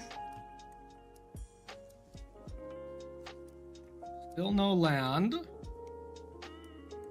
You know, I think Stefan would still be, you know, completely fine if he never drew another land, just using his I need to draw land on that last game in the Mardu Energy Mirror last round. that was more worth it. Yeah, a land here would have been really nice. It would have let Stefan maybe try and stabilize against these Rhinos. As it stands, Stefan's spot a little awkward. It's just like his hand is very clunky. He can't really, like, there's no play here that uses his mana well and doesn't leave him behind on board. Ajani can't easily be flipped in a way that doesn't leave him behind on board, so yeah, just tough spot. Yeah, the Goblin Bombardment, sack a cat to like deal 1 to Shardless, negative to deal damage to something else. It just doesn't add up to killing a Rhino, and I think that is the main reason. Like, I bet we're going to see Bowmaster here. Oh, okay. Now that does add up to kill a Rhino. That's a nice play. I didn't see that. Yeah. Either the cat got eaten by a Rhino and a second Ajani could be played, or if the cat didn't get eaten by a Rhino, then the Bowmasters could be played. So either way works out for Stefan. But yeah, Ajani at an awkward spot here with the creatures that Stefan has not doing the best job of blocking and protecting it. Yeah. I will say Stefan has played some incredibly tight Magic here, especially in the modern portion, really, and had that really tough draft. You know, that we remember it was our featured drafter and just was a really tough spot, and managed to tighten up and just play some clean Magic here with this Mardu Energy deck. It's been really impressive. Yeah, definitely a masterful showing from Stefan. Yeah. All right, so debating what to play here from Nammer Squats. Rhinos. Yeah, Ardent Bleed here is actually really nice, because being able to attack with your 1/4/4 with Exalted makes blocks from Stefan pretty awkward. Previously, Stefan could just block with 2 2/1s and trade for a Rhino, but now you need to spend 3 creatures to be able to trade for a Rhino, and you need to spend 3 creatures to prevent the Ajani from dying. So Ardent Play actually really nice. A rare instance of the Exalted being actually like extremely relevant rather than fringe decks that comes up sometime. So you're saying Violent Outburst can come back, right? Because it would have been so much worse in that spot. I want to make it known that I'm not saying that. Arya Karamchandani, R&D member, play design member, not saying that we can have Violent Outburst back. Okay, makes sense. That's probably for the best. I mean, you're welcome to keep asking. People have suddenly asked a lot, but I won't make any promises as to results it will have. Okay. I will keep asking then. Thank you for that invitation. I appreciate it. All right, looking at this, still no land here is really starting to close the door a little bit here. And now at this point, you can't even double spell with Galvanic Discharge and Fatal Push because that Plains is incredibly awkward. Do you just try to get Goblin Bombardment now so that like your Flage and Ajani is better? Guess not. Here's another Ajani. Yeah, at least Ajani lets you theoretically have like better blocks maybe with your cat to flip Ajani. But yeah, better to play it a little slow, I think. A second rough here has got to be GG. That's just 100% game. I can't imagine Stefan coming back from this. Namdang is trying to be a solid 1-3 in Modern, but winning the most important, highest value match with this deck while simultaneously going to the World Championship. It's got to be all locked up here. We're going to see one more draw step.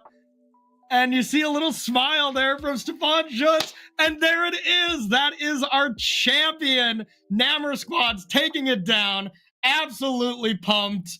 Oh, what a tournament here from Namdang. Ended up making it to the finals with that incredibly powerful Boros deck featuring Flage, and then beating the incredibly powerful Boros deck featuring Flage in the finals. Sometimes you can't write these things any better, Arya.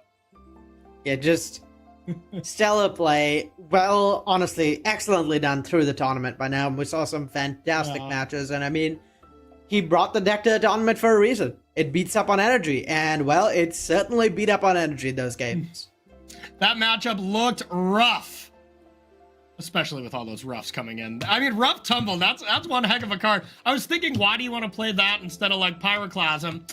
And then I thought in Cascade, and I'm like, of course, that is kind of your only Pyroclasm you can play, as that ended up working with the Rhino deck quite well. So I guess if you are about to play a local Modern event, maybe Rhinos is a nice call to be able to destroy the best deck.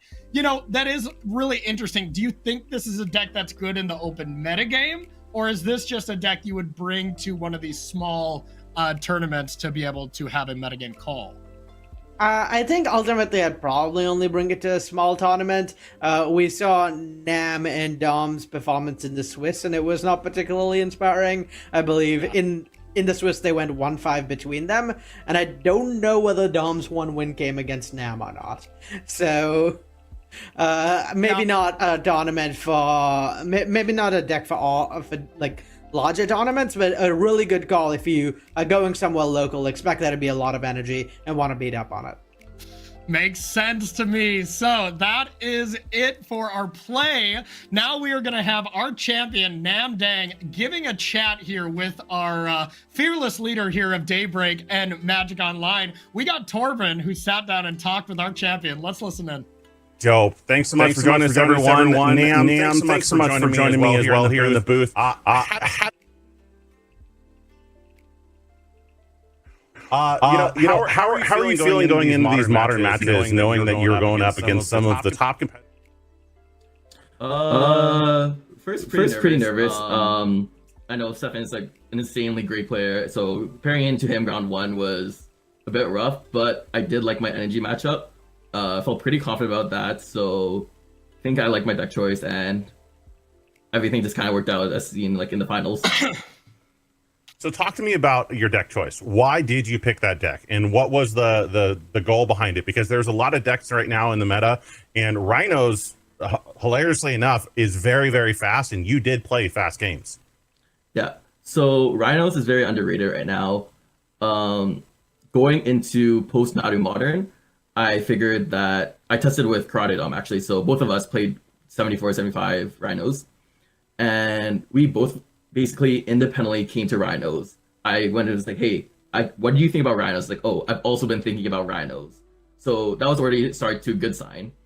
Nice. The reason being is that we thought that Through the Breach, like the Through the Breach Eldrazi deck and Energy are going to be the two popular decks. And I really wanted to play a deck that used Force Negation and Leyline Binding. I thought both of those cards are really good right now, and Rhinos made the most sense. Nam, on that turn 4, when he gained so much life with a Johnny, why do you think he pinged the board for 8 instead of 9? And how are you feeling at that time, knowing that he gained so much life? Yeah, so I believe he pinged the board instead of me because he just wanted to get that extra Johnny flip. Since, if I remember correctly, he played a new Johnny on turn 4, and I was able to activate it again. So that produced a new 2/1 cat that gained 2 more lives with Guide of Souls.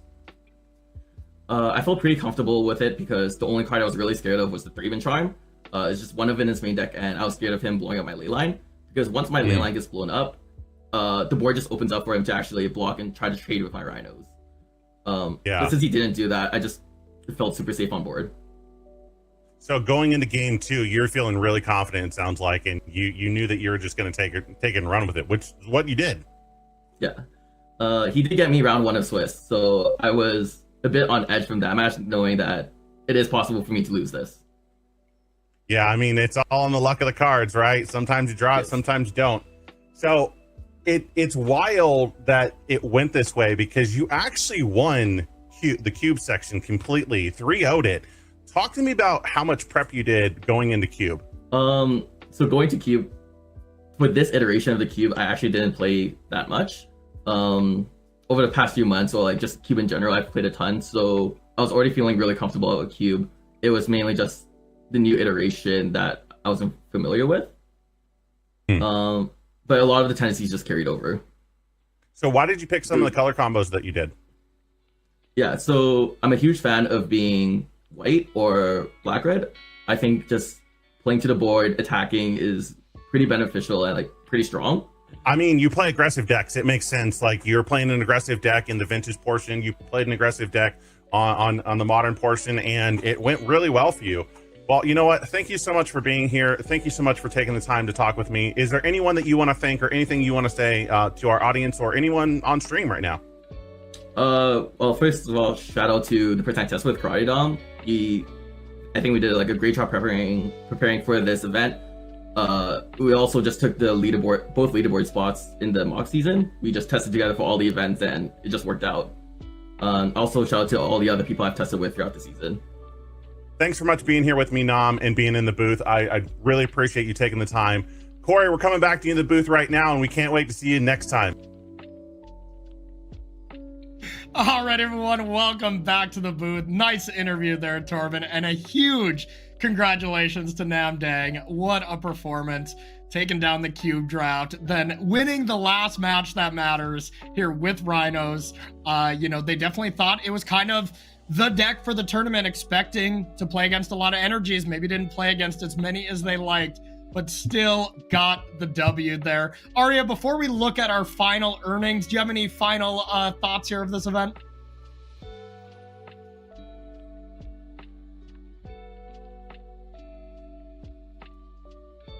Yep.